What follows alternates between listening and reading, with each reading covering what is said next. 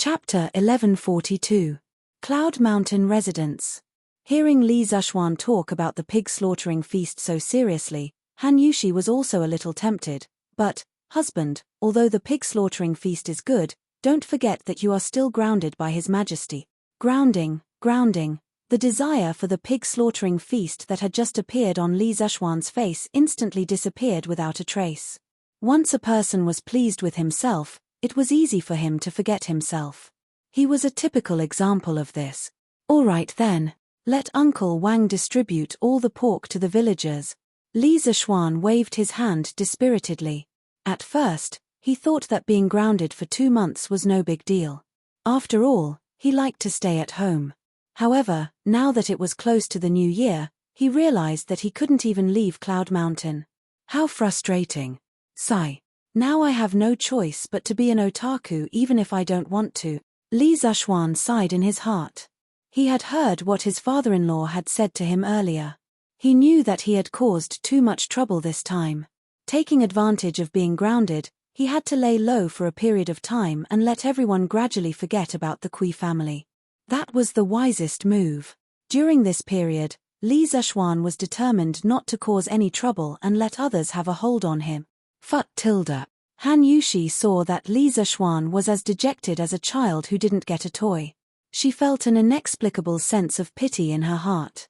She couldn't help but giggle and say, "Husband, why are you so dejected? If we can't have the pig slaughtering feast this year, we can have it next year. Anyway, there will be a new year every year." Li Zuxuan shook his head helplessly and forced a smile. "Haha. Wife, you don't have to comfort me. It's just a pig slaughtering feast. Your husband is not a greedy person." Han Yushi smiled when she heard that. She thought disapprovingly, "Husband, if you are not a greedy person, then who in the world would have the nerve to call themselves greedy people?" The 30th of December, New Year's Eve. Finally, it was New Year's Eve. Yang Lide and Yang Liben had already moved to Yunshan 2 days ago to live with Yang Shaoning. Because the imperial court would give the officials a Lunar New Year's Eve holiday every year, there were a total of 7 days. It was the 3 days before Lunar New Year's Eve, the first day of the Lunar New Year, the second day of the Lunar New Year, and the third day of the Lunar New Year. Therefore, old Yang's family happened to be here for a holiday. Although Cheng Yarojin and Qin Qiong both had houses in Yunshan, of course, it was given to them by Li Zuxuan, they still had many connections in Chang'an, so they had no time to come over during the day. It was rare for Sun Simiao to give himself a day off today. He suspended the free clinic activity at the foot of the mountain. The Hu family had been helping him tidy up his house and buy New Year goods these few days. It could be said that they had worked hard. Therefore, although the old Daoist priest had been running down the mountain recently, he was quite well prepared for the new year. In the afternoon, Li Zuxuan, the host, invited the big group of people to his house for a meal. It was considered a welcome for them to celebrate the new year in Yunshan. To be honest, those who could be long-term residents of Cloud Mountain were not simple people. Every one of them was quite knowledgeable, and most of them knew each other. Therefore, during the banquet, there were toasts and conversations, and it was very lively. The meal lasted until around 1 o'clock in the afternoon. Li Zuxuan lay at home for a while, then brought San Bao out and walked towards the academy. He was indeed grounded at home now, but Yanghuang College was also his home. The current situation was that as long as he didn't leave Yunshan, no one would find trouble with him. After entering the academy, Li Zuxuan went straight to the canteen. He found the canteen manager, Wang Dahu, and said, "Dahu, have you prepared the flour and ingredients that I asked you to prepare?" "Hey, Erhu, you're here too?"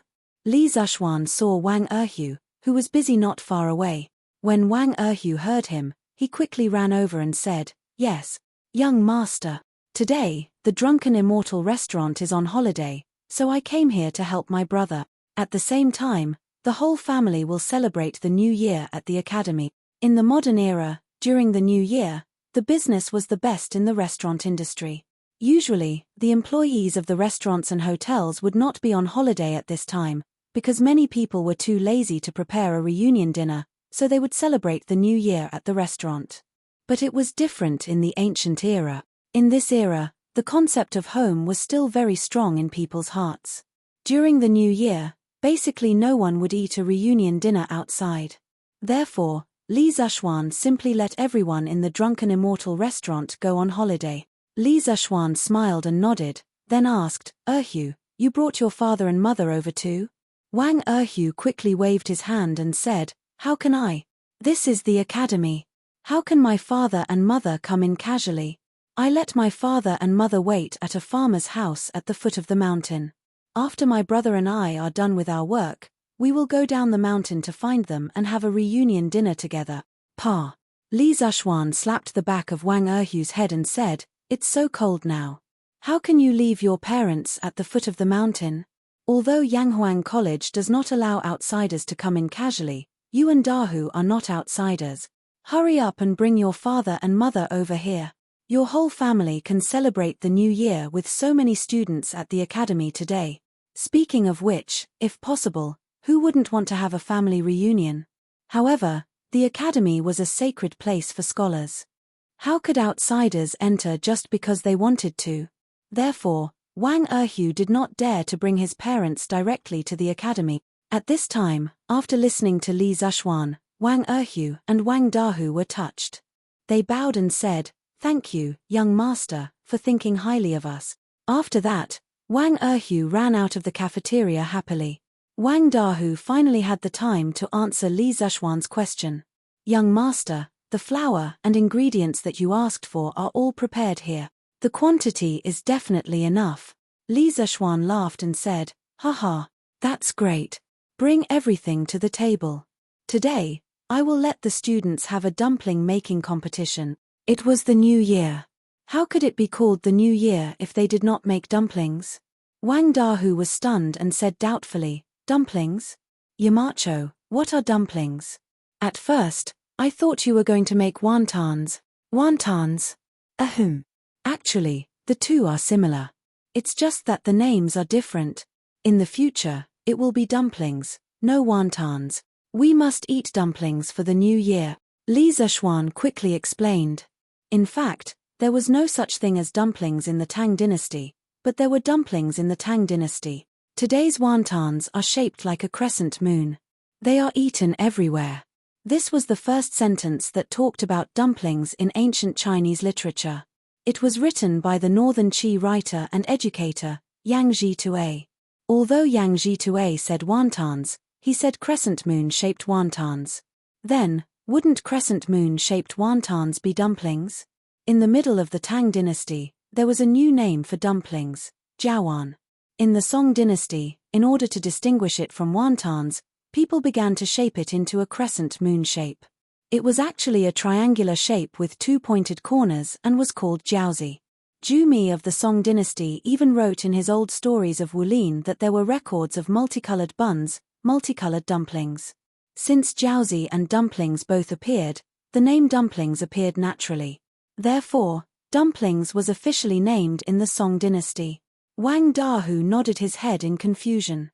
Li Zishuan said to Sanbao, "Go tell Mo Zhong and the rest to inform all the students in the school to come to the cafeteria to participate in the dumpling making competition." "Yes, young master." Chapter 1143. Dumplings. What are dumplings? In the Guanghua building of the Yanghuang Academy, Ku Shiqing was reviewing his homework. He used to be the top student in the School of Mathematics. Ever since the new students of the School of Mathematics joined the Yanghuang Academy, he had never been the top student again. As a person who had once been in the clouds, if he accidentally fell halfway, he would definitely want to climb back up again. Ku Shiqing was the same person. In the past 6 months, there was not a moment when he did not want to climb to the top again. Since he could not go home during the winter break, he had been revising his homework in the hope that he could deepen his understanding of engineering. When he heard the news from his classmate, he could not help but wonder. Zheng Ziran scratched his head and looked confused. He said, "I don't know what dumplings are either. Anyway, Yamacho asked us to go, so we'll go." Today was New Year's Eve. Most of the students in Class 1 had returned to Chang'an for the new year. There were less than 15 students left.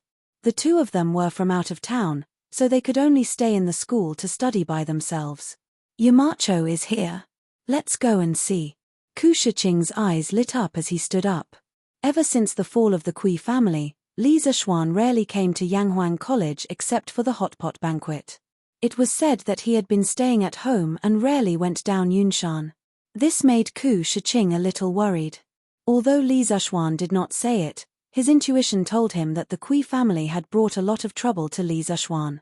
If this was a year ago, Ku Shiqing wouldn't have cared if Li Zishuan was dead or alive. However, in the past year, Li Zishuan's vast knowledge and powerful charisma had won over most of the students in the school. He was one of them. Li Zishuan was now the one and only spiritual idol in his heart. Of course he would be worried if something happened to his idol. The two of them walked together and arrived in front of the cafeteria. At this time, many students had gathered in front of the cafeteria. The crowd was noisy and everyone was talking about the dumpling competition. Jareen, what are dumplings? How would I know? But since these dumplings need to be wrapped by hand, and Yamacho told us to come to the cafeteria, these dumplings must be eaten. Therefore, I'm guessing that these dumplings are probably food similar to steamed buns or hundun. F***ck. Jiao Yin, your analysis makes sense. So we're all in for a treat tonight? Haha. Was there even a need to ask? Since it's Yamacho's new food, it definitely won't taste bad.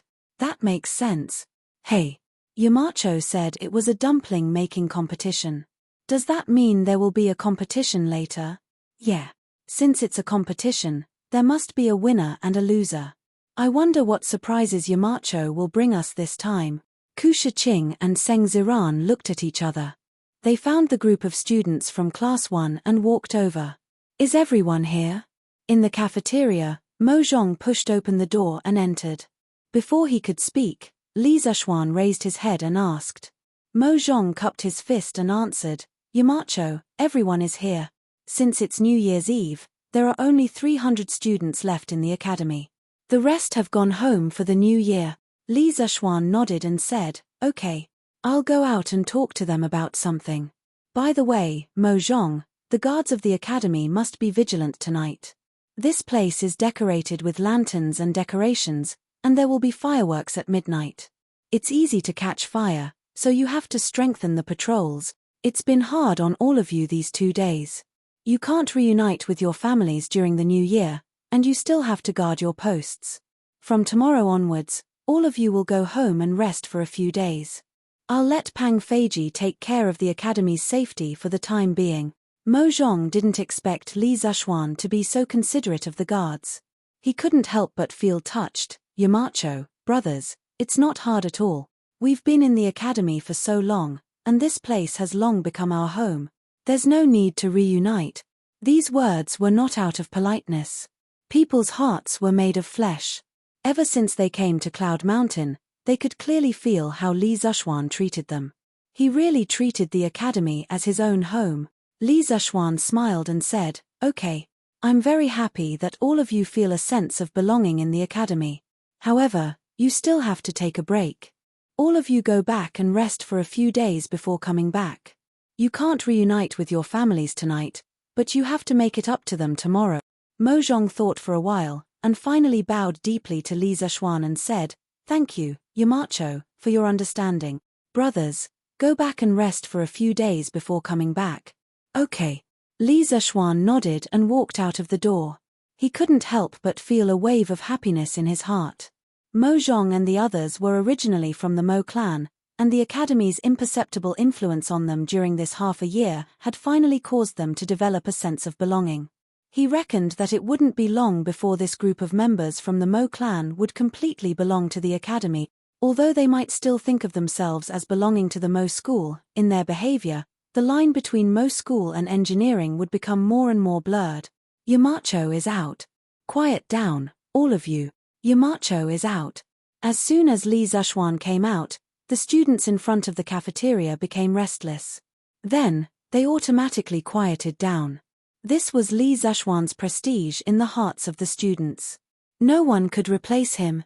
At the same time, this also showed that the first batch of students from Yanghuang College truly loved engineering, the academy, and it was worship and respect for Li Zishuan. Li Zhuan stood on the steps in front of the cafeteria, facing the fanatical, worshipful, and respectful gazes of the students, and said, "Today is New Year's Eve, and tomorrow is New Year's Day. On behalf of all the teachers of Yanghuang College, I wish you all a happy new year. I wish you all the best in your studies and progress in the new year. By the way, I'll also give you a poem. Hard work ends today, the youth can still be praised." In modern times, after New Year's Eve, the first day of the first lunar month was called the Spring Festival. However, in the Tang dynasty, there was no such thing as the Spring Festival because there was only the lunar calendar. The first day of the new year was called New Year's Day, Yuan Zhang, or Sui Day. As for the poem Li Zhuan said, it was an encouraging poem sent to his younger brother, Su Zhe, during the new year by Su Shu, an 8th-rank official in Shaanxi. The general idea was, young people should seize this day well, only then will they have the spirit to guide the country. Thank you, Yamacho. I also wish Yamacho a happy new year. The students were secretly praising Li Zhuan's literary talent and poetry as they cupped their hands towards Li Zhuan and said in unison. Li Zhuan was in a good mood and laughed. Haha. Okay. I'll accept your blessings. Let's stop with the pleasantries. Next, I'll tell you the rules of today's dumpling making competition. Chapter 1144. Yamacho, what are dumplings? In front of the academy's cafeteria, someone finally asked the question that everyone wanted to ask. Li Zhuan pondered for a moment and explained, dumplings are similar to wonton, stuffing the dough with fillings. But I think dumplings sound better. Tonight, Z hour is the beginning of 2 years, the time to welcome the new and bid farewell to the old. It has a special meaning. Dumplings are named after the meaning of coming of age. Z means Z hour, which is homophonic to dumplings. It represents festive reunion and good luck, indicating good luck in the new year. In the future, no matter what position you hold or where you are, as your former Yamacho, I hope that you can eat dumplings during the new year and remember today's dumpling making competition. Good. Anyway, Li Zhuan said that the name of dumplings sounded good, so it sounded good. All the students cheered loudly. Li Zhuan continued, today's dumpling making competition will be held in classes. The time limit is 2 hours. The dumpling wrappers and dumpling fillings have already been prepared by the chefs in the cafeteria. After 2 hours, the class with the most dumplings will win. Note that those dumplings that are randomly made to make up the numbers will not be counted in the total, and the corresponding amount will be deducted from the qualified dumpling. As for the reward for the winning class, in addition to winning money, everyone will have a chance to personally light fireworks tonight. In addition, all the students can eat dumplings for free tonight. It will definitely be enough. Okay, let's not talk nonsense. If there are no questions, then go in and start making dumplings now. Winning money is almost equivalent to the modern red envelope. It was first popular in the Western Han Dynasty, but this kind of money is not the currency circulating in the market. It is specially cast into the shape of a coin to ward off evil spirits. The front of it is usually cast with words and various auspicious words, such as long live the ages, peace in the world, get rid of evil spirits, etc. The back of it is cast with various patterns, such as dragons and phoenixes, turtles and snakes, fish, sword fighting, stars, etc. This is equivalent to the auspicious gifts that relatives and friends give to each other. It can't be used to buy things. Yamacho, what kind of dumplings are qualified? Seng Ziran asked. Li Zhuan asked Wang Erhu, who was behind him, for a portion of dumpling skin and a spoonful of dumpling filling. He casually made a dumpling shaped like a gold ingot. He often made dumplings like this in his previous life, but as far as he knew, the dumplings made by northerners were crescent-shaped. The dumplings made by southerners and other places were more unique in appearance.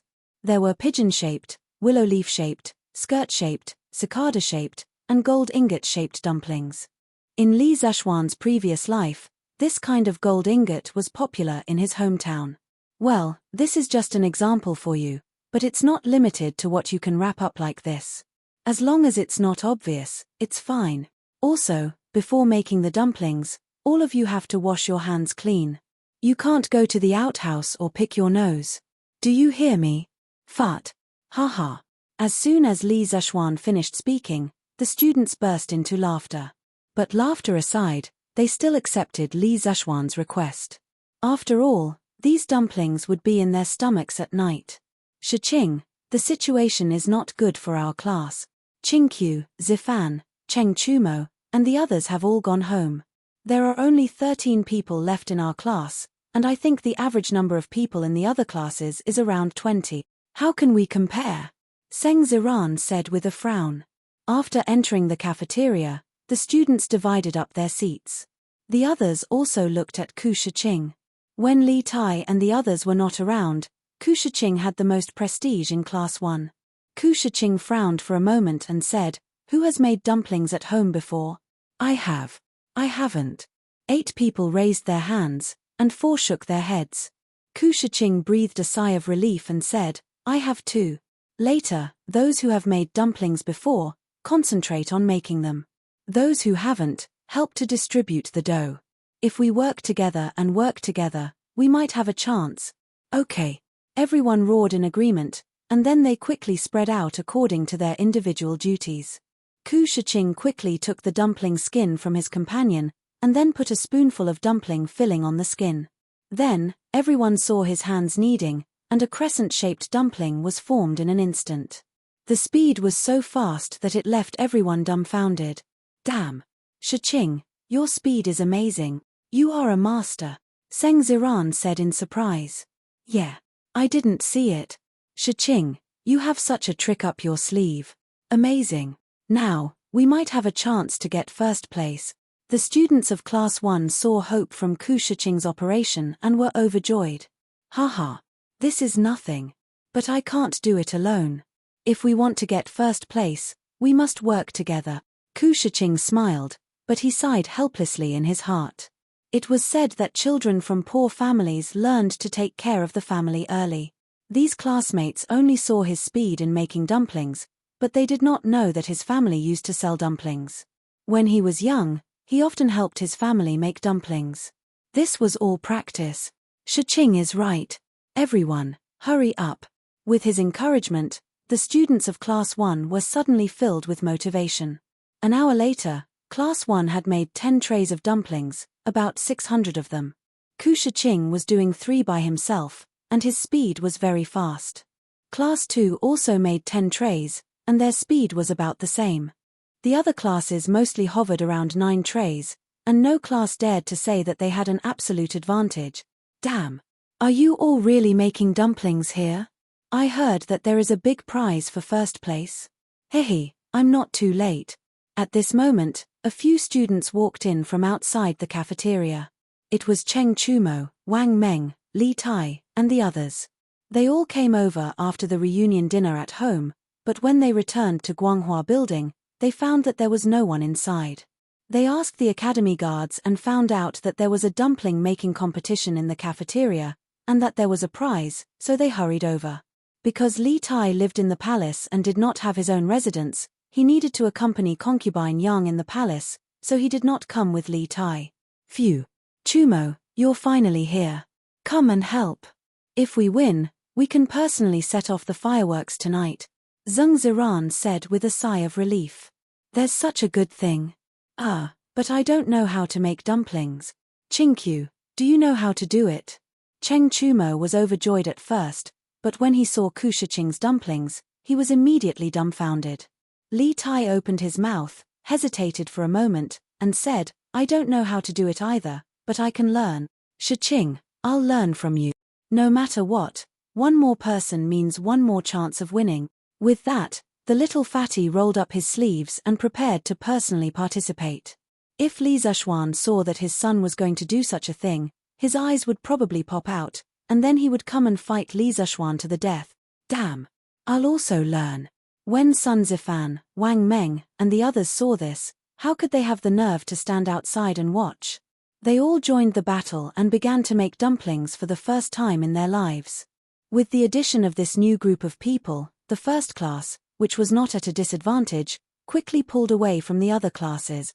Chapter 1145. Class 1, 1576 valid ones. Class 2, 1499 valid ones. Class 3, 1,400 and 2 valid ones. Class 4, the dumpling making competition officially ended when it was close to 5 p.m. Li Zhuan ordered someone to count the number of dumplings and began to announce the results. The students were very high during the process of making dumplings. At this time, they didn't particularly care about whether they could get first place or not. However, they still had a trace of hope in their hearts that they could win first place, because the first class could personally light the firework. Fireworks were priceless in the whole of Tang Dynasty. They had been eyeing it for a long time. If they could light it themselves, they would be able to brag to others in the future. Class 15, 1,327 effective ones. Class 16, 1,575 effective ones. Oh! As Li Zhuan finished reading, there was a gasp from Class 1, followed by Cheng Chumo's excited shout. Damn! If I remember correctly, we are first place. Haha. Cho Nyo, you remembered correctly this time. We are first place. Sun Zifan shouted heartily. Shiqing. Good job. This time, our class is in danger because of you. Li Tai patted Ku Shiqing's shoulder and sighed sincerely. However, this little fatty's hands were full of flour. When he patted Ku Shiqing's shoulder, there was a claw mark. However, Ku Shiqing was in a state of excitement at the moment and didn't notice this small detail. He smiled modestly and said, "This is not just my credit. Class 16 is only one less than us. Qingqiu and the others, if you didn't come back in time, our class would have lost." Li Tai laughed and said, "No matter who the credit is, as long as we protect the glory of Class 1, no matter what, our Class 1 is the best in every aspect." Haha. The glory of Class 1. Ku Shiqing was startled, and then his heart burned with passion. Their class could be said to be Li Zhuan's direct class. Ever since they were incorporated into Yanghuang College, whether it was military training or ordinary exams, it could be said that they never fell behind. The atmosphere of the entire class was also full of enthusiasm. In the past, Ku Shiqing didn't understand why his classmates were so hardworking, nor did he know why he was so hardworking. Later on, he couldn't figure it out and could only attribute it to the overall environment. However, after listening to Li Tai's words, he understood that these direct students of Li Zhuan all had a trace of pride and persistence in their hearts. They would subconsciously protect the glory of this direct student class, fight for glory and win every battle. Qingqiu, you're right. We're all here to protect the glory of Class 1. Ku Shiqing looked deeply at Li Tai and solemnly said. Everyone looked at each other and smiled. Nothing needed to be said. Dahu, quickly get someone to put away these dumplings. Make half of them tonight and the other half tomorrow morning. Li Zhuan pointed to the mountain of dumplings on the cafeteria table and ordered. In this weather, there was no need to worry about the dumplings going bad overnight. It was very convenient to store them. Yes. Yamacho. Wang Dahu responded and asked the cafeteria staff to carry the dumplings. Li Zhuan looked at the students again and said with a smile, "All right, go wash your hands. The class that didn't get first place doesn't have to be dejected. There will be free dumplings tonight. And I just changed my mind at the last minute. Everyone will have money to bet later." Oh, Yamacho is mighty. Yamacho is mighty. Many students were still a little hesitant, but after hearing the second half of Li Zhuan's sentence, everyone suddenly cheered. Even if they lost the first place, they still had dumplings and money to bet. They didn't lose out this time. This was Li Zhuan's little trick. He actually wanted to give each student a red packet from the beginning. But obviously, the experience of regaining something after losing it made the students happier. The students of Class 1 weren't disappointed because of this. As the champion, they had another special privilege later, lighting fireworks. After 15 minutes, the students sat neatly in the cafeteria according to their class. San Bao carried a sack from outside and walked to Li Zhuan and said, "Young master, the money is inside." "Okay. You carry it and follow me to give it out one by one," Li Zhuan said. "Ah, yes, young master." San Bao wiped the sweat off her forehead and carried the sack again. She followed Li Zhuan and gave out money to each student one by one. Each set of money was placed in a small pouch sewn with red cloth. It looked very exquisite and festive. This was the red packet that Li Zishuan wanted to recreate as modern as possible. The students received the red packets and quickly thanked him. Then, they solemnly put the red packets in their pockets. After 30 minutes, Li Zishuan gave out a red packet to each of the 300 students in the cafeteria. In the end, there were still some left. He simply let San Bao give one to each of the cafeteria workers. At this time, the sky outside was gradually turning dark. Wang Dahu just happened to report that the dumplings were cooked. Li Zishuan took the opportunity to announce that dinner was ready. The students stood up and lined up to get their food. Li Zishuan walked out of the cafeteria. He planned to go home and bring his family over for the reunion dinner. The more people there were, the more lively it was. Have you brought little Yu and Ma Ju over? After walking out of the cafeteria, Li Zishuan looked at San Bao and asked. Li Zishuan had planned for the whole family to celebrate the reunion dinner at the academy.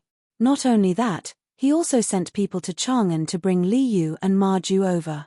The two of them had no relatives in Chang'an City. Their house was even rented. He thought that it would be too lonely to celebrate the reunion dinner alone, so he brought them over to celebrate the reunion dinner together. Young master, they are here.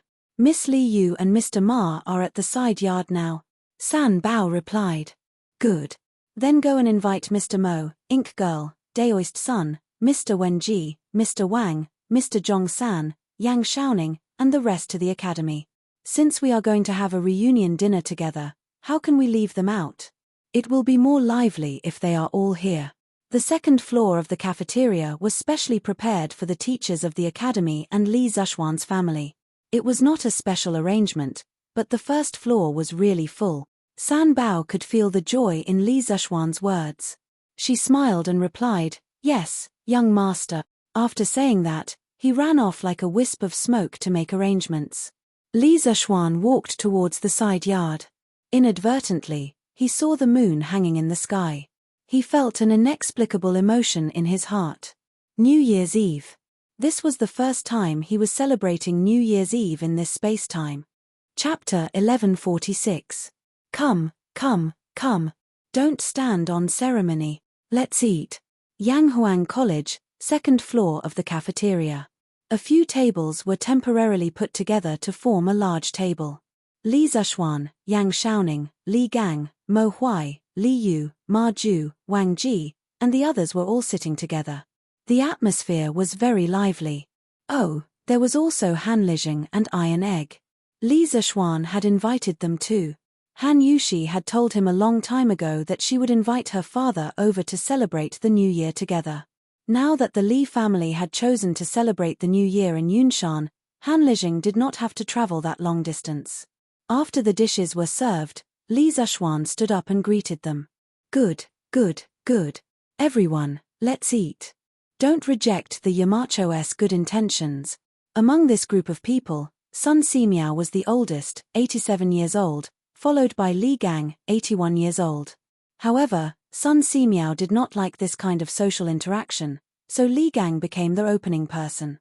The old man's son, daughter-in-law, and grandson were sitting next to him. Today, it could be said that several families were gathered together at this table. Everyone gave Li Gang face and picked up their chopsticks one after another. Even the bearded guest was no exception. Mr. Li, Mr. Wang, Mr. Mo, Mr. Zhong San, Brother Ma, all of you have worked hard for the students of the college for more than half a year. As the Yamacho of the college, Jiyuan has not fulfilled his responsibilities as the Yamacho. The college was able to run smoothly for a semester because of all of your help. Today, Jiyuan proposes a toast to all of you. Jiyuan was the name Li Zishuan given to him by Li Er. This was the first time he used it in public. At this time, Li Zishuan stood up and solemnly raised his cup to Li Gang and the other teachers of the academy. They quickly stood up. Li Gang stroked his beard and smiled. Yamacho, you're too modest. Not to mention other things, almost all the teaching materials of the college were written by you. Just this point alone, I'm afraid that none of us can beat you. Ma Ju also smiled. Yamacho, you built the soul of Yanghuang College. Without you, the college is just an empty shell. The bearded man snorted and said coolly, "No matter what, my contribution will be the least. You don't have to fight anymore." Everyone laughed. Li Zishuan said, "Mr. Zhongsan's martial arts are outstanding. It's precisely because you're overseeing the academy that those rascals don't dare to be impudent in Mount Yun. How can you say that my contribution is the least?" He wasn't deliberately flattering him. There were too many secrets in the college that outsiders wanted to know. For example, the telescope. Li Zishuan didn't believe that the other forces didn't know about it. However, they didn't dare to rashly come to Yanghuang College to steal it. This was because 3 of the world's top masters lived in Yunshan. Moreover, Li Er's elite troops might be lying in ambush in the dark. That was what Li Zishuan thought. However, the bearded man couldn't help but blush. What outstanding martial arts! To him, it was simply too ear-piercing. At that time, he also thought that his martial arts were outstanding. He wanted to go up Yunshan to teach this junior, Li Zishuan, the principles of being a man. Who knew that in the end, he was beaten to the point that his own mother couldn't recognize him. If Hong Funu and Li Jing hadn't arrived, he might not have been able to leave Yunshan. Haha. Don't talk, don't talk. Good wine is the way, only drink. This old man will drink first as a toast. The old drunkard, Wang Ji, looked at the bearded man with a smile that didn't look like a smile. No one knew if he wanted to help the bearded man or if he was greedy for the good wine in the cup. Haha. What Mr. Wang said makes a lot of sense. Let's not argue anymore. Drink. Tonight, we won't rest until we're drunk. Li Zishuan laughed loudly. He raised his head and drank the good wine in the cup in one gulp. Everyone else followed closely behind him, and they finished drinking the wine in their cups before taking their seats. Li Zishuan poured himself another cup of wine and looked at Sun Simiao. He raised his cup and said, "Priest Sun, in March, you saved my life. At the end of the year, you returned to Chang'an and helped me quell the chaos in the city. I gained fame and fortune, but you retreated behind the scenes. In the coming year, you are willing to take charge of the medical school and the Tang Dynasty United Hospital and help me realize my dream of treating all the sick people in the world. As the saying goes, great kindness can't be thanked with words. Priest Sun, if you have any orders, even if I have to push mountains and flatten seas, I will definitely do it for you. Today, I toast to you. This old Taoist was the living bodhisattva of the Tang Dynasty, a true immortal. Li Zishuan had to respect him. Sun Simiao laughed and stood up. Haha. Xiaoxian, you are too serious. Some things are not only your dream, but also my lifelong pursuit. So, I am not helping you. However, I will still drink this cup of wine. After saying that, the old Taoist raised his head and drank it in one gulp. After Li Zishuan finished drinking, he poured another cup and looked at Yang Lide, Yang Liban, and Yang Shaoning. He said, "The construction of Yanghuang College can't be done without the help of the Yang family. Uncle Yang, Shaoning, I will drink first as a toast. Haha. Xiaoxian, you don't have to be so polite."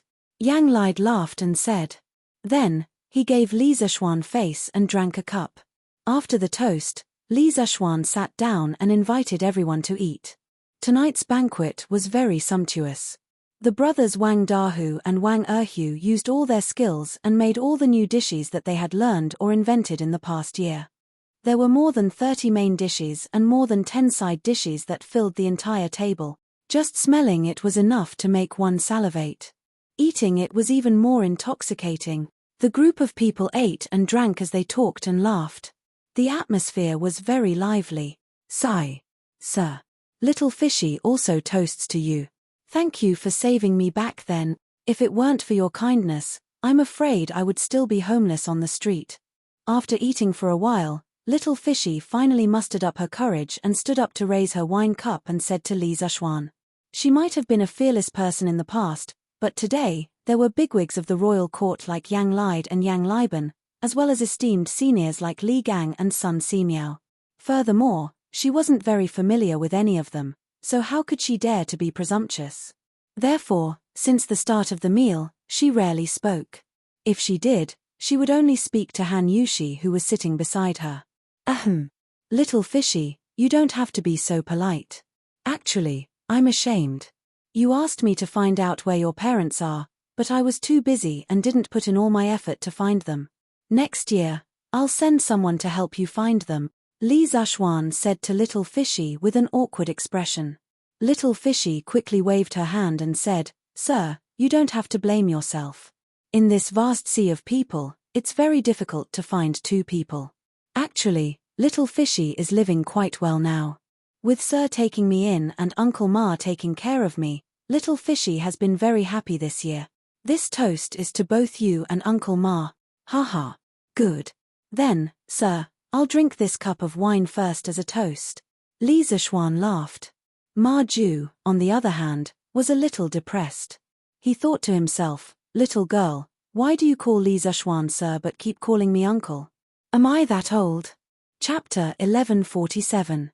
Halfway through the reunion dinner, Qin Qiong, Yuqi Jingda, Cheng Yaojin, and Niu Jinda arrived together.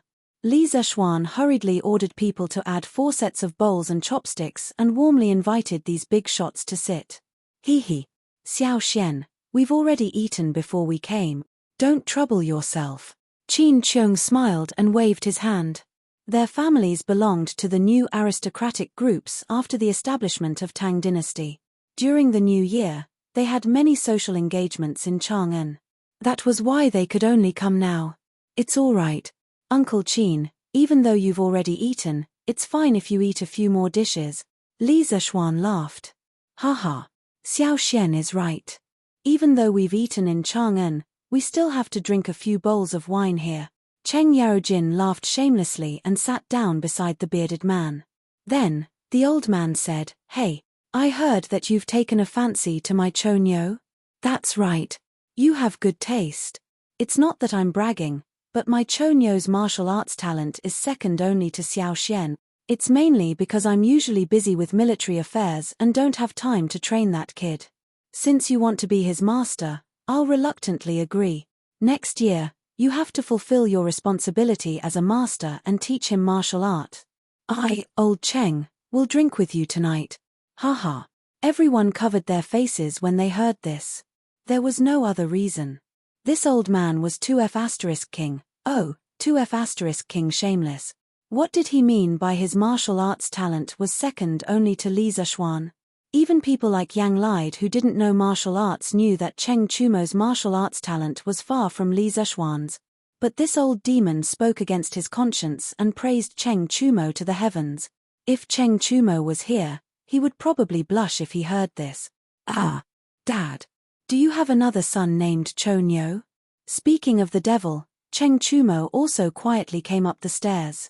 Perhaps he happened to hear the last few words of Cheng Chumo. He suddenly froze in place, looked suspiciously at Cheng Chumo and asked. Scram. Cheng Yaojin's old face turned green and white. In the end, he roared at Cheng Chumo. Oh, father, don't be angry. Cheng Chumo quivered and immediately fled. He had only gone upstairs to ask Li Zhuan if he could give them a batch of fireworks to play with. Now that things had turned out this way, who had he offended? Ahem. Unfilial son. What an unfilial son. Old Zhong, you've seen it for yourself. Cho Ox has no confidence in himself. He doesn't know his own potential. You have to guide him well when you return. Cheng Yaojin first coughed dryly, then continued to speak to the bearded man without blushing or skipping a beat. Haha. All right, Lu Guogong, don't try to persuade me anymore. Since I've promised to train Cho Ox for half a year, I'll definitely do it when the time comes. The bearded man laughed heartily. He originally didn't have any good or bad feelings towards Cheng Yaojin. However, when he heard that old Cheng was going to drink with him, his interest was immediately piqued. As for the rest, he didn't care. Half a year. Old Zhong, why can't you train him for another 2 years? Cheng Yaojin was slightly dissatisfied. The bearded man replied, I have an agreement with the Yamacho. I'll only stay in the academy for a year. Next year, I'll be going out to sea. Cho Ox naturally can't follow me. His days in the academy were nothing more than teaching students, drinking fine wine under the setting sun, and bragging. It was indeed very comfortable, and it was comfortable to the point his fighting spirit was almost completely exhausted. However, the sea was where he should be. He liked the feeling of being able to roam the four seas. He wouldn't give up. Going out to sea? Oh. All right then. Come. Let's not talk about this first. Drink. Cheng Yarojin was stunned. Only then did he remember the bearded man's other identity, the pirate leader.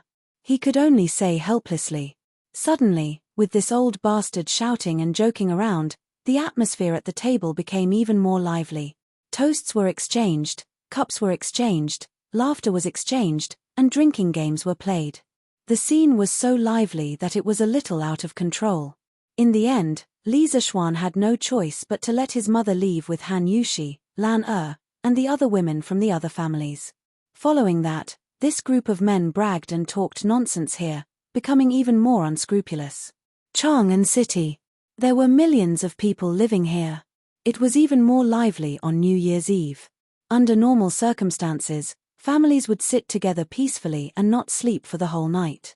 This was the custom of staying up for the new year that had been passed down from the modern era. The people of the Tang dynasty especially liked liveliness. When families gathered together, if there were old people in the family, there might be a house full of people staying up for the new year together. With children and grandchildren, wouldn't it be joyous? On the streets, although it was already dark, the streets were not dark at all. Basically, every house had two big lanterns hanging outside their doors. Every square also had lanterns placed at the entrance. Looking down from the sky, Chang'an City was like a city that never slept. Tens of thousands of lights were embellished in the city, as beautiful and moving as the stars in the sky. There was no curfew tonight. Many naughty children were chasing and playing in various squares. There were also some who set off firecrackers. However, these firecrackers were not made of gunpowder. They were purely made of bamboo sticks. Once this thing was thrown into the fire, it would make a muffled bang sound after a while. If passers-by happened to pass by, they would often be scared out of their wit. In addition to the naughty children, many love-struck men and women, couples would also come out for a stroll. After all, in a year, the number of times that there was no curfew in Chang'an City could be counted with one hand. If they didn't come out to have some fun, they would feel sorry for themselves. Xiao Qin, see if Bao Shun has prepared the carriage. South of Chang'an City, Anla Square, Lin family's backyard. Lin Hao had just finished his dinner and went straight back to his courtyard. This fellow rubbed his stomach as he asked the maid beside him. Young master, Bao Shun said not to touch the things at home. I've already prepared them. However, I'm asking too much. Young master, are you really going to leave the city alone? The maidservant named Xiao Qin first responded, then asked timidly. Lin Hao raised his head and said matter-of-factly, of course. If I bring my parents along, they will definitely nag in my ears again. Hurry up. Let's sneak out from the back door. Young master, let me tell you, the fireworks at Yanghuang College are really beautiful. When the time comes, I guarantee that you won't be willing to come back after seeing it. This fat otaku actually wanted to go out to Yanghuang College to see the fireworks. The sun really rose from the west. Since he was born, only God knew if he had taken the initiative to leave Chang'an City more than 5 times. Today, he actually took the initiative to leave the city. How rare. As for where he got the news that Yanghuang College was going to set off fireworks at midnight, it was self-evident. Chapter 1148. Where do you think you're going? At the back door of the Lin mansion, Lin Hao brought Qin, Qi, Shu, and Hua along with the 4 servant girls and was about to sneak away. Outside the door was the prepared carriage. But who knew that a cold snort came from behind him? He was shocked and turned around. If it wasn't his father, who else could it be? Ah, father. Why are you here? Lin Hao was a little dumbfounded. He subconsciously took 2 steps back and stuttered. Why am I here? I want to ask you why you're here. It's the new year. Why are you here alone instead of talking to your mother? Lin Wenyuan glared at him angrily. Ah, father. I'm going to the latrine. Yes, I'm going to the latrine. Lin Hao was anxious. Seeing that he was about to be exposed, he could only come up with an excuse. The 4 maids covered their faces and lowered their heads. They thought that their young master was really stupid. How could there be a latrine where they were now? This person was too honest. He didn't even know how to make up a lie. As expected, Lin Wenyuan furrowed his brows and roared, "Bullshit. You unfilial son, how dare you lie to me? You just want to leave the city? Cai Fu, prepare the horse. Madam and I are also leaving the city. To Yanghuang College." "Ah, master, are we leaving the city now?" The old steward behind Lin Wenyuan said in disbelief. "Yes. Go and prepare." Father, why are you and mother going to Yanghuang College so late at night?" Lin Hao's heart skipped a beat and he pretended to be confused. Lin Wenyuan looked at his son indifferently. Although he was proud, he didn't show it on his face. "I'm going to do whatever you're going to do. You brat, why didn't you call your parents when you had something good? You're really ungrateful." At this point, Lin Hao finally understood that his father already knew that he was going to Yunshan to watch the firework. "Father, how did you know?" Lin Hao opened his mouth and said in surprise. "Heh, you don't need to know that." Lin Wenyuan stroked his beard and proudly swaggered off. As for Madame Lin, she had already packed her things and was preparing to board the carriage and set off. "Little brat, you dare to play petty tricks with your father? You're still too young." Lin Wenyuan thought proudly in his heart. At the same time, the group of Yanghuang College students who had returned to Chang'an for the new year began to take their families to Yunshan. They wanted to go there to watch the fireworks up close. These students, together with their families, made up quite a crowd. Once there were too many people, it was inevitable that the news would leak out. "Hurry up and leave. Hurry up and leave. We're going to Yanghuang College to watch firecrackers." "Firecrackers? What's so good about firecrackers?" "Oh, those things should be called fireworks." Yes, they were fireworks. A few days ago, the rainbow-colored skylight from the Cloud Mountain was the light from the fireworks. What? The skylight was made by the fireworks? That's right. Wang Laroa, you said that there would be fireworks at Yunshan tonight? Where did you get the news? Hey, I heard it from the servants of Assistant Minister Wang next door. Their young master is a student of Yanghuang College. How could the news be fake? Now, their whole family is already on their way to Yunshan. Whoa, there's such a thing. Wang Laroa, wait up. I'll go get my wife and children. We'll go to Yunshan tonight to watch the fireworks. Even if we can't enter the college, at least we can take a look from afar. It's not a wasted trip. Haha. Zhang Laroa, hurry up. I'm afraid that there will be too many people and we won't be able to get a good seat. We're not the only ones who know about this. Okay, I'll be right there. Similar conversations appeared in many shops in Chang'an City. This was not an important business opportunity. Many people would gather their friends and go to Yunshan together after hearing the news. One person spread to 10, 10 spread to 100. As a result, more and more people went to the East City Gate of Chang'an City. It even far exceeded the flow of people during the day. Such a huge commotion naturally woke up many people who were interested. Those who were interested asked around in private and soon joined the group leaving the city. The group grew bigger and bigger. It started with a few hundred people, then a few thousand people, then tens of thousands. Later on, the number of people was about to exceed 100,000. Therefore, for the first time in the history of Chang'an City, such a strange scene appeared. On New Year's Eve, countless people did not stay in the bustling city to celebrate the new year. Instead, they flocked out of the city and headed towards the barren Yunshan, the Imperial Palace. Tonight, the palace was brightly lit and decorated with lanterns and colored banners. There was a festive atmosphere everywhere. Li Tai had set up a family banquet in the back garden earlier. The concubines, princes, and princesses in the harem all attended the banquet. However, Li Tai only ate a few mouthfuls before he found an excuse to leave. The banquet lasted for more than an hour before it ended.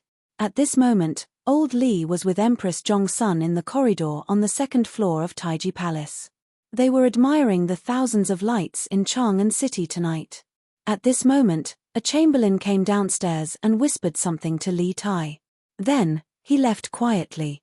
In the end, Li Tai smiled and said, Yunshan tonight will probably be more lively than Chang'an City. Guanyin, do you want to go take a look later? Tens of thousands of people in Chang'an City rushed out of the city to Yunshan. How could Li Tai, who was in the palace, not receive the news? The chamberlain just now came for this reason.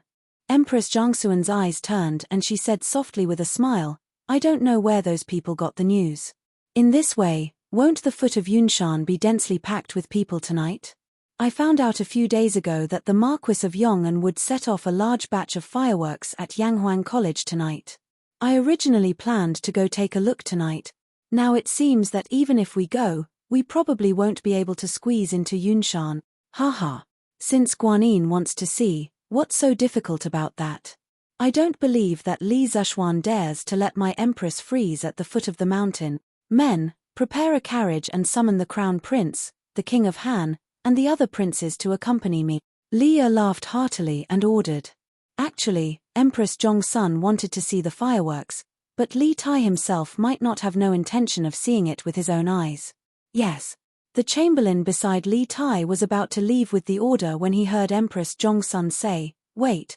Your Majesty, Chengqian and the others have all gone with Your Majesty. Wouldn't it be boring to leave Chang'e alone? Why don't you bring her along? She was a mother after all. She could always think of her daughter first. Li Tai clapped his hands and said, The Empress is right. Let Chang'e accompany you. But remember to prepare warm clothes. Don't catch a cold on the way. When Li Tai heard this, he was shocked and hurriedly added. Chapter 1149. Under the night sky. 4 imperial carriages sped out from the main gates of the imperial city. A small group of elite imperial guards dressed in black armor closely guarded the front, back, left, and right of the leading carriage. Clearly, the person sitting in the first carriage had the most honorable status. Upon closer inspection, the silhouette of the carriage was 80% similar to the Don't Touch Me from the Curious Pavilion. It was highly likely that the carriage had been modified from Don't Touch Me.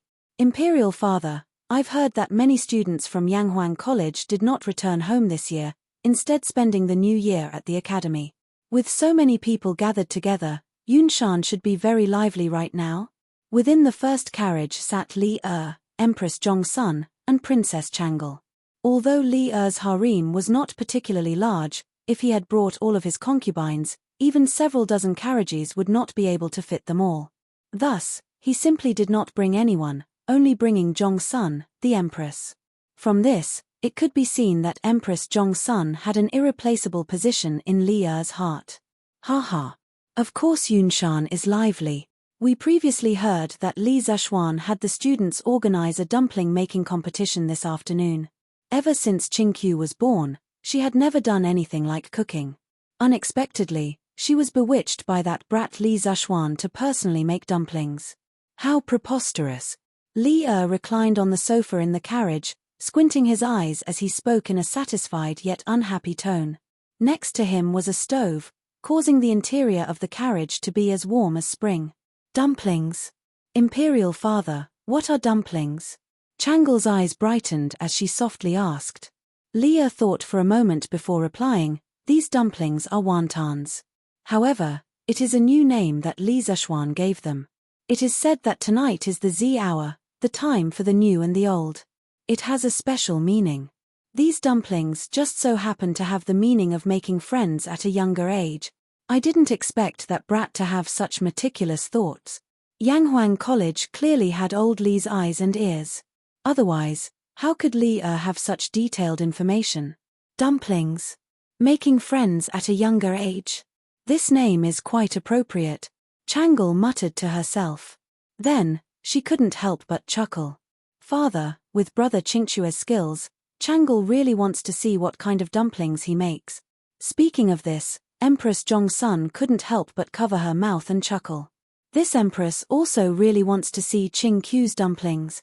Hey, I reckon you guys are looking down on them, because those dumplings might have already entered the students' stomachs. F***ck. Why are there so many people in front? And there doesn't seem to be any movement. It seems like we can't go up Cloud Mountain. Sigh. I should have come earlier. At the foot of Cloud Mountain, there was already a sea of people. At a rough glance, there were at least tens of thousands of people. Previously, when Li Zishuan received the news, he hurriedly ordered to block the mountain path of Cloud Mountain. If so many people swarmed up, it was likely to cause trouble. Moreover, there were rows of flowing flames on the cement road outside Plum Village. It was obvious that more people were coming this way. Under such circumstances, he dared not open the mountain path. It was not that he was stingy, but once there were too many people, it was easy to cause trouble. Last time, when he used public opinion to mobilize the people to destroy the Kui family, some hooligans took advantage of the situation to steal and molest the Kui family's maids. This was a very good example. Li Zishuan had always taken this as a warning in his heart. Moreover, when the fireworks were set off later, the people would be able to see very clearly even if they stood at the foot of the mountain. There was no need for hundreds of thousands of people to swarm up Cloud Mountain. Hey, hey, hey. Commander Mo, it's me. It's me. Can't I go up too?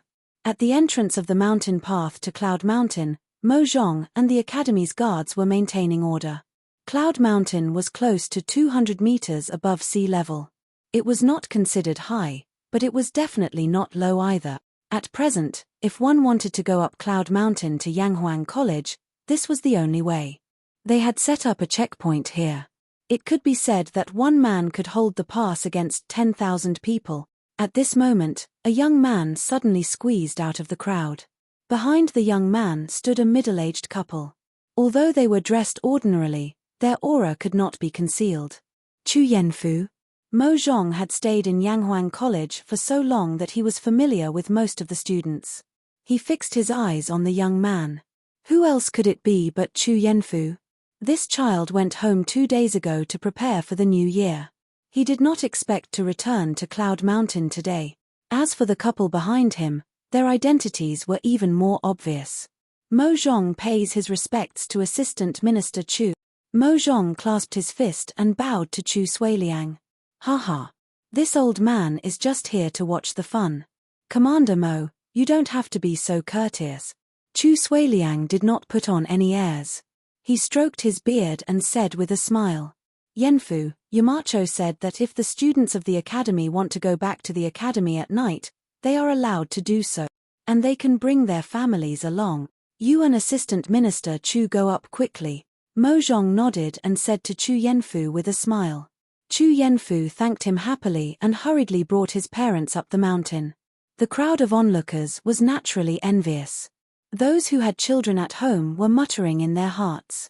Next year, they must let their children get into Yanghuang College.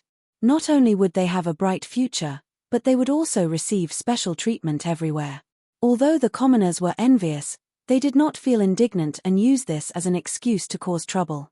After all, the students were going back to their own academy. Young master, what should we do? They only allowed Yanghuang College students to go up the mountain. We can't go up. Xiao Shi, the maidservant of the Lin family, ran over to the carriage at the back and said. There were 2 carriages parked in an open space by the roadside. Since we can't go up, then let's watch from the foot of the mountain. Before Lin Hao could say anything, Lin Wenyuan, who was in the carriage in front, said, Father, don't. Let me go up and talk to the guards of the academy. Lin Hao was not willing to just watch the fireworks at the foot of the mountain. He jumped off the carriage and volunteered. After saying that, he lifted his feet and walked towards the mountain path. Young brother, Yunshan is not receiving guests today. Please forgive me and stop. Mo Zhong immediately recognized that Lin Hao was not a student of the academy. He blocked the way and spoke in an elegant but not polite manner. Lin Hao came prepared. How could he retreat because of this small setback? He rolled his eyes and said with a smile, Big brother, although I'm not a student of Yanghuang College, my master is Han Li. He's a student of Yanghuang College. So, I'm also a student of Yanghuang College. Big brother, please let me in. Han Li. Mo Zhong muttered doubtfully. Then, He quickly tried to recall if there was a student named Han Li in the academy. After a while, he shook his head and said with some displeasure, "Young brother, don't make fun of me. There's no student named Han Li in the academy." There was a hint of anger in his words. Obviously, he thought that the young man in front of him was making fun of him. "Ah, that's impossible. I've asked around. My master's master is a disciple of the Yamacho of Yanghuang College. Big brother, you must have heard of him. Think about it again." Lin Hao was dumbfounded. Then, he remembered Iron Egg's other special identity and quickly said, "Young brother, please leave quickly. Little brother, please leave quickly and don't cause trouble here." The disciple of the headmaster? Are you talking about Bruiser? When Mo Zhong saw Lin Hao trying to defend himself, he subconsciously wanted to scold him to leave. But when he heard Lin Hao say that Han Li was a Yamacho's disciple, he changed his words. Yes. My master's nickname is Iron Egg," Lin Hao said excitedly. Mo Zhong patted his forehead. Only then did he remember that Iron Egg's real name was Han Li. It was only because the people around him usually called him Iron Egg that he didn't remember it at first. That won't do. Yamacho only said that the family members of the students can go up the mountain.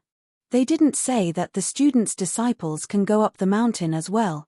Mo Zhong's expression turned serious as he refused righteously.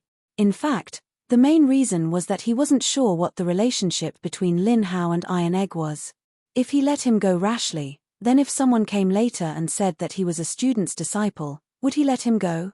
He couldn't allow this to happen. "Get out of the way! Get out of the way!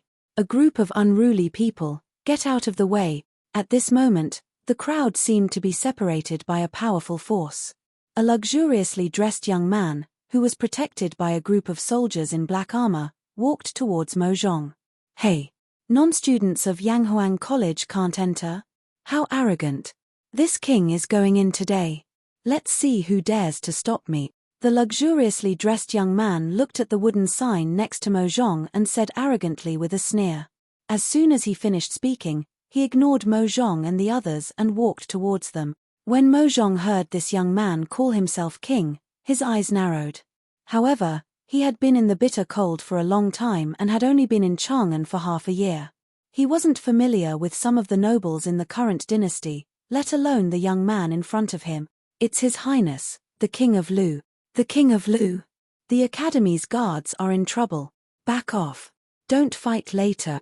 The King of Lu, Li Yuanchang. This young man was Li Er's half-brother, the King of Lu, Li Yuanchang. Mo Zhong didn't recognize this person, but the people around him did. Someone shouted, and the crowd became restless. The people quickly backed off. Obviously, they were quite afraid of this King of Lu. At this time, Li Yuanchang was still using the title of the third year of Wuda. According to history, in the 10th year of Zhongguan, he would be changed to the King of Han by Li Er. Now, the King of Han title is still used by Li Ku. "Your Highness, you can't go up. The Yamacho has. How dare you?" "What Yamacho? Yamacho? Li Zhuan is just an official. Even if he was here, he wouldn't dare to talk to this king like this. If you know what's good for you, you'd better get out of the way. Otherwise, if you lose an arm or a leg, this king won't be responsible." Li Yuanchang said rudely to Mo Zhong with his nose in the air. Mo Zhong's expression changed, but he still braced himself and said, "The headmaster has ordered that Your Highness, Prince of Lu, you cannot go up the mountain. However, I can pass the message on your behalf. Your Highness, please wait here for a moment. Get lost. You want this king to wait for Li Zhuan's permission? In your dreams? Ha! You still dare to hide? You're just AF** king dog raised by Li Zhuan. You still dare to hide? Guards! Take him down. This king wants to see how you're going to hide later." Li Yuanchang shouted angrily and raised his foot to kick Mo Zhong. However, Mo Zhong instinctively dodged. This made him even angrier. He pointed at Mo Zhong and shouted angrily. Actually, he wanted to slap Mo Zhong, but he couldn't reach him. He was only 1 year older than Li Tai. Naturally, he couldn't be compared to adults like Mo Zhong. "Yes, sir." The guards beside Li Yuanchang answered loudly. Then, There was the sound of metal clanging. These guards unsheathed their Mo swords at the same time and slashed at Mo Zhong. Obviously, they could tell that Mo Zhong was a martial artist and wanted to injure him before capturing him. Protect the commander. Mo Zhong and the other guards of the academy were facing a great enemy. They weren't afraid of these guards, but behind them was Li Zishuan. They couldn't help but be afraid.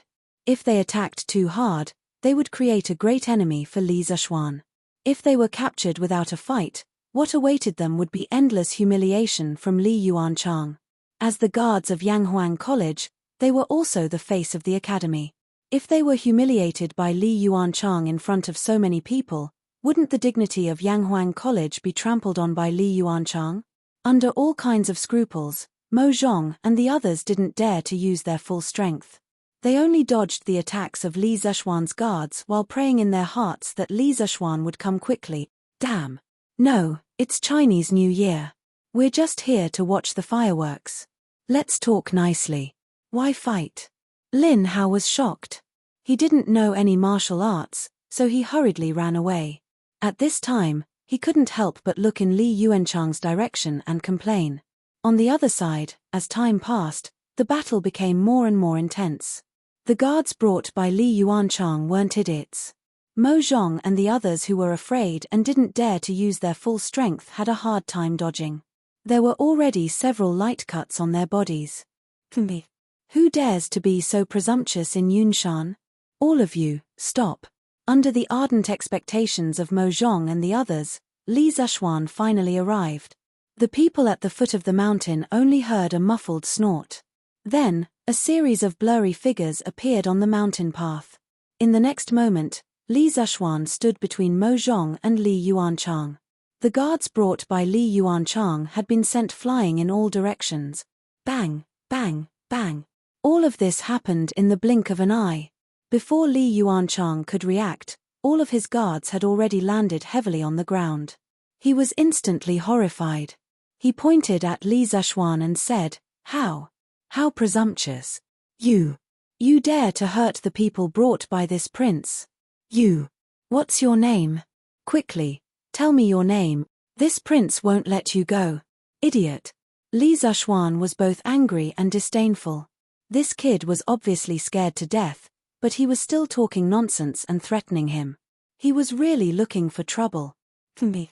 Who gave you the courage to cause trouble in Yunshan? Get back to the palace. Li Zishuan was about to speak when Li Er's voice came from behind the crowd. Then, Li Er angrily walked out with Empress Zhongsun, Chang'e, and the others. Chapter 1150. Royal Brother. Greetings to Royal Brother. At the foot of Cloud Mountain, Li Yuanchang, who was still in shock, immediately regained his senses and ran to Li Er's side, bowing. In his opinion, even if Li Zishuan's martial arts were superb, he wouldn't dare to do anything to him in front of Li Er, right? After all, he and Li Zishuan were monarchs, and Li Zishuan was only a subject of the royal family. Li Er didn't give his younger brother any face, and coldly said, Yanghuang College is an important place for learning. You brought people here to fight and kill. Do you have any respect for me? Do you have any respect for the law? Li Yuanchang quivered, and hurriedly explained, Royal Brother, this has nothing to do with me. I heard that there are fireworks on Cloud Mountain tonight. I just wanted to go up and take a look. But this group of dog slaves, this group of guards didn't let me go up. This is outrageous. It's said that this world is imperial land. Since Cloud Mountain is within the Tang Empire's borders, what right does the Duke of Yong'an have to not let me? Shut up. Without waiting for him to finish, Li Er sternly interrupted, You're asking why? Then let me tell you why. Just because Cloud Mountain was given to the Duke of Yong'an to build the college, if he doesn't let you in, you can't enter. Li Yuanchang shrunk his head in fear, and wanted to leave, but he was unwilling, so he raised his head and said, Royal Brother, it was Royal Father who told me that he couldn't come because he was in the palace, and wanted me to come and see what the fireworks looked like. I had no choice but to come. Royal Father? Li Er's eyes narrowed, and a dangerous gaze shot out from the slits of his eyes. The air around him suddenly became colder. Li Yuanchang was shocked, and only then did he remember that although this person in front of him was his brother in name, last year, this person in front of him killed his own brother, imprisoned his father, and usurped the throne.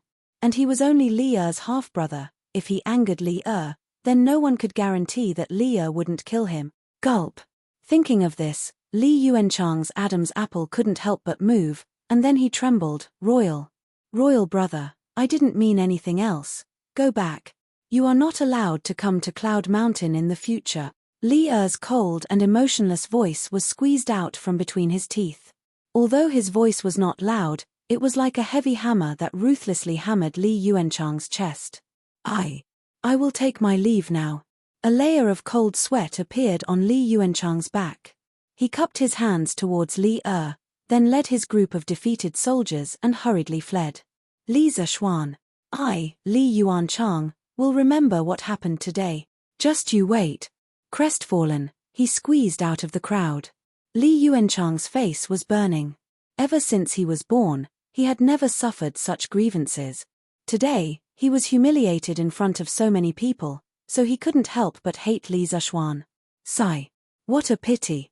Such a pity. If I had come a step later, this trash King Lu would have fought with Li Zishuan. Even if Li Zishuan's reputation was not destroyed, it would have caused a lot of trouble for Li Zishuan. Feng Zhidai, who was standing not far behind Li Er, saw this scene and felt that it was a pity. Yes, it was the new year, so the other officials were on holiday. However, as Li Er's secretary, if Li Er had an important event at the last minute, he still had to accompany him. On the other hand, although he had asked his father to give up on the plan of establishing himself as king, he still hoped that there would be some internal chaos in Tang, and that would give Lingnan an opportunity to take advantage of it. Especially Li Zishuan, this rising aristocrat of Tang, Feng Zhidai had always been rather wary of him. His intuition told him that Li Zishuan was definitely the biggest variable between Tang and Lingnan. Your subject left Cloud Mountain without permission during the period of confinement. Your Majesty, please punish me. After Li Yuanchang left, Li Er's expression changed. No one knew what he was thinking, but one thing was certain. It definitely had a lot to do with Li Yuanchang's last sentence, Imperial Father sent him. At this moment, Li Zishuan stepped forward and cupped his hands, speaking. Li Er came to his senses and turned his gaze to Li Zishuan.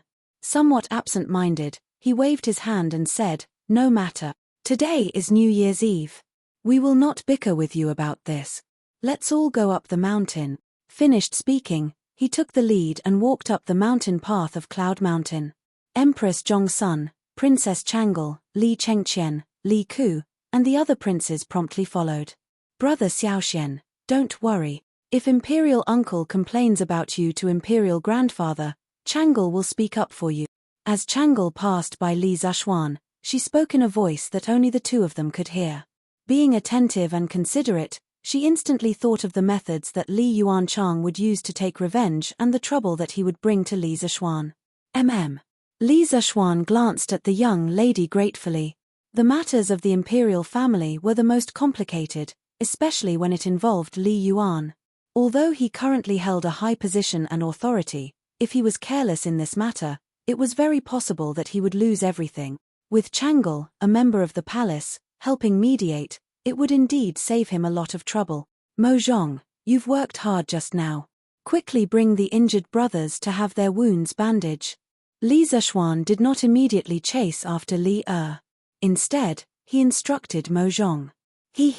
It's fine. Yamacho. They're all minor injuries. Mojong said with a smile. Minor injuries still need to be bandaged. Quickly go. Let the uninjured brothers hold the fort here for now. Li Zishuan insisted. All right then, Mo Yun, take the uninjured brothers and hold the fort here. I'll follow them up the mountain to have their wounds bandaged. No problem. Li Zishuan nodded his head in satisfaction. Then, he turned around and followed the group of injured academy guards as he prepared to ascend Cloud Mountain. At this moment, Grandmaster, can you take me with you? A youth in the shape of a ball suddenly rolled out from the crowd. Then, the youth was heard shouting. Li Zishuan was stunned. Grandmaster? Was he calling him? Since when did he become a Grandmaster? Just as Li Zishuan was wondering if the person behind him was calling him, A rather quiet little fatty dressed in luxurious clothes scurried in front of him. Heh. Which family's child are you? Are you calling me Grandmaster? Li Zhaoxuan felt inexplicably amused. He was only 15 years old, and he was already a Grandmaster. Yes. You're my Grandmaster. Grandmaster, my name is Lin Hao. My master is Iron Egg. You're my master's master, so naturally, you're my Grandmaster. Who else could this little fatty be if not Lin Hao? Seeing Li Zhaoxuan's question, he quickly introduced himself. Lin Hao. Your boss Lin's son? Li Zhaoxuan suddenly remembered that Han Yushi had mentioned to him that Iron Egg was working part-time as a teacher in the Lin family. Hence, he asked with a smile. Yes. Grandmaster, you should know my father. He's a member of the Flaming Yellow Chamber of Commerce. Lin Hao had never felt like this before. He felt that his father's membership in the Chamber of Commerce was so useful. Chapter 1151. Ahem. Marquis, my son speaks without restraint. Please don't lower yourself to his level. At the foot of the Cloud Mountain, the conflict had dissipated. However, what followed was a scene of him acknowledging his Grandmaster. The surrounding onlookers could not help but secretly sigh that they did not come in vain today. When Lin Wenyuan saw his son talking to Li Zhaoxuan from afar, he hurriedly ran over and bowed to Li Zhaoxuan to apologize. Lin Hao's words just now seemed to be stealthily changing the concept. This was because he only invited Iron Egg to be Lin Hao's teacher. There was a huge difference between a teacher and a master. The former was only responsible for imparting knowledge and dispelling doubts, or for passing down the orthodoxy. Haha. It's fine. I've heard of your son from Iron Egg before. He's a very interesting person. Since all of you are here tonight, then follow this Marquis up there. Li Zhaoxuan said nonchalantly. Haha. Thank you, Grandmaster. Lin Hao said happily. Lin Wenyuan was also ecstatic. He hurriedly cupped his hands and said, Thank you, Marquis. One had to know that tonight, not only were there fireworks on the Cloud Mountain, but the Emperor was also there. To be so close to the Emperor of the Tang Empire was an opportunity that many people could only dream of. Mo Yun, if there are members of the Flaming Yellow Chamber of Commerce who come later, let them up the mountain too. Li Zhaoxuan instructed Mo Yun before he left. Yes. Yamacho. Mo Yun cupped his hands and said. On the Cloud Mountain. Li first went to the canteen to check out the dumplings left over from the dumpling-making competition. Then, he went to the side courtyard of the Cloud Mountain to visit Li Gang and Sun Simiao, the two national treasures of the Tang Empire. As for Chang'e, Empress Zhongsun, Li Chengqian and the other princes, they were at the field to participate in the Spring Festival Gala organized by the Academy students. Actually, rather than a gala, it was more like a story gathering. The main thing was that the students formed a large circle.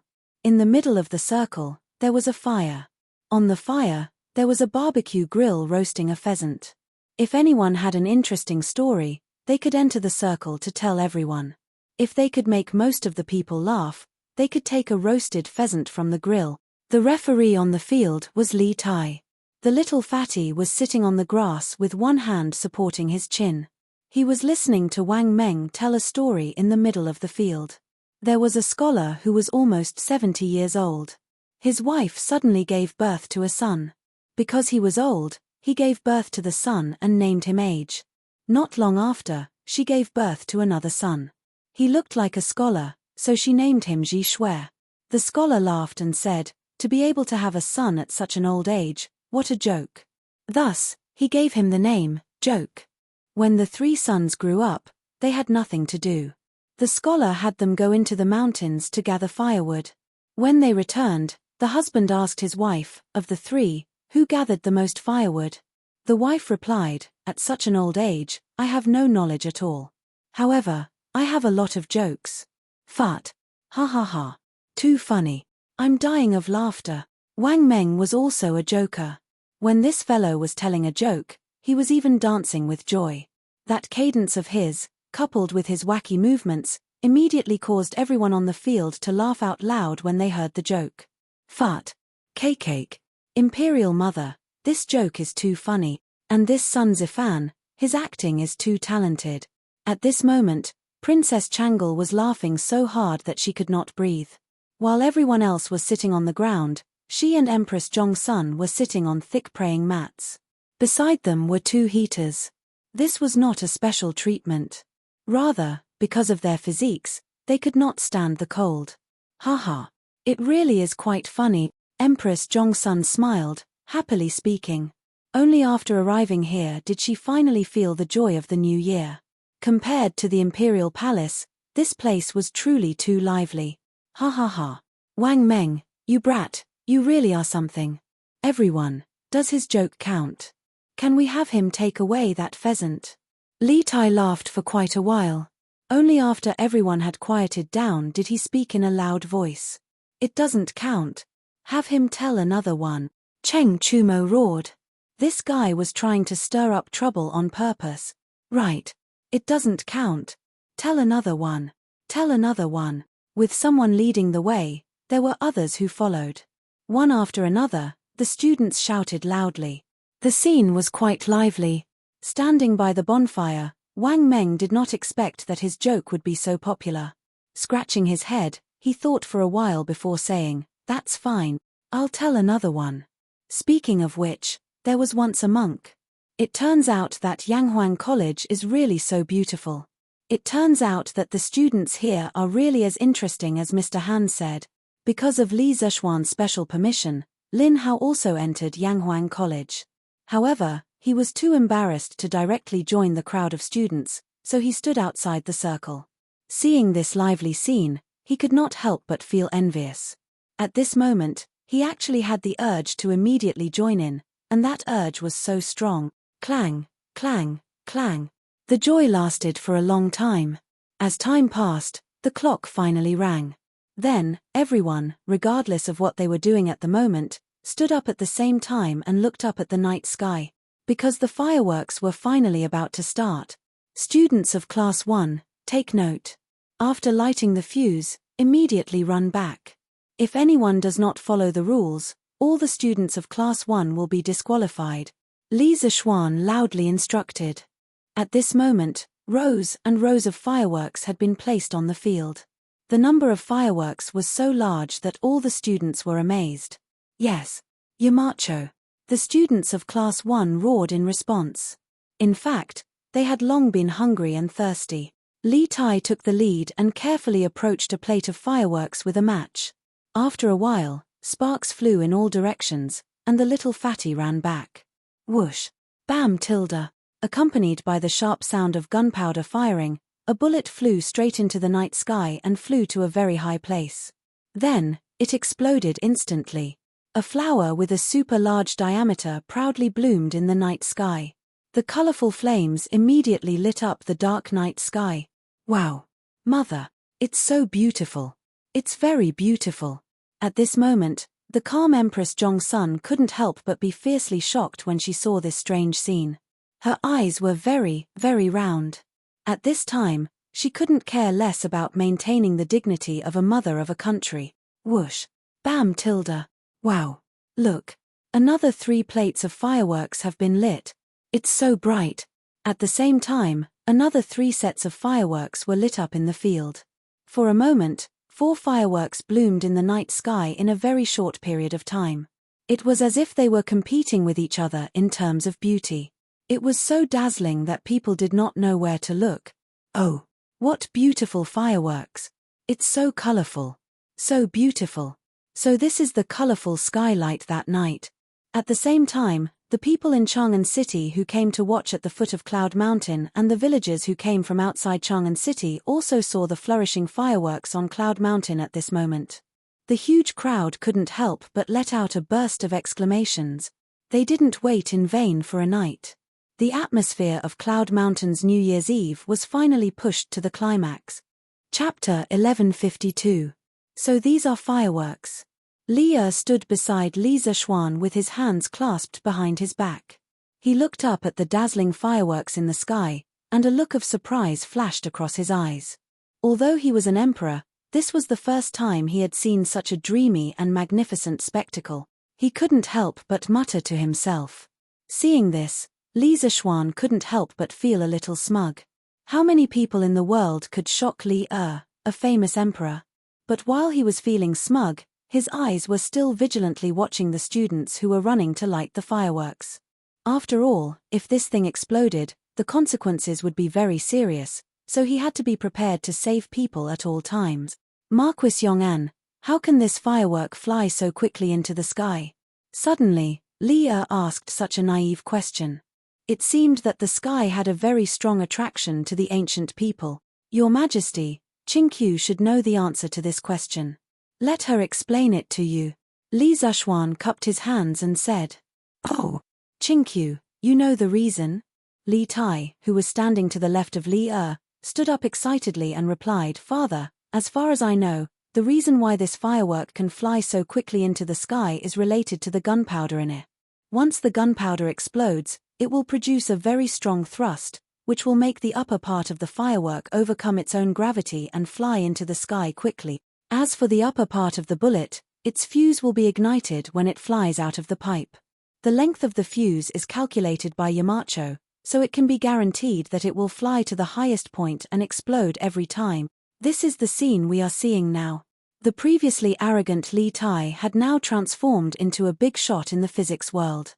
He explained the analysis of the force of the firework to Li Er. Hearing this, Li Er, Empress Zhongsun, Li Chengqian, Chang'e, and the others were all stunned. Thrust, gravity. Faced with these new terms, Li Er was caught off guard. Although he had glanced at the Academy's physics textbooks, he had only glanced at them and didn't study them in detail. Of course, what caught him even more off guard was that his son had only stayed in Yanghuang College for half a year. How could he know so many things that didn't exist in the Tang Empire before? Seeing the shock on his father's face, Li Tai's sense of accomplishment instantly exploded. This was like a child who knew something amazing and would show off in front of their parents, asking for praise. Right now, Li Tai belonged to this type of person who wanted to show off. Cough. Father, when you talk about gravity, it's actually… All right, I have a rough idea what it means. Li Er's, his, SSSSSS, SSSSSS. Li's. Chang'e, who was at the side, suddenly had an idea. Brother Xiaoxian, since gunpowder can propel projectiles into the sky, can it send people to the moon? Li Er's eyes instantly lit up, and he turned his gaze to Li Zishuan. That night at Yanghuang College, he had used an astronomical telescope to observe space. It was still unforgettable. Chang'e's suggestion made him feel a little excited. Although Li Zishuan had said that night that it would take at least 100 years of technological accumulation to send humans to space, what if there was a shortcut? Fart. Li Zishuan almost vomited blood when he heard this. Chang'e's suggestion was a little similar to a rocket. He didn't expect her to have such a bold idea even though she didn't have much knowledge of engineering. Chang'e, although gunpowder is extremely powerful and can propel objects into the sky, it will explode instantly once it's ignited. It can only provide an instantaneous explosive force. We can't control its combustion speed, so it can't provide a continuous thrust to send heavy objects or human bodies out of the ground beneath our feet. Furthermore, with Tang Empire's current conditions, even if we send people out of Earth, we can't guarantee their survival in space. After all, there's air on Earth, but nowhere else. Li Zishuan tried his best to explain in a language that Chang'e could understand. Oh. Chang'e thought for a moment, then nodded, not fully understanding. Li Er waved his hand and said, Those who achieve great things don't bother about trifles. If you have the ability to send people to the moon, just do it. As for whether they can survive on the moon, you don't have to worry about it. Old Li always had an obsession in his heart, and that was to go to the heavens. Even if he didn't do it himself, the people under his rule could do it. This was something that even the 3 sovereigns and 5 emperors, Qin Huang and Hunwu, couldn't do. So what if he had to make a small sacrifice for this? Li Zishuan rolled his eyes and didn't say anything. He couldn't be bothered to argue with Li Er over this matter. Aerospace was such a sacred thing.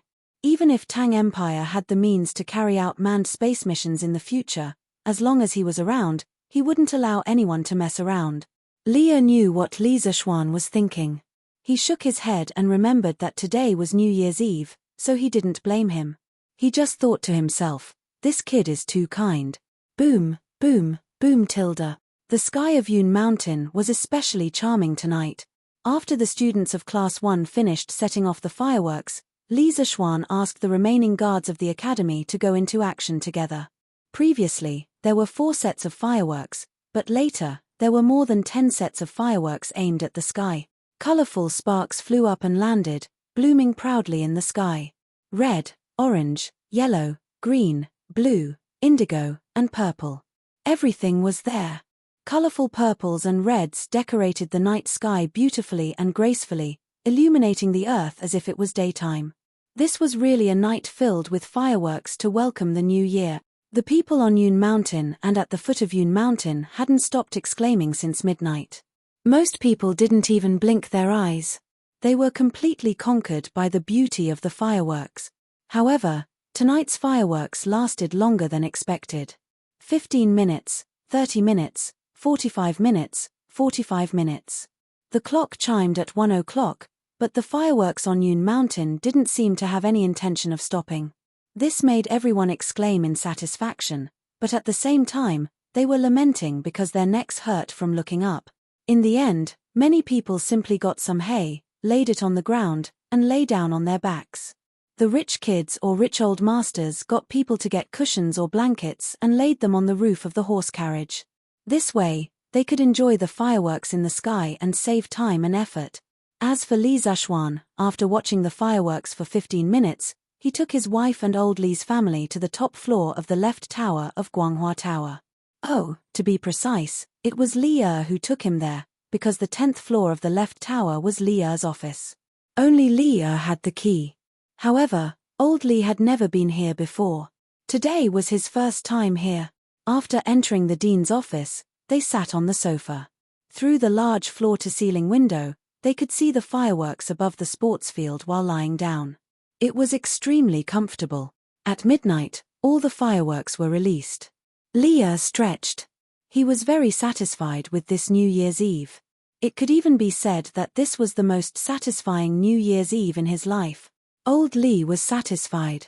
Of course, he had to reward his subjects. He stood up and said to Li Zishuan, "Tomorrow, oh, no, it's today. Today is the Imperial Court meeting. I temporarily lift the ban on you. Remember to attend on time. If you're late or absent, humph." After that, he left with Chang'e, Zhong Sun, Li Chengqian, and the others, leaving behind a dumbfounded Li Zishuan. Damn God. What did I do wrong? Why are you punishing me like this? After a long time, Li Zishuan pointed at the sky and cursed. He wanted to stay up for the new year tonight. Tomorrow morning, he still wanted to sleep in and attend the Imperial Court meeting. Participate my ass tilde. Yes, old Li thought it was a reward, but little Li thought it was a punishment. Chapter 1153. After Li Er left, Li Zishuan instructed Mo Zhong to wrap things up properly before bringing his wife and sister back home. As for his father, mother, maternal grandfather, and maternal grandmother, they had already gone back to stay up for the new year. Tonight, Yunshan had set off fireworks for 2 hours. The night air was too cold, and they couldn't stand it for so long. After all, although the fireworks were beautiful, their health was more important. When they returned home, the whole family was gathered in the main hall, eating snacks and chatting. Since it was the New Year's Eve, the whole family had to gather together. Therefore, they all went to Li Zishuan's courtyard number 1. Li Zishuan was also happy to be lively. He moved a chair and sat next to them. He calmed down and listened to the family talk. Haha, I didn't expect this. The New Year's Eve on Yunshan is even more lively than Nanyang. I've lived for so long, and this is the most lively New Year's Eve I've ever had. Old Lady Yi said with a smile. The fireworks tonight added to the fun, and the scene of thousands of people celebrating New Year's Eve made Old Lady Yi feel that it was the New Year's Eve. Until now, the gorgeous fireworks scene still lingered in Old Lady Yi's mind. Mrs. Li said with a smile, "Mother, since you like the New Year's Eve here, then don't go back next year. It's not like there's no place to stay here. You and Father don't have much to do in the family now. Stay here and let me fulfill my filial piety. Otherwise, Yu Zhu will not be at ease for the rest of her life. Hearing her sincere words, old Lady Yi looked at Yi Guozhong hesitantly.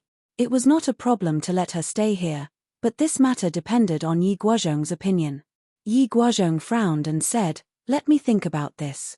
We'll talk about it after the new year." After saying that, he glanced at Li Zishuan.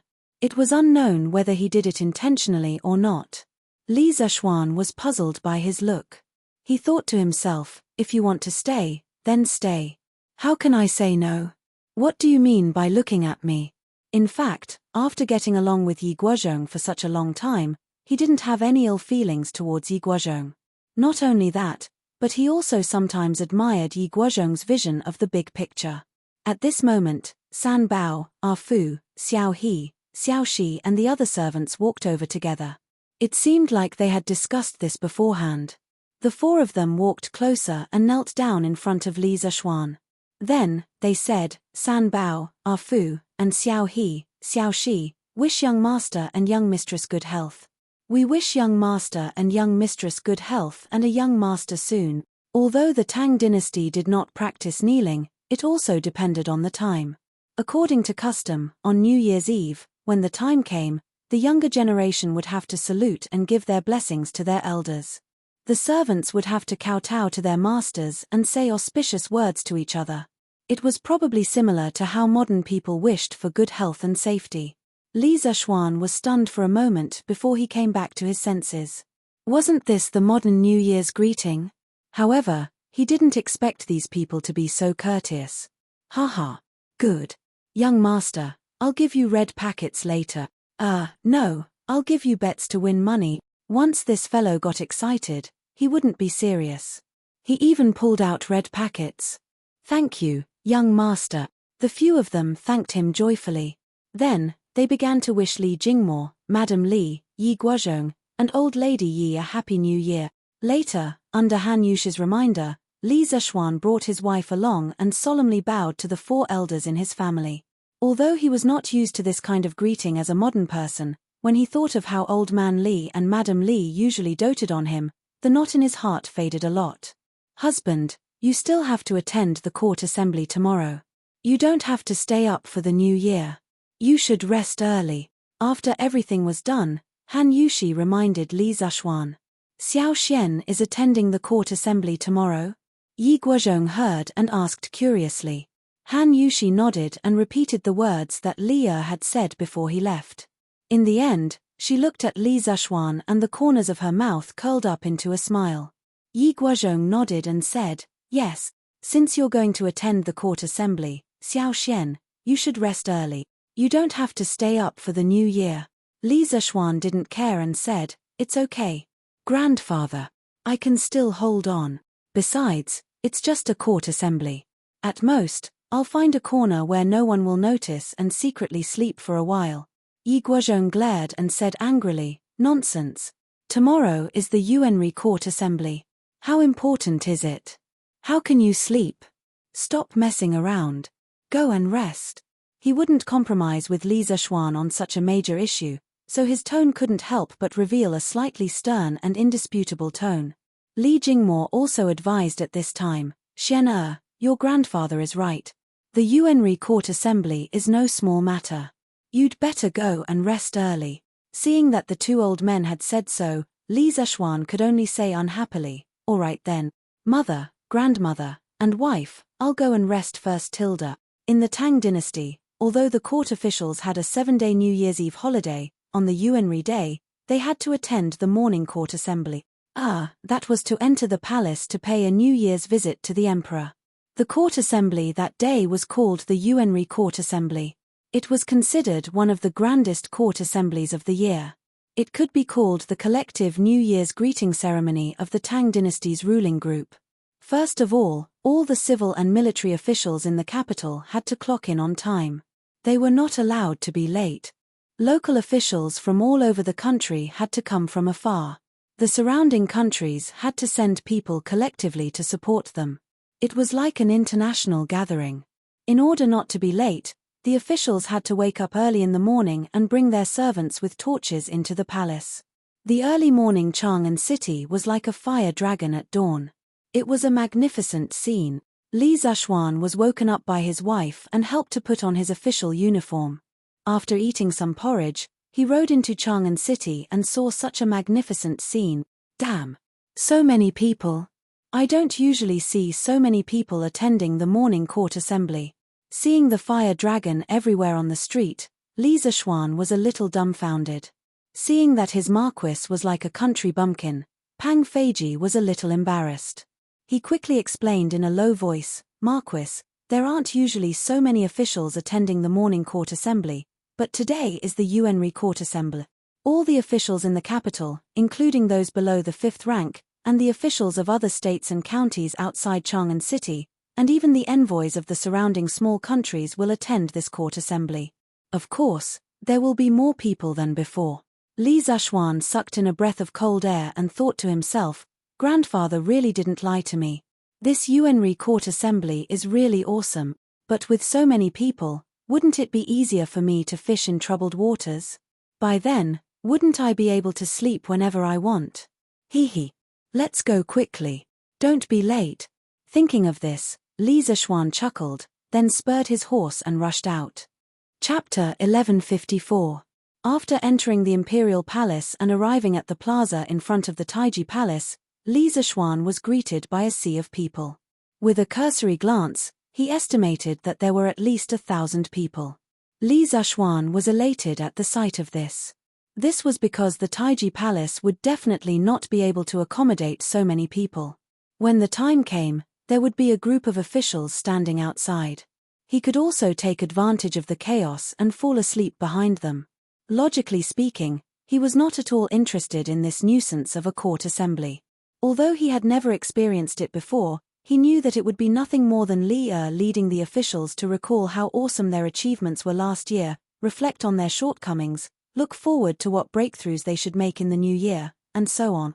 In any case, Li Zishuan did not like to listen to such superficial things. "Yo! Marquis Yong'an! What a coincidence!" Just as Li Zishuan's eyes were darting around, a familiar voice came from behind him. He turned around and saw an old acquaintance. "Provincial Governor Wang. You've also come to Chang'an? Who else could this person be but Wang Yu?" Back then, Wang Runbiao's half-brother, Wang Rani, had urged the bandits to kidnap Han Yushi and failed. Wang Yu had personally come to Chang'an to apologize to Li Zishuan. Now, more than half a year had passed, and Wang Yu's appearance seemed to have aged a little, with white hair at his temples. Haha. This old man has already arrived in Chang'an a few days ago. "Marquis Yong'an, I hope you've been well." Wang Yu narrowed his eyes, his face amiable. However, his heart was not calm at all at this moment. After more than half a year, Li Zishuan had gone from being a lowly county boy to a marquis of the Great Tang. No one dared to underestimate him in court. But that was not the main point. The main point was that the Kui clan had collapsed under Li Zishuan's secret maneuvering. That was a 1,000-year-old clan that even Wang Yu had to be careful when dealing with. But it had collapsed just like that. Wang Yu couldn't help but secretly rejoice at his decision back then. If he had completely fallen out with Li Zishuan because of Wang Rani, then before the Kui clan fell, wouldn't their Wang clan have fallen first? After hearing the news from Chang'an, Wang Yu could not help but break out in a cold sweat every time he thought of this. Logically speaking, during the annual Yuanri Imperial Court meeting, there was no rigid rule that required the provincial governors of each province to personally come to the capital. They only needed to send their adjutants. However, Wang Yu had chosen to come personally for two reasons. On one hand, he wanted to use his wife, Princess Tong'an, to further strengthen his relationship with the imperial family. On the other hand, he wanted to use Wang Runbiao to deepen the friendship between the two families with Li Zishuan. Wang Yu had no reason to make an enemy out of a young man with such strength at such an age. Since you can't be enemies with some people, then you can be friends with them. Unlike the other arrogant aristocratic families, Wang Yu understood the Wang clan's current situation very well. As such, he was always able to make the right choice. Haha. I wonder if Governor Wang is still doing well in Sui province. As the saying goes, don't slap a smiling face. Moreover, Li Zishuan's enmity with the Wang family had long been resolved, so there was no need for him to deliberately keep a straight face. Everything is good. Everything was good. Haha. I heard that tens of thousands of flowers bloomed in the sky above Cloud Mountain last night. This old man was busy with mundane matters and had no chance to see it. It's truly a pity. Next year, oh no, it's this year's New Year. If there is such a wondrous scene on Cloud Mountain, this old man will definitely make time to personally take a look. Wang Yu stroked his beard and said with a smile. Li Zishuan smiled. The doors of Cloud Mountain are always open for Governor Wang. As Li Zishuan lived outside the city, he was relatively late. The two of them didn't chat much before the imperial court meeting was about to begin. At this moment, on the steps of Taiji Palace, an attendant holding a horsetail whisk stood there and shouted in a sharp voice, "The UNRI imperial court meeting begins." Civil and military officials, envoys from various countries, enter the court for an audience. The previously noisy Taiji Palace immediately quieted down. The officials of all levels immediately lined up according to their ranks. Under the leadership of the civil official, Sun Wuji, they carried the imperial edict and walked up the steps toward Taiji Palace. Halfway through, Li Zishuan wanted to take advantage of the situation and sneak to the back of the line, but he was stopped by Wang Yu. Marquis Yong'an, all the officials in this UNRI imperial court meeting must be positioned according to their ranks and merits. They cannot stand randomly. Crown Prince Zhon Shi was a third-rank official, while the founding Marquis was a third-rank official. As a result, Li Zishuan directly jumped to the sixth row of civil officials.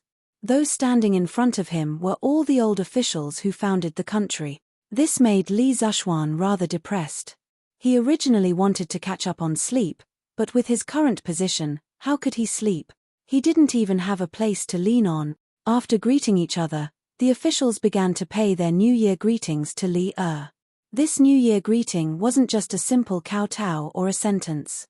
It had to be read out by the Prime Minister. The entire greeting was long and awkward, so it had to be read out properly.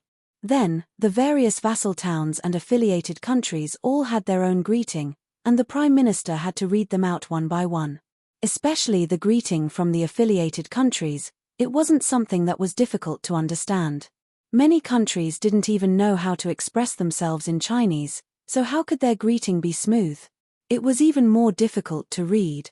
But no matter how hard it was, it had to be read out. This was the face of the Heavenly Empire. Li Zishuan listened in the line and felt a toothache. He couldn't help but sympathize with Sun Wuji. He didn't know how many times this old man had to read the greeting to be able to smoothly read out these awkward greeting. Actually, in the later dynasties, it wasn't as troublesome for the officials to pay their New Year greetings to the emperor. In the Song dynasty, after New Year's Eve, they only needed to write a greeting card and hand it to the emperor. They didn't even need to enter the palace to attend any court meetings. After reciting for close to an hour, Li Zishuan, who was listening at the back, was about to fall asleep. Sun Wuji finally finished reciting all the greetings. This old fellow's face and neck were still red in the middle of winter, as though he had just finished running 10 kilometers, panting heavily. Next, Fang Xianling stepped forward to give a report on the work of the government. He first praised the enormous achievements the Great Tang had made in the past year, such as how many rebellions had been quelled and how many bandits had been wiped out. He also mentioned how in the spring and summer of last year, there had been a small drought in the Guangzhou region, which had caused the food supply of the people to decrease.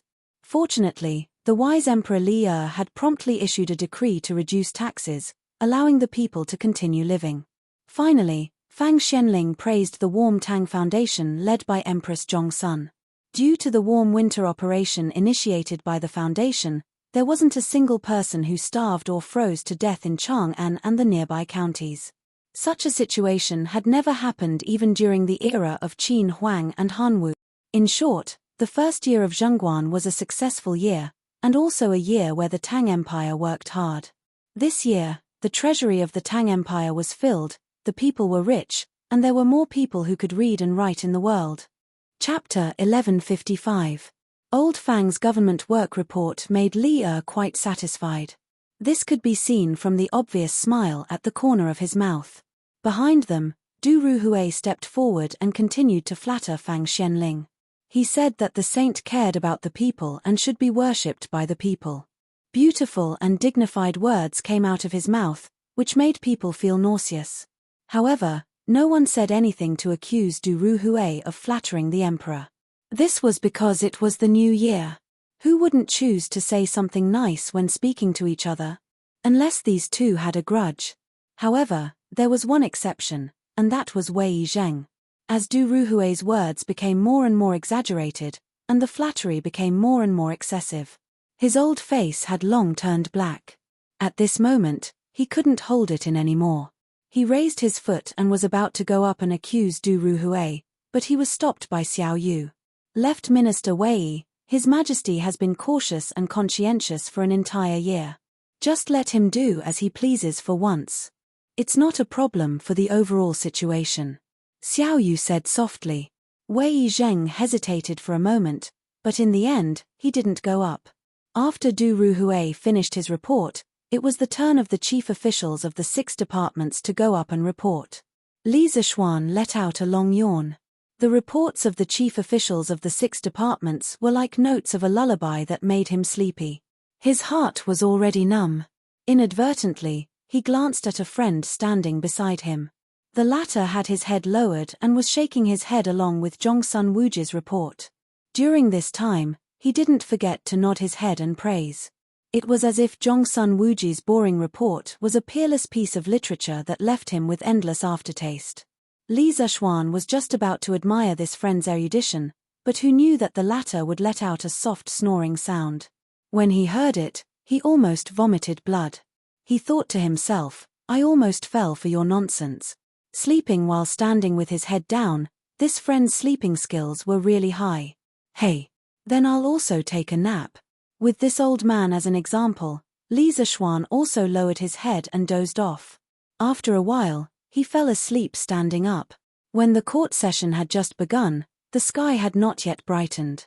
However, as time passed, the sun outside Taiji Palace shattered the dark blue canopy of the sky.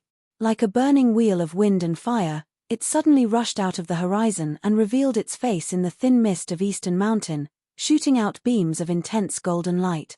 Behind them, the morning sun rose higher and higher from the entrance of the main hall. The light passed through the thin mist and gradually covered the entire Taiji Palace. The warm sunlight made the already warm Taiji Palace even warmer, causing some people to sleep even more soundly. Li Zishuan didn't know if the martial arts strength of the Grandmaster realm would allow him to stand and not fall down. In any case, Li Zishuan had slept for nearly an hour and was still standing firmly in the same place, not moving at all. Even if he knew of this magnificent feat, he would probably be amazed by himself. All the envoys of the vassal states and affiliated countries come in one by one. At this moment, Zhao Song, who was standing at the head of the table, spoke in a loud voice, waking Li Zishuan up from his sleep. Oh, it's not over yet. Li Zishuan opened his eyes and saw that the friend next to him was still sleeping while the court session was still going on. He couldn't help but grumble under his breath. At the same time, he was deeply impressed by the sleeping skills of the friend next to him. On behalf of my father and the 800,000 people of Lingnan, Feng Zhidai wishes your majesty a new day of prosperity and longevity. Lingnan's chief, Feng Ang, had also sent an envoy to Chang'an to participate in the court session. Perhaps out of fear of death, Feng Ang did not come to Chang'an personally. Naturally, the leader of the envoy was Feng Zhidai, who was still in Chang'an as a hostage. Haha. Good. Minister Feng has governed Lingnan and made the people live and work in peace and contentment. It can be said that you have worked hard and made great contributions. I am very pleased, I am very pleased. Li Erda laughed. It was unknown whether he was really pleased or not. The envoy of Zhenla, Puyatu, pays his respects to your majesty, the Emperor of Tang. Our monarch wishes your majesty good health and the prosperity of the Tang Empire. The next envoy was quite interesting. He was also an old acquaintance of Li Zishuan, the envoy of Zhenla, Puyatu. The reason why he was interesting was that he had spoken completely in Chinese. Although there were some mistakes in his pronunciation, he spoke very fluently. This surprised Li Zishuan, who had just woken up from his dream. One must know that a few months ago, although this Puya2 could speak a little Chinese, he spoke with difficulty. In just a few short months, this guy had actually practiced Chinese to such an extent. How could those foreigners in the future who couldn't learn Chinese endure this? Good. Thank your monarch on behalf of me. Tell him that I welcome him to Chang'an as a guest. Li Erda had obviously noticed Puya2's huge improvement in Chinese, and he smiled happily. When Li Zishuan heard Li Erda's words, he could not help but roll his eyes. He thought to himself that although Puya2 was familiar with Chinese, he was not familiar enough to truly understand the profoundness of Chinese. Otherwise, he would definitely misunderstand that Li Erda wanted to capture their monarch and bring him to Chang'an as a guest. Thank you, Your Majesty. Puya2 said a word of thanks and retreated. In fact, he had not only come to give his New Year's greetings, but also to send gifts. This time, his monarch had asked him to bring a lot of local specialties. There was no need to mention the ivory and tiger skin. The rest were mostly things like jade. These gifts had already been handed over to the eunuchs of the imperial palace before the court, so he naturally could not move them to Taiji Palace. There were still many officials who could not squeeze in and could only stand outside to enjoy the cold wind while listening to the conversation between the monarch and his subject. Next, the envoys from the small Nanyang countries who had come to the Tang Empire earlier were all here. They all came forward to pay their New Year's greetings to Li Erda. Other than that, there were also envoys from Tubo, Gaochang, and other neighboring countries of the Tang Empire. Finally, another envoy came forward. Li Zishuan could not help but narrow his eyes, because the other party's attire was that of a Japanese. The eldest brother of the Japanese nation, Yama Bey, pays his respects to His Majesty the Emperor of the Celestial Empire. He also pays his respects to His Majesty the Emperor of the Tang Empire on behalf of our monarch, Japan. All the officials in the court looked at the person who spoke. A few months ago, the Tang Empire's official fleet had been ambushed in Japan's waters. More than a dozen crew members and dozens of soldiers had died because of it. Later, Li Xiaogong personally led the army to land on the Japanese island and went straight to the Japanese capital to avenge those dead soldiers. Later, in order to bring supplies back to the Tang Empire as soon as possible, Li Xiaogong ordered the Japanese to capture Nakamura Kowa Yuo, the leader of the ambush on the Tang Empire's fleet. Otherwise, he would ask the imperial court to send troops to Japan again. Now, at the critical juncture of the Lantern Festival, the Japanese had sent the mountain-back Big Brother King to the Tang Empire. What was the meaning of this? Chapter 1156. He. Is the Emperor of Wo well? Inside the Taiji Palace, as soon as the Wo envoy came out, the previous festive atmosphere in the palace suddenly disappeared without a trace and was replaced by a kind of somber atmosphere. From the king to the ministers, they all looked at the Big Brother King with a faint, unfriendly gaze. Leah smiled faintly. His words could be said to have hidden a knife in his word. The Big Brother King's expression changed.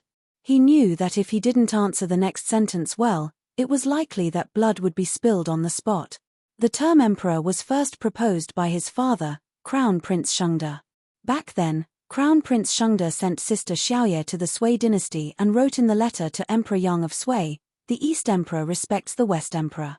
At that time, it was because of this sentence that completely angered Emperor Yang of Sui, causing the relationship between the two countries to break. The Big Brother King understood the pride in the hearts of the people of the Celestial Empire. Now that the Sui dynasty had destroyed the Tang dynasty, the Tangs would only be more arrogant and would even more scoff at the so-called emperor title. Even if his father created the title emperor, what could he do? The Tangs would not recognize it at all. In fact, China called the Emperor of Japan the Emperor of Japan the Emperor of Japan around the end of the Qing dynasty. Thinking of this, the Big Brother King felt a trace of powerlessness in his heart, but he had to face reality, so he took a step forward and bowed to Li Er. His Majesty the Emperor of the Tang dynasty is awe-inspiring. Under your prestige, who dares to call himself the Emperor? Your Majesty's words make the Big Brother King and the Wo people extremely fearful. Your Majesty, please take back what you said just now. Low-key, low-key, low-key. Before setting off from Wo, the mountain-back elder brother had already thought of the difficulties he would encounter in the Tang Empire. After all, There had been some disagreements between the two countries. But he believed that as long as he kept a low profile and endured in the Tang Empire, the proud Tangs would never lower themselves to their level. Last year, the Tang dynasty's fleet went south and was ambushed in Wo. Did you catch the pirate leader? Li Er smiled contemptuously and then said in an unfriendly tone. The air in the hall stagnated a little. But this time, the big brother king was prepared. He bowed and said, Your Majesty, ever since the Tang Empire's army withdrew from Nihon, the queen immediately ordered the entire country to capture Nakakawa-yu. Fortunately, God does not disappoint those who persevere. More than a month ago, the Nihon army caught the bandit leader on an island in the south. In order to prevent any accidents on the way, Her Majesty the Empress specially ordered Big Brother Shan Bei to personally escort him to His Majesty the Emperor. Right now, Nakamura Kowa Yuto is outside the palace. Your Majesty can decide whether you want to kill him or not. As soon as he finished speaking, the crowd in the imperial court was immediately enraged. Your Majesty, I implore you to dismember this hut with 5 horses to comfort the souls of the soldiers and people who died at sea. Li Xiaogong stepped forward and cupped his fists. As the left commissioner of the Department of Shipping, he should have been in Lingnan, but Li Er empathized with him and issued an imperial edict before the new year, allowing him to come back for the new year. However, on the 5th day of the new year, he would have to go south again. Of all the civil and military officials, he hated Nakamura Kowa Yuto the most. This old subject agrees. I beseech your Majesty to kill this house. Qin Qiong was the second to step out. Following which, many other officials also stepped out to support Li Xiaogong. It was not about their stance, but because the sovereignty of Great Tang was not to be violated. Anyone who offended Great Tang would be killed no matter how far away they were. Li Er was silent for a moment before saying, Men, take Nakamura Kowa Yuto the Supreme Court's prison. 3 days later, he will be paraded through the streets and executed by 1,000 cuts at the entrance of the West Market.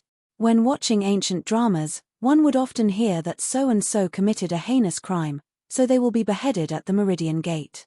Actually, this was just a joke in operas, novels, or folktales, and it did not exist in real history. If one were to carefully examine the names of the various dynasties, one would realize that before the Yuan dynasty, there was no such thing as the Meridian Gate. In the Tang dynasty, there were clear rules as to where the death row criminals were to be beheaded. In the law of the Tang dynasty, it was written that all crimes are to be executed in the city. Thus, Li Er chose the place of execution at the entrance of the West Market. Your Majesty is wise. As soon as Li Er finished speaking, all the civil and military officials began to flatter him. The eyes of the mountain-back's elder brother were like water. It was impossible to tell whether he was happy or angry. In fact, he was feeling very complicated at the moment. Nakamura Kowa Yuto had committed a heinous crime and even implicated Wo Nation and was blamed by Great Tang, but no matter what, Nakamura Kowa Yuto was still a citizen of Wo Nation. Today, he had personally sent the citizens of Wo Nation to Great Tang to be slaughtered by the Great Tang's emperor. To him, this was not something to be proud of. Li Zhuan, on the other hand, felt great watching from the side. He thought to himself, it's so awesome when a country is strong. They can punish any country they want and that country will send their people over. This is the treatment of a big country. Your Majesty, the mountain-back's elder brother has not only come to deliver the prisoners, but also brought a letter of friendship from the Wo Nation's king, 200,000 jin of brass and 1 million taels of silver. Ever since the 2nd year of Emperor Guangwu's reign, Wo Nation has been in contact with the Central Plains. Everyone in Wo Nation admires the culture of the Central Plains, so I hope that Wo Nation will be willing to maintain a good relationship with Great Tang. Furthermore, Wo Nation is willing to be a vassal state of Great Tang and pay tribute to Great Tang every year. This is Wo Nation's letter of credence. Your Majesty, please take a look. The mountain-back's elder brother was very fluent in Chinese, and he was also very familiar with the history of the Central Plains. He quoted from the classics as if he had lived in the Central Plains for decades. But no one paid attention to this. 200,000 jin of brass and 1 million taels of silver. They were even willing to be a vassal state of Great Tang. Everyone in the imperial court was stunned by Wo Nation's generosity, especially that 1 million taels of silver. Based on the Great Tang's current annual silver production, it would take 100 years to accumulate so much silver. Haha. Good. Come, bring me the letter of credence. In this day and age, there was actually someone who took the initiative to waive their money and ask to be a vassal. How could Li refuse? Moreover, it was in front of the envoys of so many countries. This undoubtedly made him even more proud. After receiving the letter of credence, Li looked through it carefully. Seeing that the words were very polite, he nodded with satisfaction and then said loudly, Queen Tuigu is very sincere. I accept Wo Nation's goodwill to Great Tang. From today onwards, Wo Nation is officially a vassal state of Great Tang and will accept Great Tang's protection. Your subjects congratulate your majesty. This was a matter that was both practical and beneficial to Great Tang. Who in the imperial court would object to it? As soon as Li finished speaking, the civil and military officials congratulated him without hesitation. Li Zishuan secretly felt that it was a pity because if Wo Nation became a vassal state of Great Tang, it would be difficult to take over them in the future. Although he thought so, he could not think of a suitable reason to object to this matter at the moment. He could only watch as Li happily accepted vassals. Chapter 1157. Translator, Endless Fantasy Translation Editor. Endless Fantasy Translation inside the Taiji Palace. Everyone was beaming with joy because the Tang Empire had gained another vassal state today. The Big Brother King was also smiling, but there was a hint of inexplicable meaning in the corner of his eyes. After the hall quieted down again, the Big Brother King continued to bow to Li. Your Majesty, I have admired the culture of the Tang Empire since I was a child. Now that Wo Nation is a vassal state of the Tang Empire, I would like to stay in Chang'an for half a year to learn the classics, articles, systems, and laws of the Tang Empire so that I can use them to govern the people of Wo Nation in the future. I hope your Majesty will allow it. This change of address was really fast. A moment ago, he called himself by his name. Now that Wo Nation had become a vassal state of the Tang Empire, the Big Brother King immediately called himself a subject. It was said that when Li Xiaogong led the army into the capital of Feiniao and wiped out the Su family, there was no longer any dispute over the successor to the throne of Wo Nation. Therefore, the Big Brother King's words were not overstepping his authority. Li Zishuan narrowed his eyes and thought that the fox's tail had finally been revealed. It turned out that the Big Brother King had spent so much effort to learn the advanced culture and systems of the Tang Empire. Li Zishuan did not care about the classics and articles at all, but he was afraid that the Big Brother King would secretly learn the advanced production technology of the Tang Empire. Li Zishuan was about to object, but Li was faster than him. Ha ha ha. I allow it. I will also give you a house on Chongren Lane. How could Li who was in the midst of joy, think of so many twists and turns? Moreover, the Big Brother King was willing to stay in Chang'an for half a year. This was undoubtedly expressing his loyalty to the Tang Empire. How could he, Li disagree? Li Zishuan sighed helplessly. It was too late to say anything now. The Big Brother King happily stepped forward and thanked him. Thank you, Your Majesty. Accepting Wo Nation as a vassal state was a pleasant surprise. The court meeting continued in an orderly manner until it was close to noon. Many people were so hungry that their stomachs were growling. It was not a good sign to go hungry on the first day of the new year. Thus, as soon as Li announced the end of the morning assembly, the civil and military officials immediately went back to their respective homes. I've been grounded at home recently, so I can't visit my uncles one by one. I'll just stay here and wish you a happy new year, Tilda. I wish you all good health and good luck. After leaving the palace, Li Zishuan cupped his fists and smiled at Qin Qiong, Cheng Yaojin, Yuqi Jingda, Niu Jinda, Li Jing, Li Xiaogong, and the others. It wasn't that he didn't want to go door to door to pay his New Year's greetings, but he had to stay at home. Haha. Little Xian, we all understand your situation. You don't have to be so courteous, Tilda, Qin Qiong said with a gentle smile. Haha. You're slacking off, using the imperial edict as an excuse to not pay us a New Year's greeting. Then, we'll have to go to your house for a big meal later. When the time comes, If you have any good dishes, don't hide them. Oh, I don't want anything else, just hot pot. I understand now.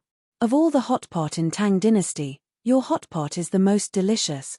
Cheng Yarojin patted Li Zexuan's shoulder and said with a look of dissatisfaction. Li Zexuan said straightforwardly, "Uncles, if you're willing to be my guests, I'll welcome you with open arms. When the time comes, there will definitely be plenty of hot pot and wine." Li Xiaogong was dumbfounded when he heard that. He muttered, "Hot pot? What's that?" He had just returned to Chang'an a few days ago. How would he know about these new things?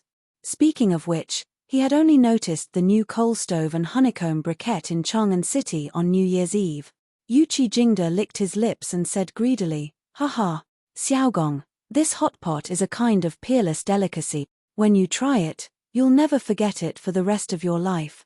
Niu Jinda, Li Jing, and the others nodded in agreement. Li Xiaogong's interest was piqued. "I'm leaving for Lingnan on the 5th day of the new year. Time is tight, so let's do it tomorrow. I'll go to your house tomorrow to try that hot pot. Little Xian, you won't refuse, right? Let's go, let's go." The group of old foodies, led by Cheng Yarojin, immediately started to coax him shamelessly. Li Zexuan had no reason to refuse. "Of course, I don't have any objections. Uncles, you just have to come to Yunshan tomorrow. Little Xian, I heard that you had a conflict with the King of Lu." After everyone agreed on the date of the gathering, they went back to their own homes. Cheng Yarojin purposely followed Li Zexuan behind and whispered to him when he saw that there was no one around. Li Zexuan's heart skipped a beat. He nodded and admitted, "I did have a conflict with him last night. I beat up all his servants." Then, Li Zexuan told Cheng Yarojin about the situation at that time in detail. "Bah! This bastard is really a good-for-nothing. How dare he cause trouble in Yunshan? If it weren't for the retired Empress' protection, this kid would have died many times in the palace." When Cheng Yarojin heard this, he spat a mouthful of saliva at the side of the road and cursed. After a while, his face turned solemn again. "Xiao Xian, King Lu is a very petty and vicious person. I heard that many eunuchs and palace maids in the palace died directly or indirectly in his hand. Last night, you beat up his servants in front of so many people. With his personality, he won't let it go easily. So, you must be careful in the future." Li Zexuan's heart sank. He then said gratefully, "Thank you for telling me this, Uncle Cheng. I will definitely be careful." Cheng Yarojin nodded. After a while, he patted Li Zexuan's shoulder and said, "But little Xian, you don't have to be too afraid of him. Even if that kid uses the retired emperor to suppress you, so what? The retired emperor was nothing more than a decoration in the imperial palace. Who will listen to him? The emperor? Compete. What a joke. I believe that even if the retired emperor wants to kill you, the emperor won't sit by and do nothing. Heh. I don't believe that the retired emperor doesn't remember the incident at the Black Tortoise Gate at all. If he dares to make a move on you, we'll see if the emperor, old Cheng, and your other uncles will agree or not." Li Zexuan's expression changed. Old Cheng's words were really too bold. If others heard it and it reached Li Er's ears, old Cheng would definitely not have a good time. However, this also proved that old Cheng really treated Li Zexuan as a family member. Otherwise, he wouldn't have said such heartfelt words. Hearing this, Li Zexuan's heart warmed.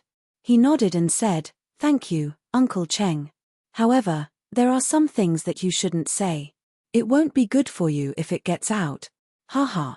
I've lived for so many years. What's there to be afraid of? Besides, little Xian, you're not an outsider. Later, send some fireworks over. I plan to set off too for the Lantern Festival to celebrate." Cheng Yarojin never treated Li Zexuan as an outsider. He also never treated himself as an outsider. Therefore, he straightforwardly asked Li Zexuan for fireworks. Chapter 1158. After bidding farewell to Cheng Yarojin, Li Zexuan rode out of the city and headed towards Yunshan. Along the way, the passers-by talked about the fireworks show on Yunshan last night. That visual feast undoubtedly left a very shocking impression on everyone. Many people were so excited after watching the fireworks last night that they couldn't sleep the whole night. There were also some rich businessmen and children of big families who sent their subordinates to inquire about where to sell that kind of fireworks. However, these people were destined to be disappointed because Li Zuxuan had no plans to sell those fireworks. When he returned home, it was already noon. Everyone was waiting for him to eat. Li Zuxuan rubbed his stomach and realized that he had been tricked by old Li. That was because today's court assembly had nothing to do with him, so he woke up early in the morning and ran so far just to give old Li a New Year's greeting. Wasn't this too much of a trap? Xian, eat quickly. What are you thinking about? Mrs. Li saw her son holding chopsticks but standing there in a daze. She couldn't help but ask. Oh, nothing. Nothing. Eat. Li Zuxuan snapped out of his daze and quickly started eating. As he ate, he said, "Oh right. Father, Mother. Tomorrow afternoon, Uncle Qin and Prince Hajian will come to our house to eat hot pot. Let the servants prepare the ingredients in advance." Mrs. Li nodded. Mother will arrange it. But Xian, you are now grounded at home. Those generals close to our family, especially Yushi's adoptive father and granduncle, you can't even visit them. It's really rude. Li Zuxuan smiled. His mother was talking about Qin Qiong and Li Jing's family. Mother, don't worry about that. After the morning court session, I've already paid New Year's greetings to the dukes and dukes. Besides, Uncle Qin and Uncle Li aren't narrow-minded people. They're well aware of my current situation. Husband, why don't I go to Chang'an tomorrow? It would be rude if I don't go. Han Yushi couldn't help but ask. Li Zuxuan waved his hand and quickly said, No need, no need. When I, your husband, am released from confinement, I'll bring you to pay them a visit. At this time, he could not go out. Pang Feiji and the others' martial arts were too low. If Han Yushi met some robbers on the way, wouldn't she be blind? Speaking of which, he had offended so many people, this kind of thing was very likely to happen. Little Xian, did anything happen in today's court assembly? Yi Guozhong asked. Li Zuxuan put down his chopsticks and said gloomily, What accident can there be? From the beginning to the end, I had nothing to do with it. I don't know why His Majesty insisted that I attend this court meeting. Yi Guozhong glared at him and said, Shut up. You brat. You don't know that having nothing to do with you is the best thing. You have committed such a grave crime, yet His Majesty still allowed you to participate in this court assembly. He is already very kind to you. Little Xian, you have to understand His Majesty's painstaking effort. Not having anything to do with you is the best thing. Yi Guozhong's words were quite reasonable. Previously, Li Zuxuan was confined by Li for inciting public opinion. After such a long time, many people in the court knew about this matter. If Li Zuxuan was not present at such an important occasion like the Yuanri court assembly, it could only mean that Li Zuxuan had completely lost the emperor's favor. Li had lifted Li Zuxuan up at this time, which could be said to be very crucial. Li Zuxuan thought about it and realized that it was indeed so. He couldn't help but nod and say, Thank you for your teachings, grandfather. Yamacho, we are here to give you a New Year's greeting tilde. In the afternoon, all the students of Yanghuang College in Yunshan came to Li Zuxuan's Yunshan residence to give Li Zuxuan a New Year's greeting. When Old Man Li and Mrs. Li saw that their son was so respected by the students, the two elders were naturally gratified. They quickly ordered the servants to take out all the snacks prepared in the residence and distribute them to the students. Hee. Did all of you just wake up? Li Zuxuan stood with his hands behind his back, looked at the group of teenagers, and said with a smile. At this time, he was actually quite happy. Only when he became a teacher could he experience the joy of being thanked by the students. Speaking of which, should he also promote a teacher's day in the future? Hee. Yamacho. We didn't just wake up, we woke up before noon tilde. Ku Shiqing replied embarrassedly. For most of them, this was the first time they were out of town, and with so many friends to celebrate the new year. When there were so many people together, of course, it was very lively. After the fireworks last night, they went crazy until 5 o'clock before going to bed, so naturally, they woke up later. For scholars, sleeping in was, of course, a shameful thing, so when they heard Li Zuxuan say that, their faces were more or less unnatural. As for Li Tai, Cheng Chumo, and the others, after the fireworks last night, they had already returned to Chang'an, so now the only people left in the academy were the foreign student. Hihi Tilda. It's the new year, sleep if you want. Before the new year, you all were busy running around for the new Enchanting Foundation, so take this opportunity to rest more. Li Zishuan waved his hand, not minding it at all. After chatting with the students for a while, Li Zishuan looked in the direction of Li Gang's residence and said, "All right. I won't keep you anymore. Since it's still early, you all should go and give Mr. Li Gang and Mr. Mo a New Year's greeting." "Yes, sir." The students responded and left the Li family's front yard one after another. Then, they majestically headed towards Li Gang's side yard. "Hey, this bunch of brats, can't they come one by one if they want to give New Year's greetings? Why do they have to gather together? The courtyard is about to explode." Li Zishuan looked at the huge group of people and couldn't help but grumble softly. "Phut Tilda." Han Yushi slapped Li Zishuan's arm and chuckled. "Hubby, you're obviously not saying what you mean. With so many students coming to see you, you must be happy inside." Li Zishuan didn't feel annoyed at all that she had seen through his thoughts. He said, "Haha. The one who knows me best is my wife. Hee. Xiao Xian, Yushi, you're all here." At this moment, Han Lizheng's voice came from outside the front yard. "Father-in-law? Come in and have some tea." Li Zishuan turned around and saw that it was his father-in-law, so he quickly went forward to welcome him. Speaking of which, he was a little guilty. He hadn't even gone to his father-in-law's place to give New Year's greetings, but his father-in-law had already come to give him New Year's greetings. "Father, please come in and have a seat, I'll go and prepare some tea for you," Han Yushi said with a look of joy. Hee. Good. Let's talk inside, Xiao Xian. Chapter 1159. Xiao Xian, I'm here today to discuss something with you. In the main hall, Li Zishuan, Li Jingmo, and Han Tianhu were seated.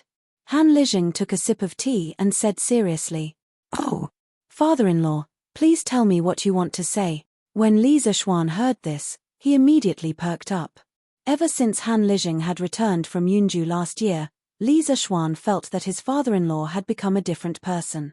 Li Zishuan had no idea what had happened to Han Lizheng in Yunju. He had asked, but Han Lizheng refused to talk about it. There was nothing he could do. Now that Han Lizheng had said that he had something to discuss with Li Zishuan's intuition told him that it might have something to do with Han Lizheng's previous trip to Yunju. At this moment, Han Lizheng was silent for a moment, then he said, "Little Xian, last year you opened up 5 mines in Hedong Road. This old man went to take a look at them one by one. Generally speaking, each mine brought great benefits to the surrounding citizens, because the citizens could work in the mines to support their families. But as far as I know, the mines also brought a lot of trouble to the people around it." "Trouble? What trouble? Did someone get into an accident in the mines?" Li Zishuan frowned. He had a bad feeling about it, so he quickly asked. Father Li, who was beside him, also looked nervous. Obviously, he didn't want anyone to die in his son's mines. Han Lizheng saw that the father and son had misunderstood, so he quickly waved his hand and said, No. The trouble I'm talking about is the dirty water from the mines. It often flows into the nearby rivers or lakes along the ditches. As a result, the people's daily drinking water is very troublesome. Last year, when there was a cholera in Chang'an City, I heard from you that it was mainly because the water source was polluted. Now, I'm worried that the people around the mines will get sick if they use the polluted water source for a long time. Little Xian, I'm sure you don't want to see that kind of result either. That's why I'm telling you, so that you can make plans early. Li Zishuan's heart skipped a beat. It turned out that there was a problem with the sewage discharge from the mine. At the same time, he couldn't help but secretly praise his father-in-law for being so meticulous. He could actually foresee the negative effects of the mine on the environment. No one else had such foresight. Xian, your father-in-law is right. This problem had to be solved as soon as possible. Otherwise, if something happened, it would be too late. It will also ruin your reputation. Li Xicheng's father chimed in. Li Zishuan nodded. After pondering for a moment, he said, This is indeed a problem. Father-in-law, I have an idea here. Although it's a little troublesome, it can solve the water problem of the people around the mine. Han Lijing's eyes lit up and he said excitedly, Little Xian, you have a way? That's great. Tell me about it. Li Zishuan frowned and ordered, Xiao He, bring me a pen and paper. All right, young master. Xiao He's assent came from outside. After a while, the young maidservant brought in a piece of white paper and a pencil. Li Zishuan took the paper and spread it on the table. As he drew, he said, first of all, we have to dig a sewage treatment pond between the mine and the river. The terrain of this sewage pond must be higher than the terrain of the river. At the outlet of the sewage pond, we have to set up special dams. These dams are filled with gravel and charcoal. After the sewage from the mine enters the sewage pond, it will pass through the gravel dams and finally be discharged into the river. In this way, it will not pollute the water source in the river. This method was actually called the biofilm treatment method in modern times.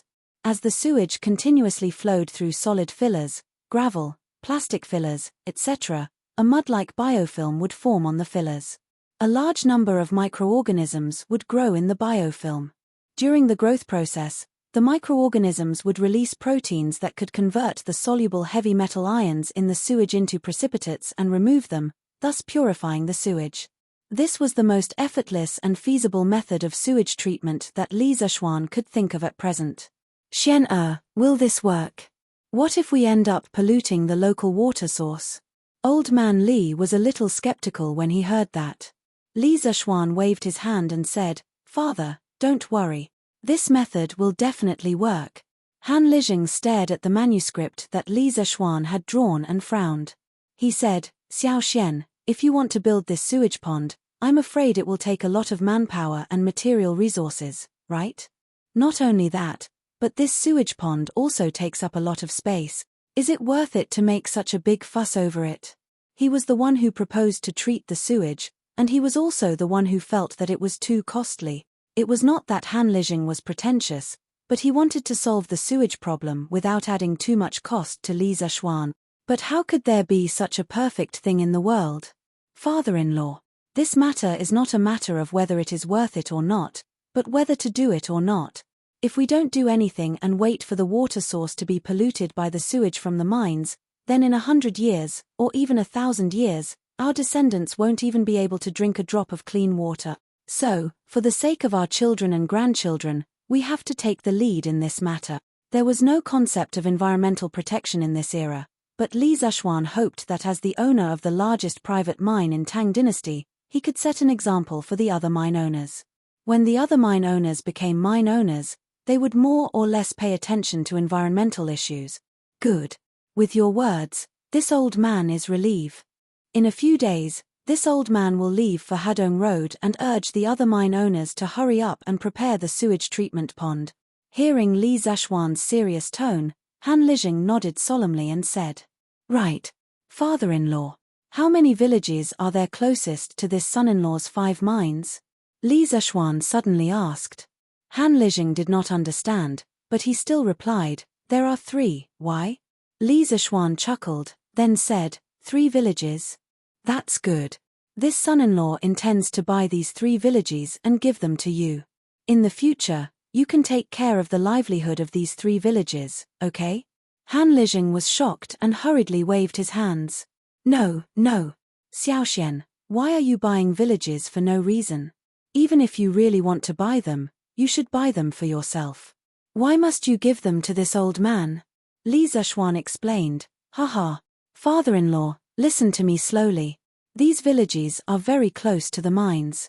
If there is any pollution in the mines, they will be the first to suffer. If we want to control the pollution in the future, we must carry out a large-scale transformation of these 3 villages. Under such circumstances, the best way is to buy all of these villages first. And this son-in-law already has 8 big villages under his name, so he can't expand anymore. So, I can only give these 3 villages to you, father-in-law. Chapter 1160. In the end, Han Lijing accepted the 3 farmsteads from Li Zishuan, mainly because he couldn't bear to see the people near the mine get sick because of pollution. Li Zishuan gave his father-in-law the farmsteads not only to make it easier to manage the environment around the mine, but also to find some work for his father-in-law. Now that Han Yushi was married and Iron Egg was in school, under normal circumstances, only his father-in-law was at home.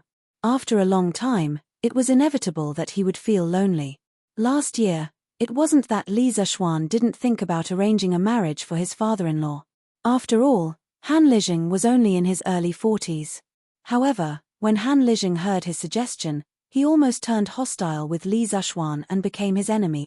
After that, Li Zishuan didn't dare to mention this matter again, because he knew that his father-in-law still missed his deceased mother-in-law. There was a kind of love in the world, called to grow old together. There was also a kind of sorrow, called to be separated by yin and yang. Han Lijing's pursuit of love might have completely died with the tombstone. Li Zishuan suddenly gave the 3 farmsteads to Han Lijing because he wanted to make Han Lijing busy. When his life was full, he would feel less lonely. Naturally, he wouldn't be alone. However, he didn't expect that this unintentional action would benefit the people. In the future, the number 1 farmstead in Hadong would come from Han Lijing's farmsteads. The next day, around 9 in the morning, Li Xiaogong, Cheng Yarojin, Qin Qiong, and a group of people came. Not only did they come, Li Xiaogong's younger brother Li Daozong and Li Daozong's daughter Li Shuiyan also came along. Li Shuiyan was less than 6 years old this year. When the fleet went out to sea last year, Li Zishuan saw her along the Ba River when he saw Li Xiaogong off. At that time, the little girl was a little shy and didn't dare to talk to him. Now that she was a year older, the little girl took the initiative to call him Brother Xiaoxian. Li Zishuan laughed and quickly asked Xiao He to take out a big red packet and put it in Li Shuiyan's hand. Here. Shuiyan, Big Brother wishes you a happy new year and hopes that you'll grow prettier and prettier. Thank you, Brother Xiaoxian. The little girl was so happy that she revealed 2 cute rabbit teeth. Coupled with her snow-white fluffy jacket, she looked like a little angel Tilda. Sigh.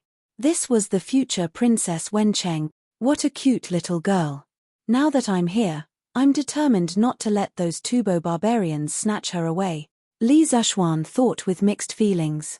At this moment, Lana realized that a young lady younger than her had come to the house. She was instantly excited and began to act like an elder sister.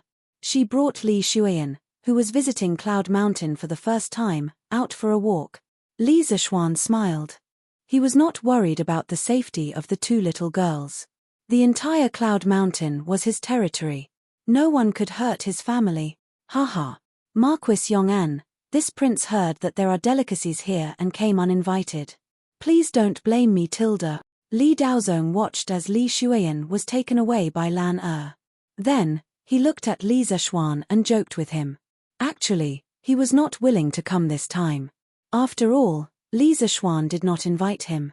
However, he could not take advantage of little Shuiyan's pleading and acting cute and had no choice but to come. This was because he was very close to Li Xiaogong's residence.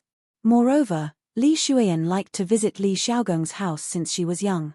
Of course, she knew that Li Xiaogong was coming to Cloud Mountain for a banquet today.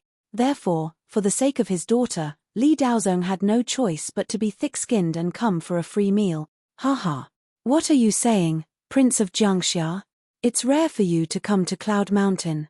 I can't wait to welcome you. How can you blame me? Li Zishuan cupped his fists and smiled. Then, he called out, Uncles, don't stand outside. Come in and take a seat. Everyone nodded. Under Li Zishuan's lead, they entered the courtyard and came to the main hall. Qin Qiong and Cheng Yarojin had been here before.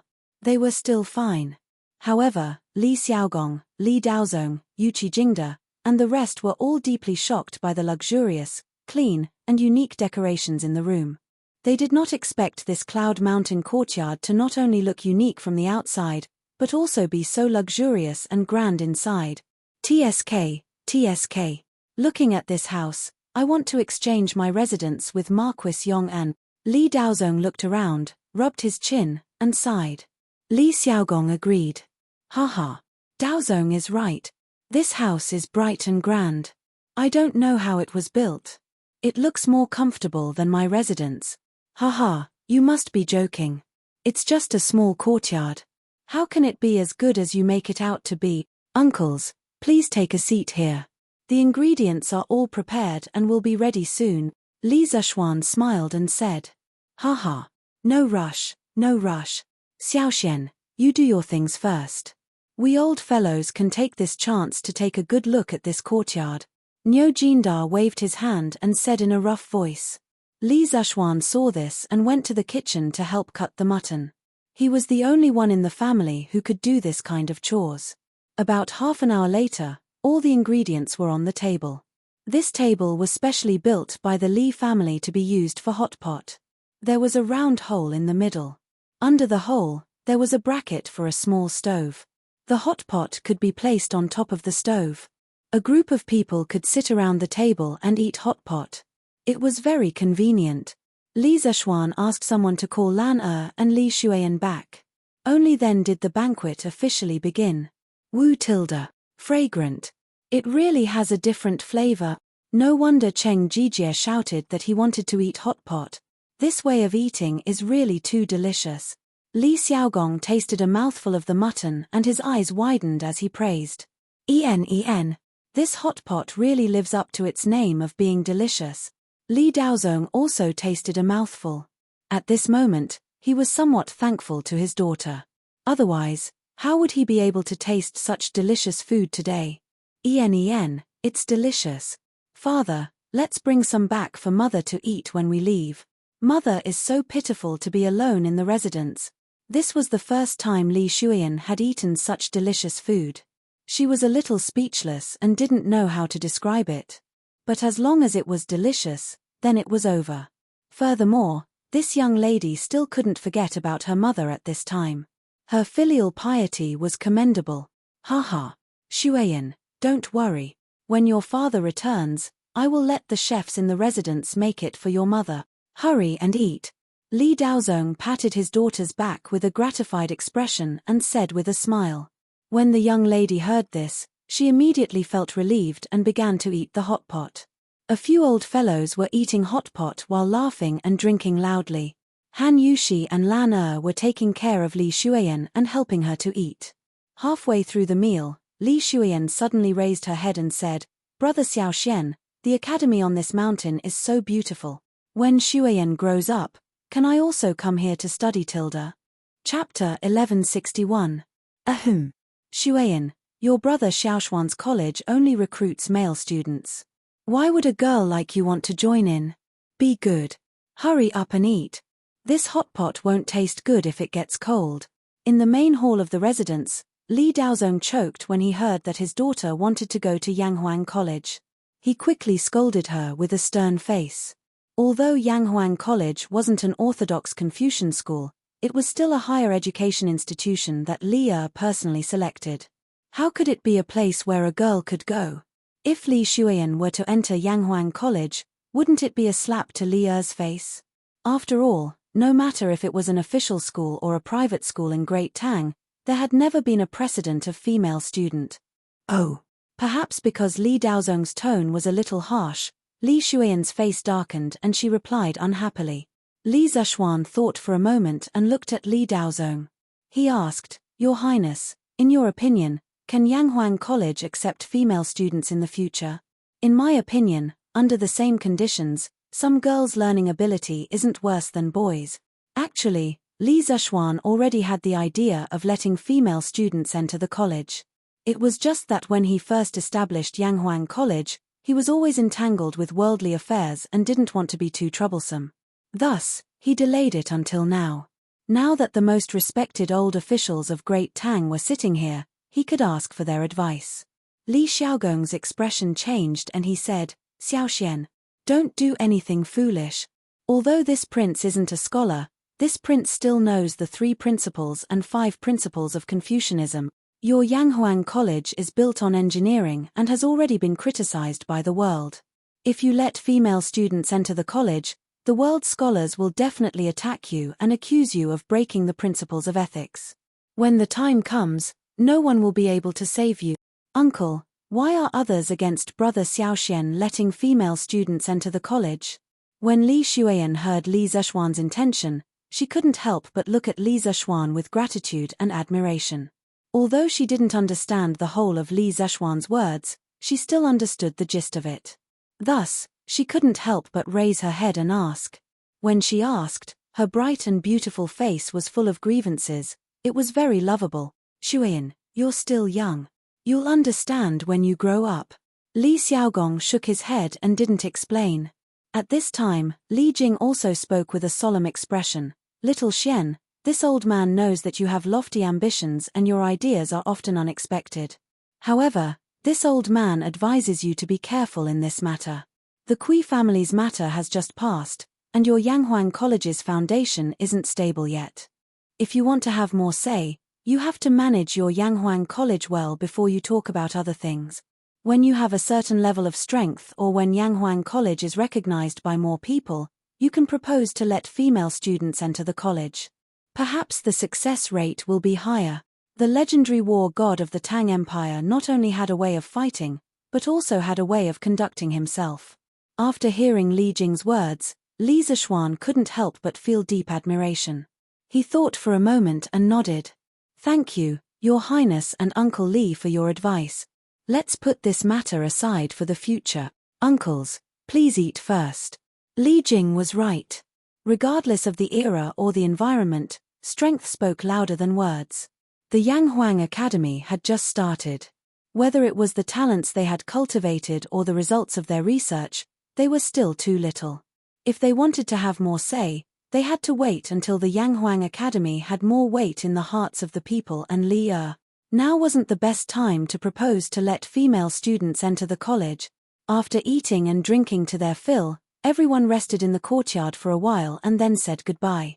However, before leaving, Li Huairan inadvertently said something that made Li Huairan miserable. Xiaogong, I remember that the college organized a hot pot banquet for the students before. Why does it sound like it's the first time you've seen hot pot? Didn't your Huairan mention it to you before? What? The college organized a hot pot banquet before? Li Xiaogong's eyes widened and spat fire. He said angrily, that brat. After eating such delicious food, he didn't even say a word. See if I don't beat him up when I get back.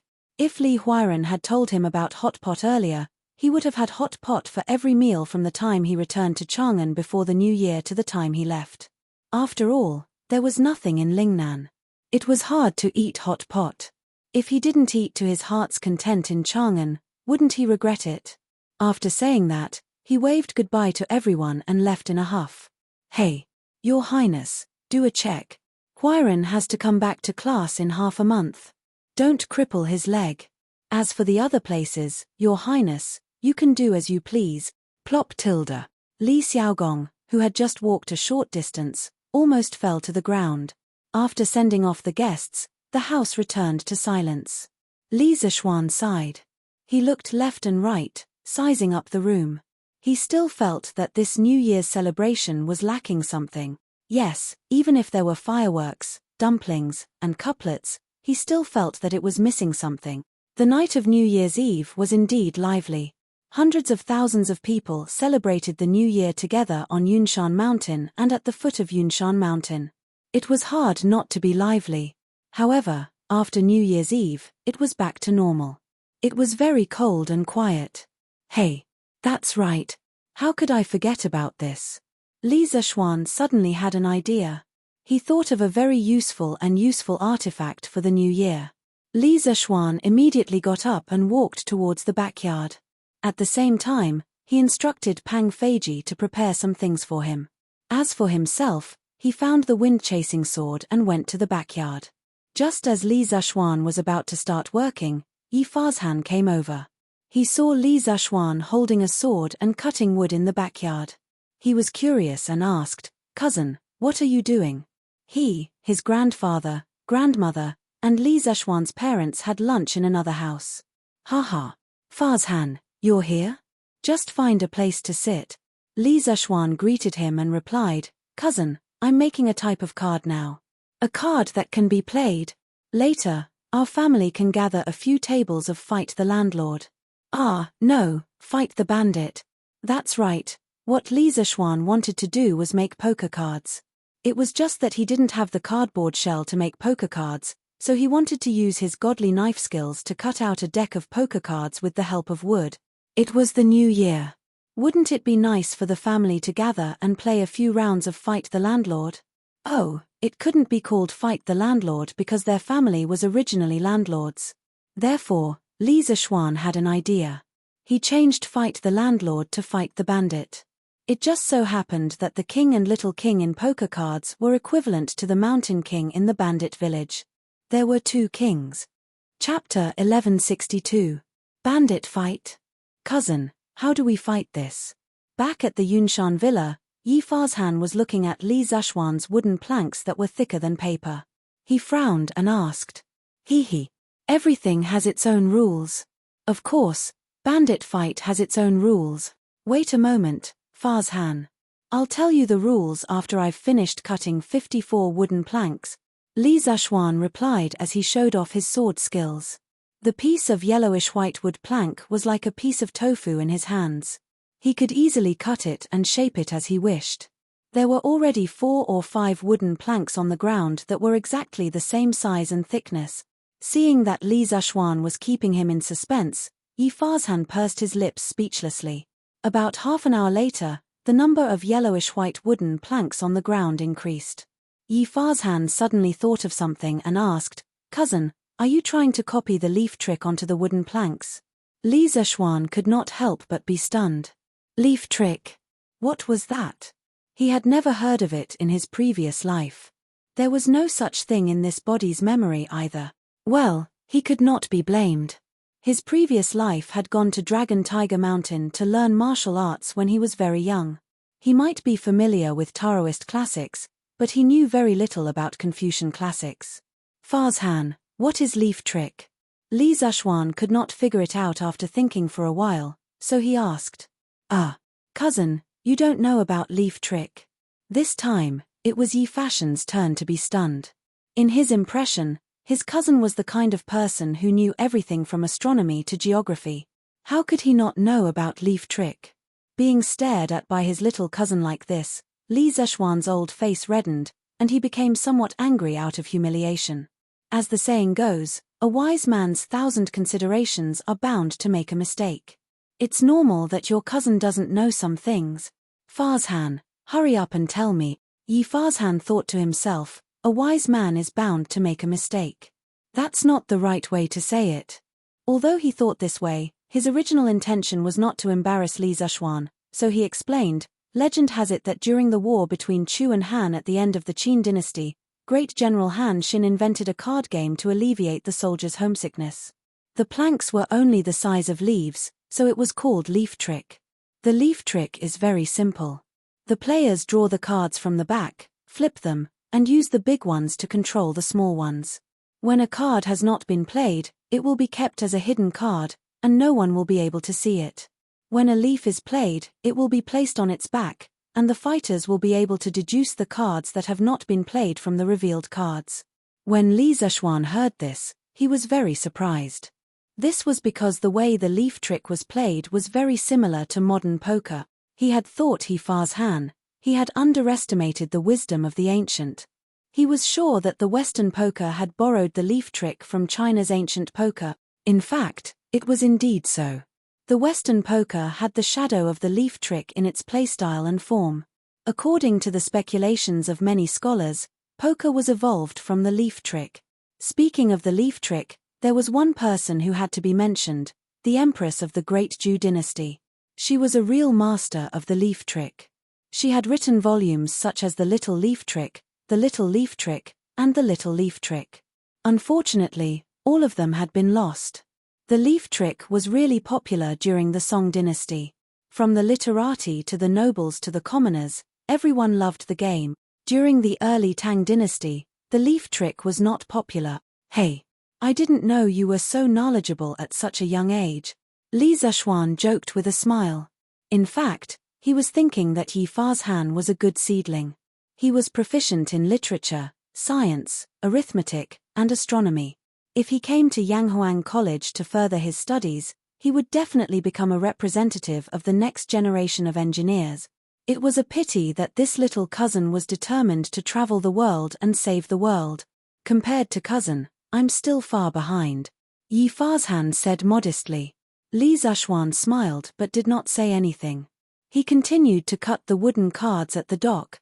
After another quarter of an hour, the 54 wooden tablets were all peeled.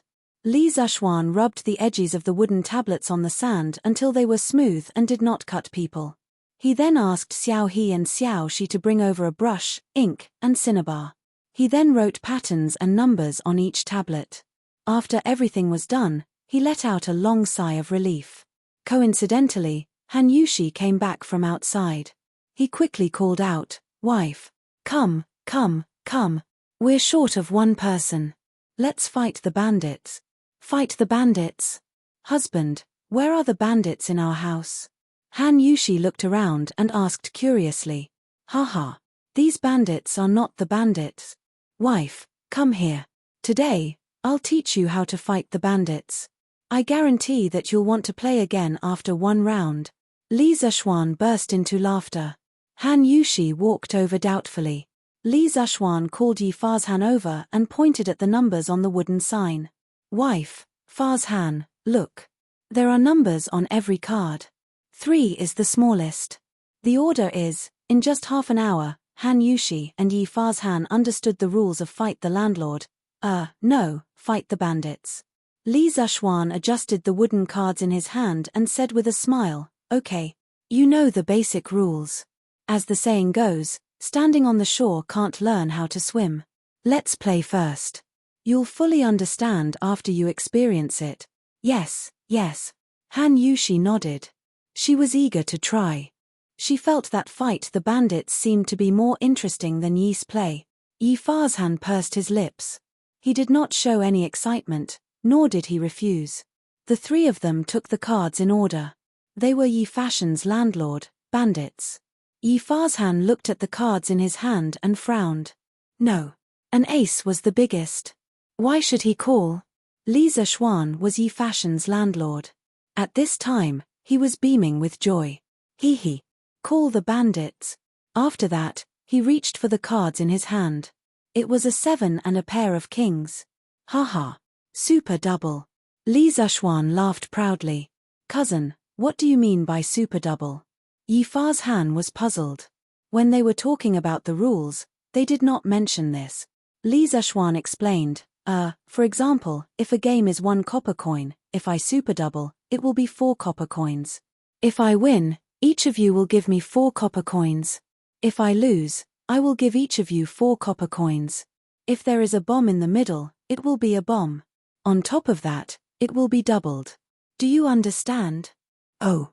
The 2 of them nodded. Li Zuxuan asked, "Are you 2 going to double?" No. Facing such an aggressive Li Zuxuan, the 2 of them shook their heads. 3, 4, 5, 6, 7, 8, 9. Li Zuxuan threw out a straight. He secretly thought that the 7 in his hand was very important. Han Yushi. No. Yi Farzhan. 5, 6, 7, 8, 9. Hey. Not bad. Bomb. 4 kings. No. 3 with a pair. 3 with 2 with a pair of 4. Pass. King bomb. 1 with 3. Haha, a total of 16 times. Come. 16 copper coins each. Chapter 1163. Bandit. Super double. No double.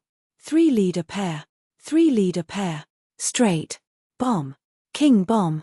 After playing Bandit Fight once, Han Yushi felt the charm of it and suddenly became uncontrollable. In the main hall, the 3 of them were in full swing on the card game. Planes and bombs flew together, and straight and even pairs danced together. The scene was very lively. Gradually, Yi Farzhan was also a little addicted. This was because he realized that Bandit Fight was not just a game.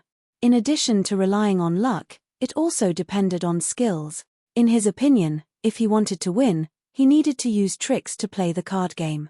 In order to make the opponent play the cards in the way that was most beneficial to him, he would do anything, from the playing skills to the mental level, to deal multiple blows to the opponent.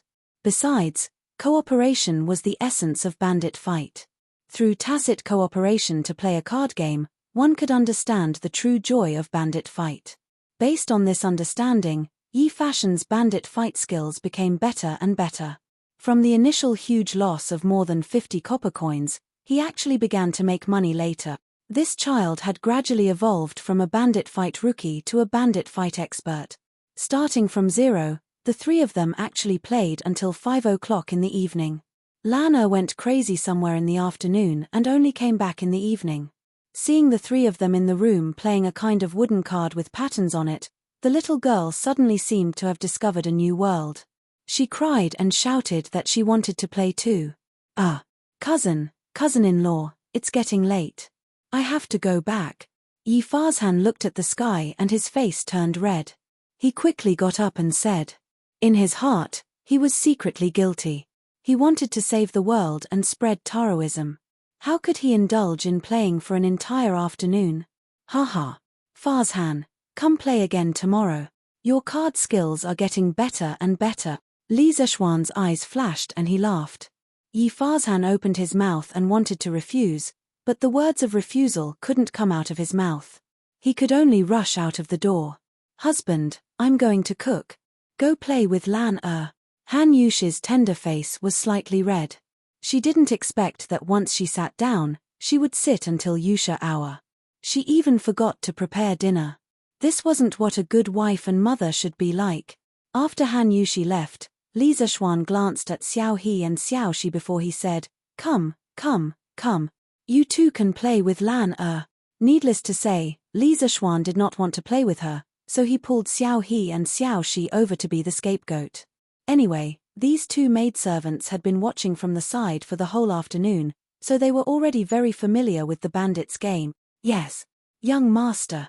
Xiao He and Xiao Shi didn't know what Li Zishuan was thinking. When Yi Fashhan and Han Yushi were playing by the side, the two of them had been watching from the side for the entire afternoon. Now that they could finally fight in person, how could they not be excited? Li Zishuan smiled and walked towards the kitchen in the backyard. It's time to eat. It's time to eat. Xiao He, put away the cards. Lan, wash your hands and come over to eat. Half an hour later, Li Zishuan came from the backyard and shouted. The two maidservants quickly got up and went to the kitchen to help serve the dishes. Lan reluctantly put away the wooden cards and walked to Li Zishuan's side and said excitedly, Brother, this bandits game is so fun. Lan just won 2 coins, isn't it awesome? Yes. Awesome. Go and wash your hands. Li Zishuan rubbed his sister's head and said unhappily. Then brother, after dinner, can you and sister Yushi accompany Lan to play bandits again? This girl was obviously addicted. No. Sleep after dinner, you little gambler. Li Zishuan stared and pretended to be strict. Brother is so petty. Lan stuck out her tongue, made a face, and ran away like a wisp of smoke. 2 days later, the students who lived in or near Chang'an began to return to school.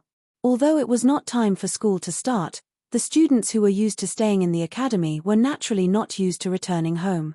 They were not used to going to the toilet because there was no toilet paper. Even if there was toilet paper, they would not be used to going to the toilet because the latrines at home were not as clean as those at the academy. They were not used to eating because the dishes at home had a familiar taste, but the dishes at the academy were undoubtedly better overall. They were not used to sleeping because there was no banter with their dormitory mates at night. Therefore, on the 4th day after New Year's Eve, many students had returned to the academy from home. Li Tai, Li Ku, Sun Zifan, Cheng Chumo, Iron Egg and the others had all returned to the academy today. After returning to Yunshan, these people naturally had to come to the Yunshan residence to visit Li Gang and Li Zishuan. When they arrived at Li Zishuan's house, they inevitably bumped into Li Zishuan, Yi Fashhan and Han Yushi playing bandit fighting. Yi Fashhan had been completely obsessed with bandit fighting for the past 2 days. His consciousness told him not to indulge in it, but he could not help but come over every day. Therefore, Li Zishuan's house gradually expanded from 1 table of cards to 2 tables, then 3 tables. Li Zishuan had cut 2 more sets of wooden cards in the past 2 days. Otherwise, these 3 tables of cards would not be able to be set up. It's called bandit. Damn. This trump card. Haha. Super double. Li Tai was a lucky bastard. His trump card was actually a pair of kings. This guy immediately activated his super multiplier mode. Damn. If I had known earlier, I would have become a bandit. Cheng Chumo almost vomited blood when he saw this. The title of landlord, bandit, was originally his, but he did not dare to ask for it because he did not even have a king in his hand. Hee hee. If you want to blame someone, blame yourself for being such a coward. 3, 4, 5 pairs. Li Tai smiled proudly and threw out 3 pairs of kings at the beginning of the game. Actually, for him, he did not care about money. It was just a few coins per game. With his current wealth, even if he sat here and lost for a month, he would not feel the pinch. What he enjoyed was the joy in the process of winning money. Every time he picked up a card, it was a surprise and anticipation. Every time he threw out a bomb, it was incomparably satisfying. Every time he threw out a card in his hand, he could not help but cheer. Once you fell in love with this kind of simple happiness, it would be difficult to extricate yourself. Ha! Just in time. 7, 8, 9. Li Ku laughed in surprise and threw out the corresponding land card in his hand. He was now addicted to bandit fighting. Cheng Chumo laughed mischievously. Naturally, he would not block his teammates' cards. Li Tai's eyes widened as he said gloomily, F***CK. Little Ku, you are ruthless. I don't want it anymore. You play. Chapter 1164. The 5th day of the first lunar month, commonly known as the Broken Fifth Day. According to investiture of the gods, Jiang Xia became a god, and his wife who betrayed him was given the title of God of Poverty. In the legends, Jiang Xia's wife was a very annoying woman who betrayed her husband. After being given the title of God of Poverty, she became even more annoying. No one has ever heard of anyone who likes a god of poverty, right? Therefore, on the 5th day of the first lunar month, people broke her and told her to go back immediately. Broken 5th day means after breaking all the taboos before the 5th day, all can be broken on this day. Generally speaking, from New Year's Eve to the 5th day of the new year, there were many rules and taboos, such as no cooking, no leaving the house, no speaking inauspicious words, no sweeping and watering, and no opening of the shop. But on the 5th day of the first lunar month, all taboos are broken. During the Spring Festival, all the shops in Chang'an City close on the first day of the first lunar month, but choose to open on the 5th day of the first lunar month, because the 5th day of the first lunar month is also known as the God of Wealth's holy day. It is believed that choosing to open on this day will bring in wealth and treasures. Just after 9 in the morning, the doors of the East and West markets that have been closed for many days finally opened. The people of Chang'an City who have been silent for a long time can finally go to the big shops and buy happily. And now that the new year has just passed, the families who usually have family members who are away on business are still in a state of family reunion. Once the East and West markets open, the whole family can go shopping together to make up for what they owe each other. On this day, Chang'an City is once again glowing with vitality. Cloud Mountain. Today, Li Zishuan did not bandit battle with his family.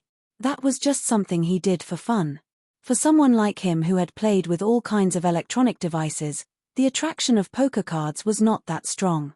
On the other hand, Li Tai, Yi Fazhan, and the others had been quite obsessed with this recently. Yesterday, Li Zishuan had simply given them the 2 decks of cards at home.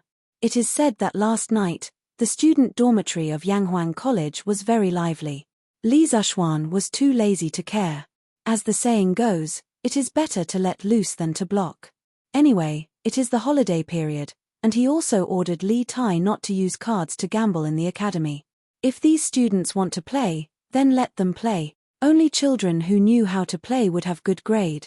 This was a philosophy that Li Zishuan adhered to. In his previous life, the top students around him were all better at playing basketball, football, and video games than he was. After dismissing the group of little gamblers, the courtyard suddenly quieted down. Li Zishuan was currently in his study, revising the blueprint. Zhengguan's second year was up, and many of the big projects that he had not started before had to be started. Dams, machine tools, and power stations were all major projects. There were many problems involved, and it was not something that could be considered in a short period of time. Young master. The eldest young master of the Wang family sent someone to deliver a letter. While he was deep in thought, Xiaoxi knocked on the door of the study room and said softly, "Oh, hurry up and bring it in." In the study, Li Zishuan snapped out of his thoughts and hurriedly said, "Zya." Xiaoxi came in with a letter. She passed the letter to Li Zishuan and said, "Here, young master. It was sent by Miss Lung on a horse. She has already left the mountain." Li Zishuan felt something in his heart. He looked towards the northwest and said after a while, "Okay, I got it." Xiaoxi bowed and left the study room. She was very considerate as she closed the door behind her. Li Zishuan lowered his head and tore open the letter. He took out a piece of paper with a line of small characters written on it. "I won't go out on the first day of the new year, and I won't go home on the 5th day of the new year. The road to Chizhou is long and difficult. I will remember your teachings. I will be honest, and work hard to bring prosperity to everyone.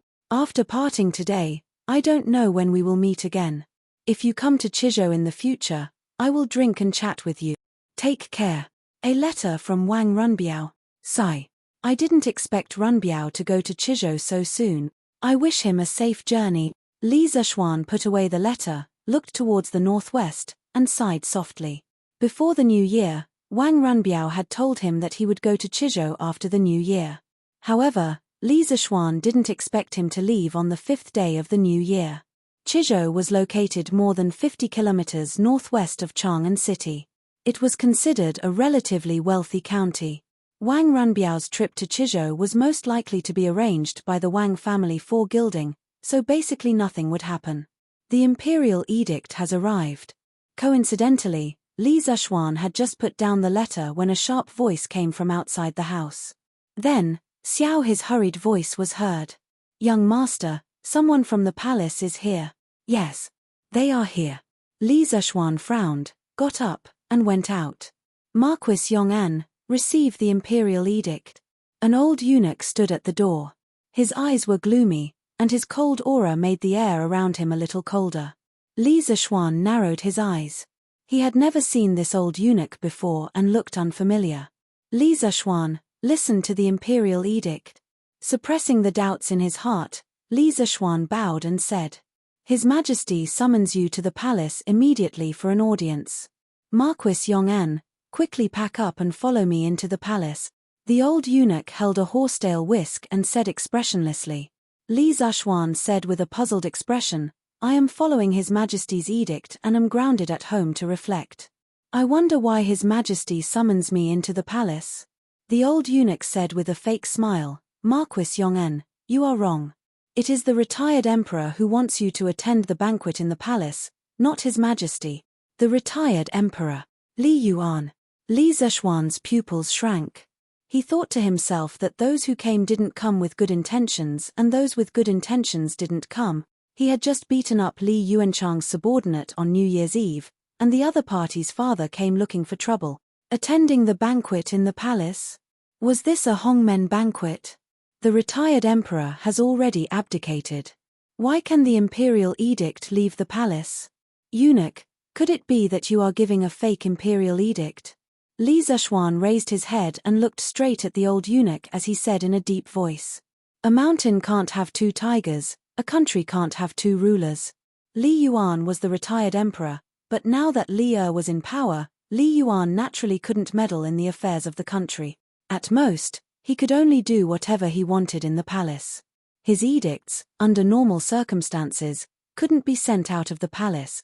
The old eunuch's expression changed. He said coldly, "Marquis Yong'an, how dare you? Even if the retired emperor has already abdicated, he is still the emperor. How can you look down on him like this?" "Haha. When did I look down on him? I am only doubting the authenticity of this imperial edict." Li Zishuan gave him a sidelong glance and said without showing any weakness, "You." The old eunuch's expression suddenly changed. His chest rose and fell rapidly for a moment. In the end, he suppressed the anger in his heart and said, "This is indeed not an imperial edict, but it is the retired emperor's intention. The retired emperor wants to invite you, Marquis Yong'an, to attend the banquet in the palace. Could it be that you, Marquis Yongan, don't dare to go? Chapter 1165. Haha. Don't dare. To be honest, this Marquis really doesn't dare. What if the retired emperor wants to vent his anger on behalf of King Lu and casually accuses this Marquis of a crime and has this Marquis beheaded? Li Zhuan said with a light smile in the courtyard of Yunshan. The old eunuch's expression froze. Although the situation that Li Zhuan said was true, the old eunuch didn't know what to say for a moment because Li Zhuan didn't act according to common sense. Haha. What a joke. Eunuch, please wait here for a moment. This Marquis will change into court clothes and enter the palace with eunuch. Just when the old eunuch was speechless, Li Zhuan laughed loudly and then turned to enter the room. As the saying goes, you can hide for a while, but you can't hide forever. Since he chose to become enemies with Li Yuanchang, then the day of confrontation with Li Yuan would come sooner or later. His words just now were just to test the old eunuch's reaction. Now it seemed that his prediction was not wrong at all. Indeed, after beating the young, the old came. When the old eunuch saw that Li Zhuan was willing to enter the palace, he couldn't help but breathe a sigh of relief because if Li Zhuan didn't want to go no matter what, he really couldn't do anything. First of all, he didn't have an imperial edict, so he didn't have the qualifications to force Li Zhuan to enter the palace. Secondly, if he used force and directly kidnapped him, it was even more impossible. On Yunshan, as long as Li Zhuan didn't want to leave, who in the world could kidnap him? Yunshan with 3 grandmasters in charge wasn't a place that anyone could casually cause trouble. However, at the same time that he breathed a sigh of relief, the old eunuch's heart couldn't help but sink. He secretly thought that although Li Zhuan was young, he didn't look easy to deal with at all. Those few words just now completely disrupted his rhythm, and he almost returned without accomplishing anything. All right, let's go. After a moment, Li Zhuan changed into a purple Marquis uniform and walked out. He spoke to the old eunuch at the door. His casual appearance was as if he was really going to attend a banquet, but the premise was that the previous conversation didn't happen. Yes, Marquis. At this time, the old eunuch had already put away his contempt for Li Zhuan. He respectfully turned to the side and said. At this time, Han Yushi had already received the news and was standing in the hall, looking at Li Zhuan with a face full of worry. Li Zhuan turned around and smiled at his wife, indicating that she was fine. He then turned around and walked out of the door. Outside, San Bao had already prepared the horses. When the old eunuch came, he also rode a horse. The two of them rode 2 horses and rushed down Cloud Mountain, 3 with a pair.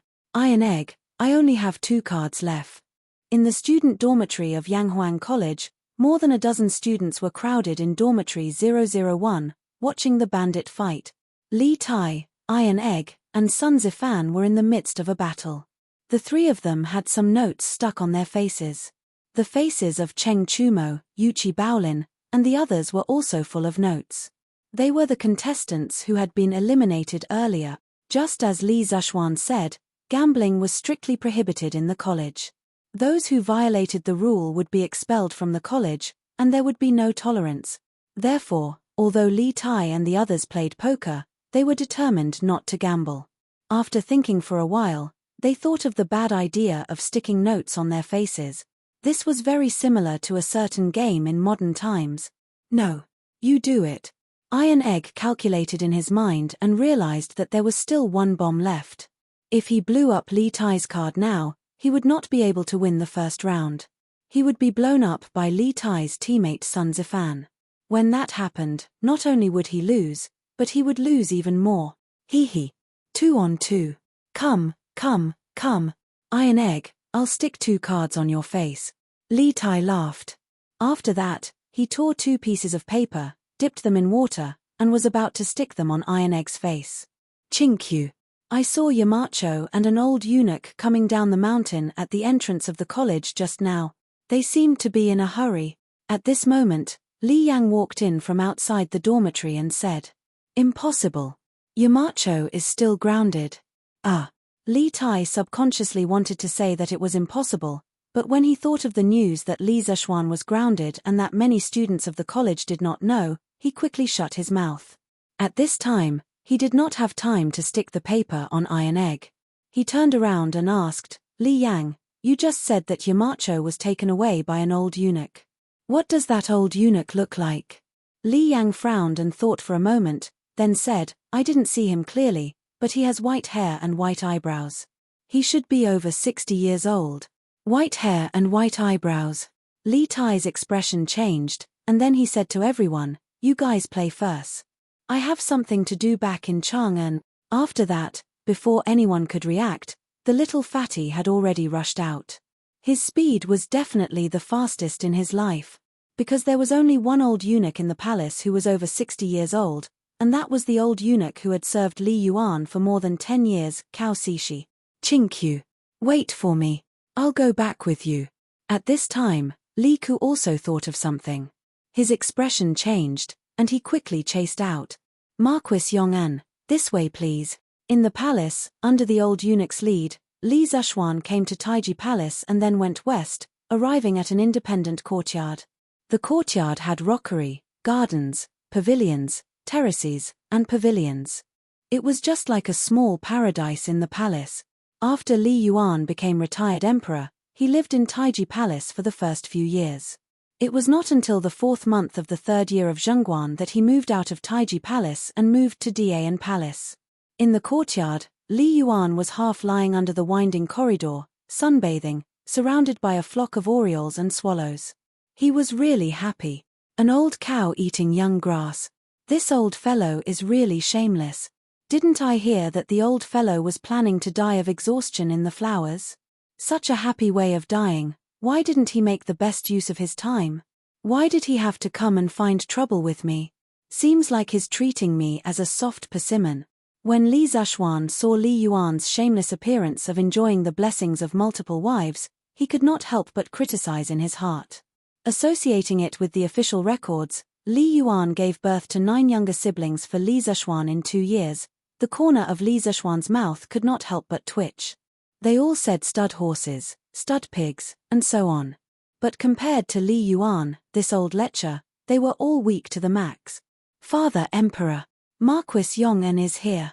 There was even a third wheel standing beside Li Yuan. When Li Yuanchang saw Li Zhuan coming over, his face could not help but be delighted. He hurriedly came over and bowed to Li Yuan. At the same time, it was unknown whether this brat did it intentionally or unintentionally. His gaze swept across the chest of a concubine sitting beside Li Yuan without leaving a trace. Heh. This brat will definitely be a lecher in the future. Li Yuan was wise all his life, but in his later years, he gave birth to a bunch of repulsive melons and cracked date. Other people did not notice Li Yuanchang's gaze, but it was caught by Li Zhuan. Instantly, a label of scum was pasted onto Li Zhuan's forehead by Li Zhuan. This subject Li Zhuan greets retired emperor. Etiquette still needed to be met. Li Zhuan took a few steps forward, then bowed towards the great Tang's supreme leader in name. Chapter 1166. It's this kid who bullied you. In a courtyard beside Taiji Palace, Li Zhuan hadn't even raised his head when he heard Li Yuan speak. His tone was full of indifference and casualness. Presumably, in the eyes of this former emperor, crushing Li Zhuan to death was as simple as crushing an ant. Father Emperor, it's him. At that time, I only wanted to go up Yunshan to see the fireworks and tell you about it after returning to the palace. But who knew that the Marquis of Yong'an relied on his imperial brother's favor to seriously injure 4 of my imperial bodyguards in public? Father Emperor, you have to uphold justice for me. Li Yuanchang immediately changed to an aggrieved expression. He didn't have the slightest bit of manliness on his body. Instead, he was like a coquettish little girl acting coquettishly in front of Li Yuan. Finished speaking, he used the corner of his eye to glare viciously at Li Zhuan. That look seemed to be saying, let you be proud at that time. Now, I'll make you kneel and beg for mercy. Seeing this, Li Zhuan instantly felt his hands itch unbearably. If it was another occasion, he would definitely beat the shit out of this little bitch. Wasn't he just relying on the fact that he was the 2nd generation of the imperial family? After a few years, when Li Yuan dies, let's see how you can still be arrogant. Kid, you actually dare to bully my son. You really have guts. Men. Drag him out and chop him up to feed the dogs. Without any interrogation process, he directly sentenced Li Zishuan to death. Hearing this simple sentence, Li Zishuan's heart instantly surged with hostility. This old thing wants to chop me up and feed me to the dogs. Isn't this too unreasonable? Regardless of whether he committed a crime or not, even if he beat up Li Yuanchang's subordinates for no reason, it's impossible for him to be beheaded. Li Yuan's unreasonable sentence, the civil and military officials of the imperial court wouldn't agree. Liu wouldn't agree. The Tang dynasty law wouldn't agree. As the person involved, Li Zishuan would even more disagree. He originally thought that Li Yuan would give him a chance to explain. Who knew that the other party didn't even look at him from beginning to end and directly wanted to chop off his head? Simply going too far. Here Tilda.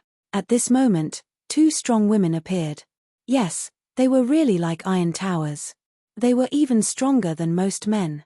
They were just like some sumo wrestlers in Japan in his previous life. Two strong women walked over from the side and grabbed onto Li Zishuan's arms. They wanted to drag Li Zishuan out and behead him, but the first time, it did not move. The second time, it still did not move. The third time, the fourth time, the fifth time, the two women were so tired that their foreheads were covered with a layer of sweat, but Li Zishuan was still standing there motionless. Tilda. What a joke! How could an ordinary person defeat a martial arts master of the Grandmaster realm with brute force? You dare to defy the imperial decree? Tilda. Li Yuan also noticed the movement on this side. He pushed aside several beautiful concubines beside him, stood up and said furiously. Li Zishuan raised his head and looked straight at Li Yuan. He said, neither servile nor overbearing. Dare I ask, retired emperor, this subject only injured a few servants of Prince Lu. According to my Tang dynasty's laws, at most I will compensate some money. Why does retired emperor want to chop off this subject's head? Li Yuan did not get angry. Instead, he laughed and said, why? Because I am the monarch and you are the subject. If the monarch wants the subject to die, the subject has no choice but to die.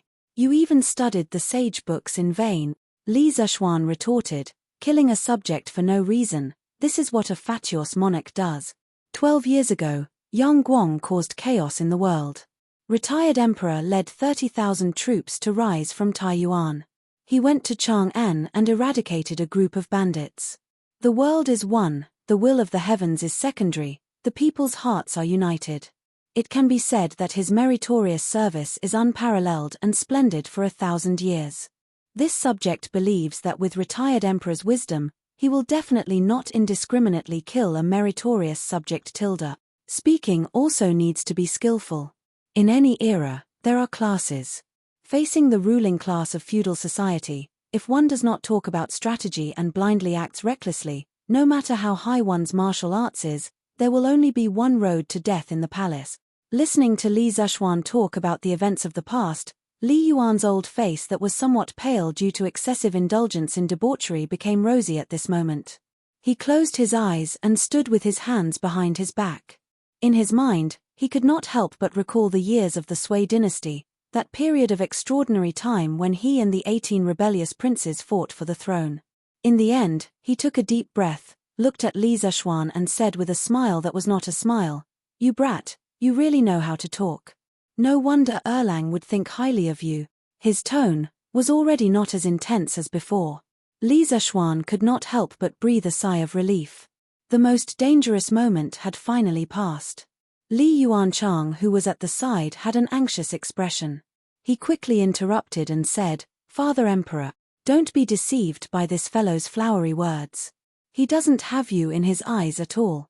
Back then, Ursi Hen said that I wanted to go to Cloud Mountain to see what fireworks looked like for Father Emperor. However, not only did he not let me go, he even injured Ursi Hen. Stirring up trouble. This brat already knows how to stir up trouble at such a young age. What would happen when he grows up?" A cold light flashed in Li Zishuan's eyes. Without waiting for Li Yuanchang to finish speaking, he stepped forward and said, "Retired Emperor, Ursi Hen has something to discuss with you alone. Please dismiss your attendants." Audacious. Marquis Yong'an, you want everyone to withdraw. Could it be that you want to assassinate my father Emperor? Father Emperor, don't be afraid. Hen will protect you. A trace of anxiety flashed in Li Zishuan's eyes. He immediately jumped in front of Li Yuan and pointed at Li Zishuan and said loudly, "Damn, I didn't expect this little bastard to be so good at acting." Li Zishuan cursed in his heart. Soon after, he moved his feet slightly and instantly arrived in front of Li Yuanchang. Just as Li Yuanchang was about to cry out in fright, Li Zishuan had already returned to his original position. All of this happened in the time it took for a spark to fly off a flint. It was so fast that it made people feel like it was a dream. It was as if Li Zishuan had been standing in the same spot from beginning to end and had not moved at all. The guards in the courtyard were all shocked. They quickly pulled out their Mo swords from their waists and ran over to surround Li Zishuan. Facing the heavy encirclement, Li Zishuan's expression did not change. He looked at Li Yuanchang and Li Yuan and said, Hen did not mean to offend. Hen only wanted to say that if Hen really had ill intentions towards retired emperor, I would have already made my move. What's more, Your Highness Prince of Lu, didn't you say that you wanted to protect retired emperor? Why are your pants wet? Where did your guts go? Or are you just putting on an act to show off how filial you are in front of retired emperor? As far as the eye could see, there was a puddle of water where Li Yuanchang was standing. This brat was actually scared to the point of wetting his pants. At this moment, his face was flushed red. Moreover, he was about to cry from anger because of Li Zishuan. Poison. Li Zishuan's tongue was really too poisonous. Li Yuan frowned. To be honest, at that moment, he was indeed astonished by Li Zishuan's martial arts. He did not expect that Li Zishuan's martial arts at such a young age would be stronger than some old generals. However, what made him most angry was Li Yuanchang's performance. It was said that a tiger father would not beget a dog son.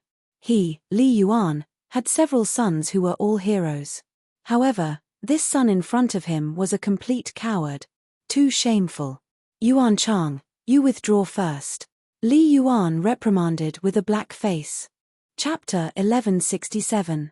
Father Emperor, Li Zishuan hastily wanted to argue a few more words, but Li Zishuan just happened to stab him in the back. He took a step forward, cupped his hands, and said loudly, Retired Emperor, what this subject is going to say next is related to His Highness King Lu's life and death. I hope that retired Emperor will dismiss your attendant. Once these words came out, everyone in the courtyard changed color. Li Zishuan was so scared that his little face turned white. Li Yuan stared fixedly at Li Zishuan's eyes. After a long while, he waved his hand and said, All of you, withdraw. The guards looked at each other. In the end, they still put away their weapons and withdrew from the courtyard. At this moment, Li Zishuan was no longer as arrogant as before. He also withdrew with the guards. Inside the courtyard, only Li Zishuan and Li Yuan were left. Kid, you have guts. If you were born a dozen years earlier, there would definitely be a place for you in this vast land. Erlang might not even be able to compare to you. Li Yuan looked at Li Zishuan and said with a complicated expression.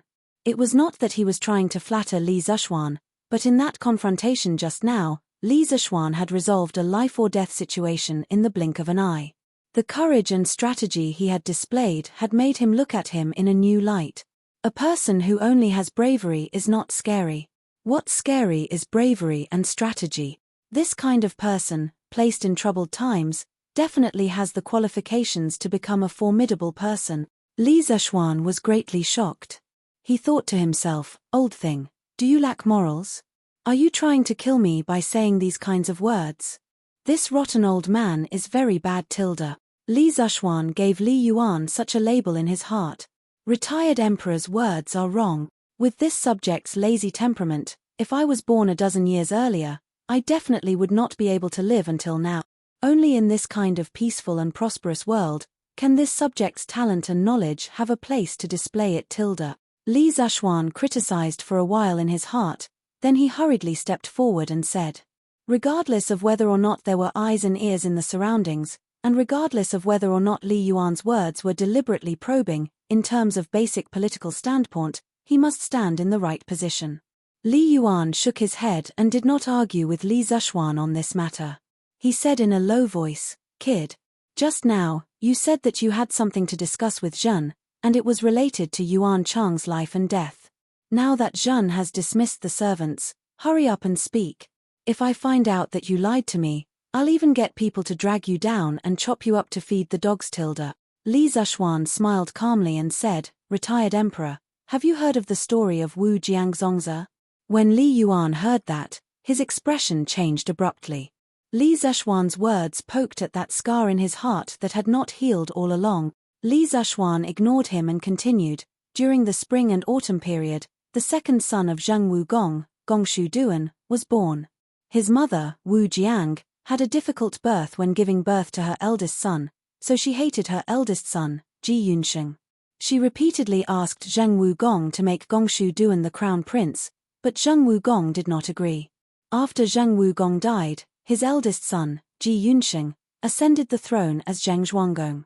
2 years later, Wu Jiang requested to give the capital to Gongshu Duan.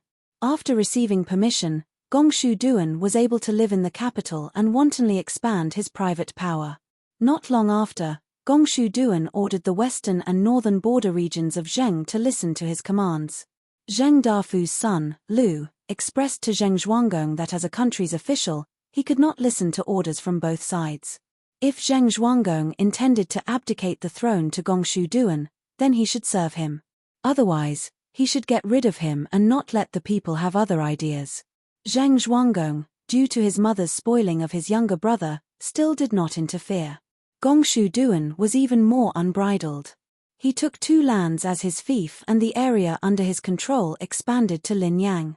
In the 5th month of the 49th year of King Ping of Zhu, Gongshu Duan reorganized the city walls, accumulated food, repaired equipment and weapons, and replenished the infantry chariots, preparing to attack the capital of Zheng. He also contacted Wu Jiang in the capital as a spy and had her open the city gates at that time. When Zheng Zhuanggong heard the date of Gongshu Duan's attack, he ordered Zheng Dafu's son, Lu, to lead 200 chariots to attack the capital city. Gongshu Duan was defeated and fled to Yang. Zheng Zhuanggong led his troops to pursue and win. After that, Gongshu Duan fled to live in Gongyi. Zhuanggong sent out his troops to pursue and kill him. In the end, Gongshu Duan was driven to a dead end and was forced to commit suicide. Silence. After Li Zhuan's voice fell, the courtyard suddenly sunk into a strange silence. Li Yuan stared fixedly at him. His eyes also stared unblinkingly at Li Yuan. His purpose in telling this story was to tell Li Yuan that his excessive spoiling of Li Yuanchang was only pushing him step by step toward the edge of the abyss of death. When he, Li Yuan, passed away one day and could no longer protect Li Yuanchang, if Li Yuanchang was still so jumpy and liked to stir up trouble everywhere, then he, Li Yuanchang, would be the next Gongshu Duan. This was not an exaggeration to scare people. The Li Yuanchang of history, because of Li Yuan's excessive spoiling when he was alive, caused him to forget himself and lose his reverence. As a result, in the 17th year of Zhengguan, together with Du He, Zhao Jie, Li Enyan, and the others, he suggested Crown Prince Li Chengqian to rebel. Hexen Chengji reported the Crown Prince's rebellion, and Li Yuanchang, Du He, Hu Junji, and the others were all beheaded for the crime of rebellion. Imperial Grandfather, have mercy ah. At this moment, a clear and melodious female voice, like the chirping of an oriole, broke the silence. Changle, who was wearing a thick fur coat, was running quickly towards them. Behind her were Li Tai, Li Ku, and Li Chengqian. Aya. When Changle was running in front of the two, she accidentally tripped over a protruding stone tile on the ground, and her entire body was about to crash into the limestone floor in front of her. "Princess, be careful." In a flash, Li Zhuan shot forward and arrived in front of Changle. He firmly grabbed the latter's shoulder with one hand, preventing her from falling. "Brother Xiaoxian, you're fine? That's great." Changle took a few quick breaths, turned her head to look at Li Zhuan, and said happily. Li Zhuan frowned, because he could sense that Changle's breathing was extremely chaotic. When he thought about how this little girl had run all the way here from Changle Palace in the middle of winter, his expression changed, and he hurriedly said, "Changle, don't speak. Quickly calm your breathing and focus your mind. It would have been better if he hadn't said anything, but now that he said it, Changle's face instantly turned ghastly pale. She bent over and clutched her chest, and then she coughed violently. She then said with a pained expression, "Cough, cough, cough. Brother Xiaoxian. Changle. Changle's chest is so stuffy, huff, huff, huff." As she spoke, her breathing became shorter and shorter, more and more hurried. Changle. Changle. What's wrong?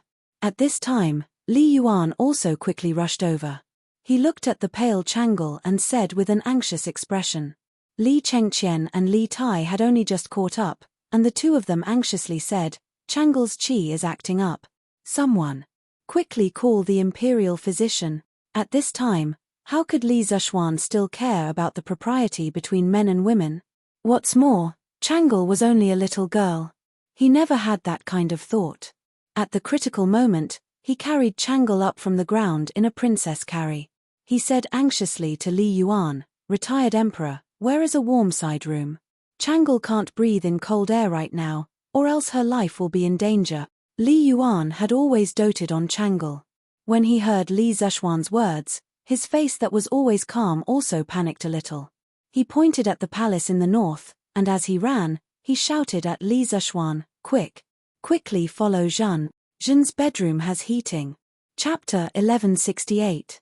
The biggest taboo for asthma patients in winter was to stay outside for a long time and inhale large amounts of cold air. Changle ran all the way from Changle Palace to Taiji Palace just now. Her speed was even faster than Li Tai and Li Chengqian. Under such intense exercise, her trachea and lungs would naturally be filled with a large amount of cold air. In addition, the little girl's qi disease had been hidden for a year. Now that it met with such an opportunity, it immediately erupted like a flood and ferocious beast. Illness comes like a landslide. This was Changle's current situation. Just a moment ago, she was still a lively and cute little girl. Now, she could only sit on the bed and cough violently. Even breathing was difficult. Imperial physician. Where's the imperial physician? Quickly call the imperial physician. At this moment, Li Yuan's face no longer had the previous indifference and relaxation. He anxiously paced around the room and shouted to the servants in the room. "It's useless even if the imperial physician comes." Li Zishuan, who was sitting by the bed and placing his hand on Changle's white wrist, hurriedly said, "Retired Emperor, Changle's qi disease this time is very fierce. I'll first use true qi to help her recuperate. Quickly send someone out of the city to Yunshan to invite Sun Daozhong." Today was the 5th day of the Lunar New Year. Sun Simiao did not go out to do volunteer medical treatment. At this time, Li Yuan had already put down his airs, because although he was imprisoned in the depths of the palace, he had also heard that Li Zishuan had once seized blood to extend his life, saved Qin Qiong, and quelled the cholera with his own strength. Now, he was completely responding to whatever Li Zishuan said. Whatever he wanted, he would give. Because Changle was not only Li and Changxuan's favorite, she was also Li Yuan's favorite. "What are you still standing there for? Quickly go. Quickly ride a horse to Yunshan. Invite Sun Daozhong over for Zhen. If anything happens to Changle today, none of you can think about living." All the eunuchs, palace maids, and servants' expressions changed. The old woman who previously brought Li Zishuan into the palace hurriedly stepped forward and said, "Yes." Then she turned around and walked out of the room. "Imperial grandfather, let Ku'er go. Ku'er has martial arts and is good at horsemanship. Going back and forth can save a lot of time." Li Ku stood up and volunteered. Li Yuan's eyes lit up and he said, "Good. Ku'er, quickly ride on my carefree horse and quickly go to Cloud Mountain to invite Daoist Sun." The carefree horse was Li Yuan's mount. It was gifted to Li for a period of time, but Li returned it after ascending the throne. Li Ku solemnly cupped his fists and said, "Yes, father."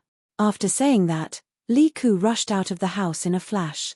On the bed, Changle leaned on one of Li Zishuan's hands. She closed her eyes and coughed less violently than before. However, she was still short of breath, as if the air in the room was not enough for her to breathe. Li Zishuan supported Chang'e's back with one hand and massaged a part of her back with the other hand. Of course, he was not massaging through the thick snow fur coat. When they entered the room, Chang'e's coat had been taken off by the maidservants. She was still wearing a white silk undergarment. It was not out of line. Brat. How is Chang'e now? Under the critical situation, Li Yuan could not care about those messy things. Moreover, Chang'e was still young. Everyone still treated her as a child. Retired emperor. With the princess's current situation, only Daoist Sun can use the golden needle to guide qi into her body to help her calm down the chaotic yin qi in her body. This subject can only massage the Fengmen acupoint to calm the princess's cough and stall for time for the princess. Everything can only be done when Daoist Sun arrives. Large beads of sweat rolled down Li Zishuan's forehead. A few beads of sweat rolled into his eyes. He only blinked his eyes and did not stop the movements of his hands at all. Just now, he said it was easy, but only he, the person involved, knew how hard it was to do it. Fengmen, also known as hot house, back house, hot house acupoint, belonged to the bladder meridian of the foot. It was the intersection point between the foot's Taiyang meridian and the Du meridian. Feng, the qi and blood of the body were mainly wind. Fengmen, it referred to the door of entry and exit. The Fengmen acupoint referred to the flow of qi and blood of the arm. Massaging the Fengmen acupoint was very effective in treating asthma. What Li Zishuan was doing now was not only massage, but also transferring qi. He was using the true qi in his body to help Chang'e straighten out the chaotic yin qi in her body. If he transferred qi too quickly, it would definitely hurt Chang'e's meridians. If he transferred qi too slowly, it would greatly affect the effect. Moreover, it was even harder to control the strength now that it was separated by clothes. Even with Li Zishuan's martial cultivation at the Grandmaster realm, he could faintly feel a trace of strain at this moment. He could not let Chang'e die. When he thought of the little girl running all the way here just to save him from Li Yuan's hands, he felt a stab of pain in his heart. At this moment, he somewhat regretted that he did not learn Sun Simiao's set of golden needle technique previously, because at this moment, if he used the golden needle to guide qi into her body, he could not say that he could completely cure Chang'e's qi, but he was absolutely confident that he could pull Chang'e back from the gates of hell. What are you all in a daze for? Quickly go wipe the sweat of this brat, for the Marquis of Yong'an. When Li Yuan saw that Li Zishuan was working so hard, he could not help but have a trace of favorable impression of this junior in his heart. Thus, he berated his group of concubines. These concubines were merely playthings that he had gathered during his imprisonment. He did not care at all. Li Zishuan's eyebrows twitched, and he hurriedly said, Don't. This subject appreciates retired emperor's good intentions. This subject cannot be distracted right now. I would like to trouble retired emperor to let irrelevant people withdraw. What a joke. No matter what, they were Li Yuan's women. He was not willing to have anything to do with these women at all. Li Yuan said to everyone in the room, half believing and half doubting, all of you withdraw. Yes. The chamberlains, palace maids, servant women, and the group of concubines all withdrew. Chang'e. How is Chang'e? Not long after, a series of hurried footsteps and Li Er's anxious shout came from outside the room. Following that, Li Er walked in with long strides, followed by Empress Zhongsun. Greetings to Imperial Father. Greetings to Imperial Mother. Li Tai and Li Chengqian saluted one after another. Li Er waved his hand. When he saw Chang'e with her eyes tightly closed on the bed, as well as Li Zishuan behind Chang'e who was sweating profusely, his heart ached. He looked at Li Yuan and said, Imperial Father, how is Chang'e now? Her life is not in danger for the time being. Li Yuan replied, and then said unhappily, How are you a father? You clearly know that Chang'e has a qi disease, but you did not send people to take good care of her. You actually let her run around in this cold weather. Do you still have this daughter in your heart? Li Er was stunned and almost cursed. He thought in his heart, if you did not bring Li Zishuan here, would Chang'e run over in a hurry? This son did not think it through. Imperial Father, please calm down. After a long time, Li Er finally lowered his head and admitted his mistake. Chapter 1169. When a person found it difficult to breathe, their consciousness would soon become blurry. Changle was in such a state now.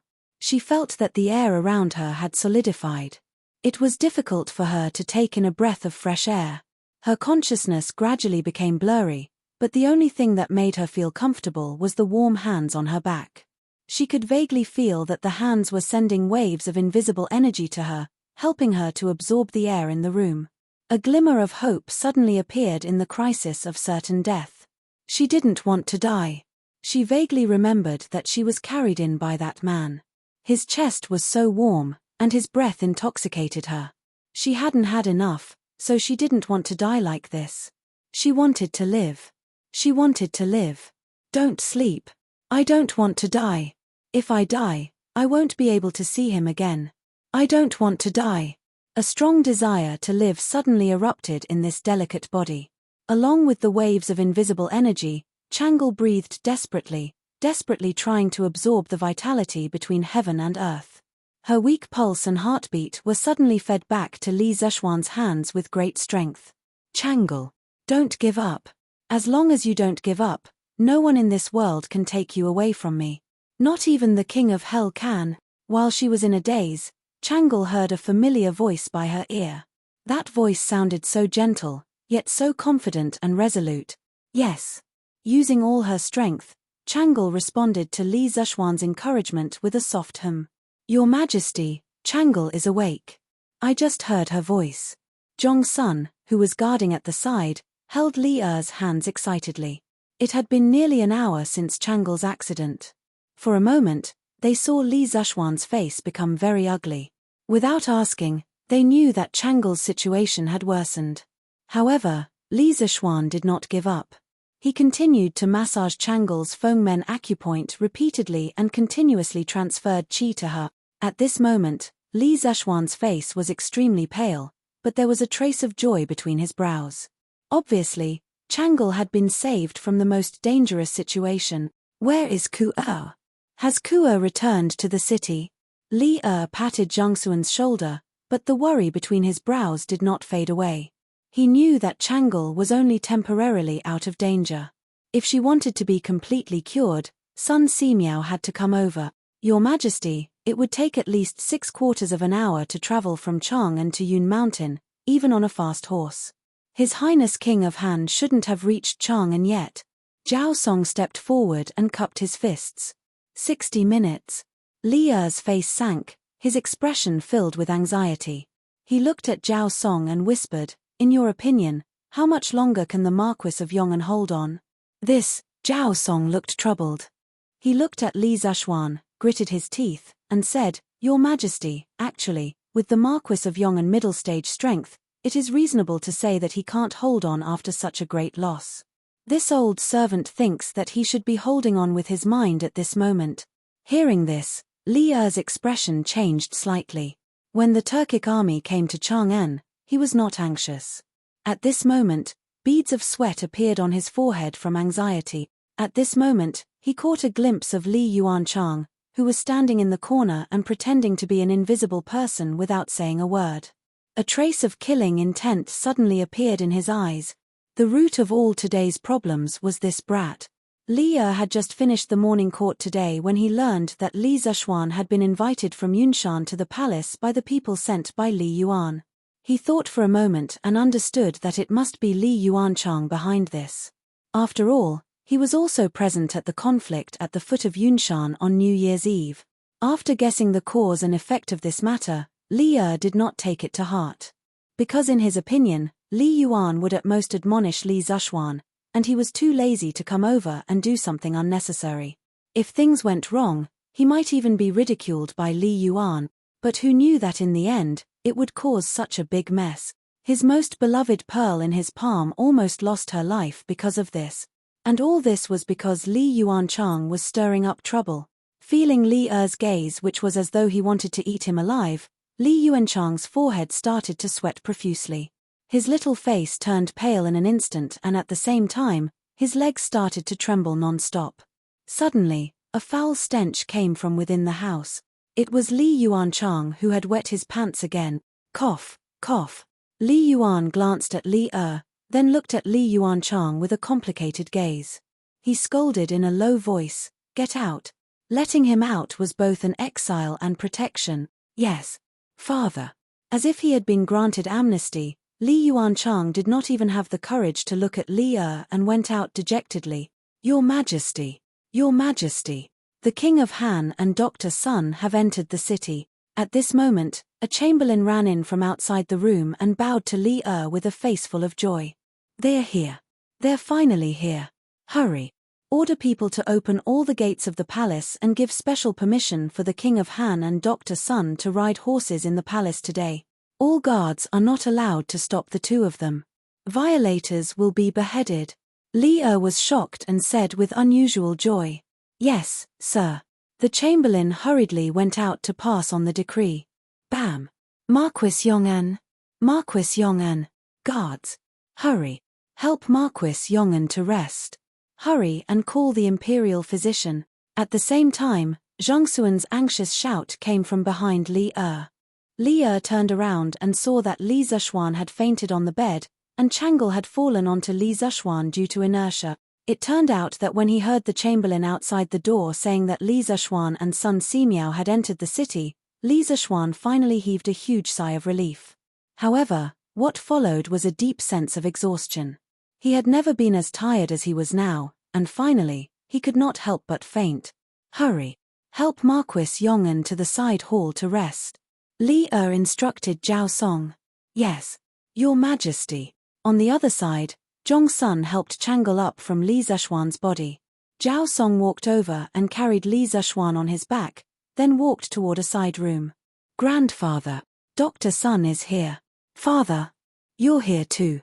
After so much waiting, Li Ku had finally returned with reinforcement. When he saw Li at the door, he hurriedly bowed and said. Li nodded and greeted Sun Simiao, who was behind Li Ku, with a solemn expression. "Priest Sun, Chang'e's condition has suddenly worsened. Please save her no matter what. I've already heard the King of Han explain the cause and effect on the way here. Your Majesty, please allow me to take the princess's pulse first." Sun Simiao's beard and hair were all messed up from being carried by Li Ku all the way here. At this moment, he did not bother to tidy up his appearance and went forward to take Chang'e's pulse. Chapter 1170. Dr. Sun, how is Chang'e? In Li Yuan's bedroom, after Sun Simiao finished the acupuncture, his expression was somewhat dispirited. Li did not have the time to pay attention to Sun Simiao's expression at this moment. He hurriedly walked forward and asked. Sun Simiao smiled and went to the side to wash his hands unhurriedly before saying, "This humble daoist congratulates Your Majesty." Li frowned and said, "May I ask, what is there to congratulate me about?" Sun Simiao stroked his beard and said with a smile, "Your Majesty, although the princess's qi disease came fiercely today, fortunately, the Marquis of Yong'an delivered qi in time to nurse the princess's internal breathing. In addition, the princess's desire to live is very tenacious. Currently, there is no major problem. Compared to last year, the princess's physique has greatly improved.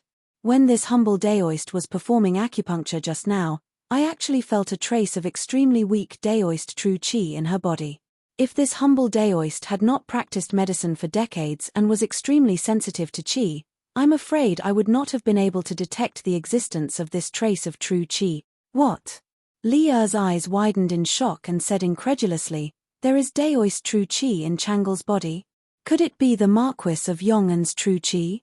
Sun Simiao smiled and shook his head, saying, "Absolutely not. The Marquis of Yong'an's true qi is pure and majestic, but the true qi that this humble daoist felt just now was soft and weak. This should be the true qi that the princess cultivated herself. In other words, the princess might have unintentionally stepped into the martial artist's realm of drawing qi into the body." Drawing qi into the body. When these words came out, the entire room was shock. Everyone, including Li Yuan, all widened their eyes and were inexplicably shocked. The Tangs revered martial arts. There were so many martial artists in the world, but compared to the huge population, the proportion of martial artists was still very low. Martial artists who could cultivate true qi were even fewer. An originally soft and weak little girl suddenly became a martial artist with true chi. No matter how one listened to it, it felt inconceivable. How is this possible? Changle has never practiced martial arts in this year. How can she cultivate true chi in her body? Waves of shock surged in Li Er's heart. He still found it hard to accept this reality. No, Your Majesty. Changle has practiced it. She practiced Taiji Fist for half a year. Empress Zhongsun suddenly thought of something and quickly added, Taiji Fist. Sun Simiao's eyes lit up and his face suddenly became excited. If that's the case, then it makes sense. Last year, I saw Taiji Fist in the academy. This fist technique contains the Taoist theory of yin and yang. It can be both yin and yang. It can nourish one's qi and build one's body. Its effect is no less than the 5 animal frolics. Your Highness's Taoist heart is bright. It is not surprising that you can understand the essence of the Taiji Fist and cultivate a trace of Taoist true qi. There's such a thing. After listening to Sun Simiao's analysis, Li Er felt a little incredulous. Dr. Sun, doesn't that mean that if the Empress persists in practicing Taiji Fist every day, she will also be able to cultivate Daoist true qi and strengthen her ability to resist qi disease? The illness of Empress Zhongsun and Changle had always been a thorn in Li Er's heart. He was always worried that the 2 most important people in his life would suddenly leave him one day. At this moment, hearing Sun Simiao say that Changle had cultivated genuine qi because of Taiji Fist, Li Er suddenly had the idea of letting Empress Zhongsun follow suit. Sun Simiao shook his head. Of course not. Taiji Fist is exquisite, but in my opinion, those who can rely on Taiji Fist to cultivate genuine qi are absolutely 1 in a million. Your Highness is a very special case. Haha. Under various coincidences, Your Highness's qi disease has taken a huge turn for the better. With a little treatment in the future, it is very likely that she will completely recover. Oh, right. Just now I also found that Your Highness's heart and lungs are much more energetic than before. I wonder if Your Majesty and Her Highness have given Your Highness any supplements to strengthen your heart and lungs in the past year? If it were not for this, Your Highness would be in great danger today. When Li Er heard that Changle might completely recover, he was naturally happy. However, after listening to the second half of Sun Simiao's words, he frowned and fell into deep thought. After thinking for a while, he shook his head and said, There has been no change in Changle's diet. I have also never heard of anything in this world that can help Changle treat her qi disease and strengthen her heart and lungs. Your Majesty. Divine Dr. Sun definitely wouldn't say something that wasn't true. There must be some details that we've forgotten. Wait for me to call Changle's personal maid over. She knows Changle's usual diet the best. We will know after asking her. Empress Zhongsun thought for a long time but couldn't think of anything. However, she believed that Sun Simiao wouldn't talk nonsense, so she suggested, Come. Quickly call Li Er over. Empress Zhongsun shouted and ordered. Yes, Tilda. After a while, Changle's personal maid was brought in by an inner attendant. Without waiting for her to greet him, Li Er asked directly, I'm here to ask you, is there anything unusual about Changle's diet in the past few months? It had been more than 2 hours since Changle fell into a coma. Those who were well informed in the palace knew that something had happened to Changle. At this moment, hearing Li Er's question, Li Er was almost scared to death because she subconsciously thought that Li Er was suspecting that Changle's accident was related to her daily diet. Her face suddenly turned pale. Your Majesty. This servant has personally tasted Princess's daily diet. It is absolutely. Haha. Li Er, don't be nervous. His Majesty doesn't mean to blame you. Moreover, Changle is doing very well now. His Majesty and I just want to ask if Changle has eaten anything unusual but very beneficial to her body recently. Empress Zhongsun saw Li Er's nervous face and knew that this girl was thinking wrongly. She smiled and comforted her. Li Er heaved a sigh of relief. She blinked her eyes and thought seriously. Suddenly, she said, Your Majesty, this servant remembers. If there is anything unusual that Her Highness the Princess has eaten in the past 6 months, it is only fried locust. Last autumn, ever since Marquis Yongan advised Her Highness to eat more fried locusts, Her Highness the Princess has to eat one serving every day. Locust. Li Er's expression shook. He clapped his hands and said, I also remember. Last year, Marquis Yong'an said that eating locusts is beneficial to treating qi disease.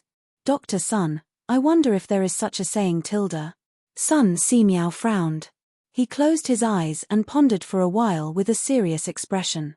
Suddenly, he said with a joyful face, locusts have a warm nature and can open orifices.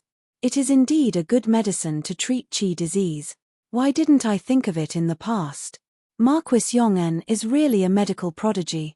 If he is willing to study medicine wholeheartedly, his medical skills will definitely not be inferior to mine in the future. Dr. Sun, go take a look at Marquis Yong'an. I reckon that he is already exhausted to the point of collapse. Leah looked towards the side hall and sighed faintly. He thought to himself, looks like I have wronged Li Zhuan in the past. However, it was impossible for him to apologize. He was the emperor, so how could he apologize to others?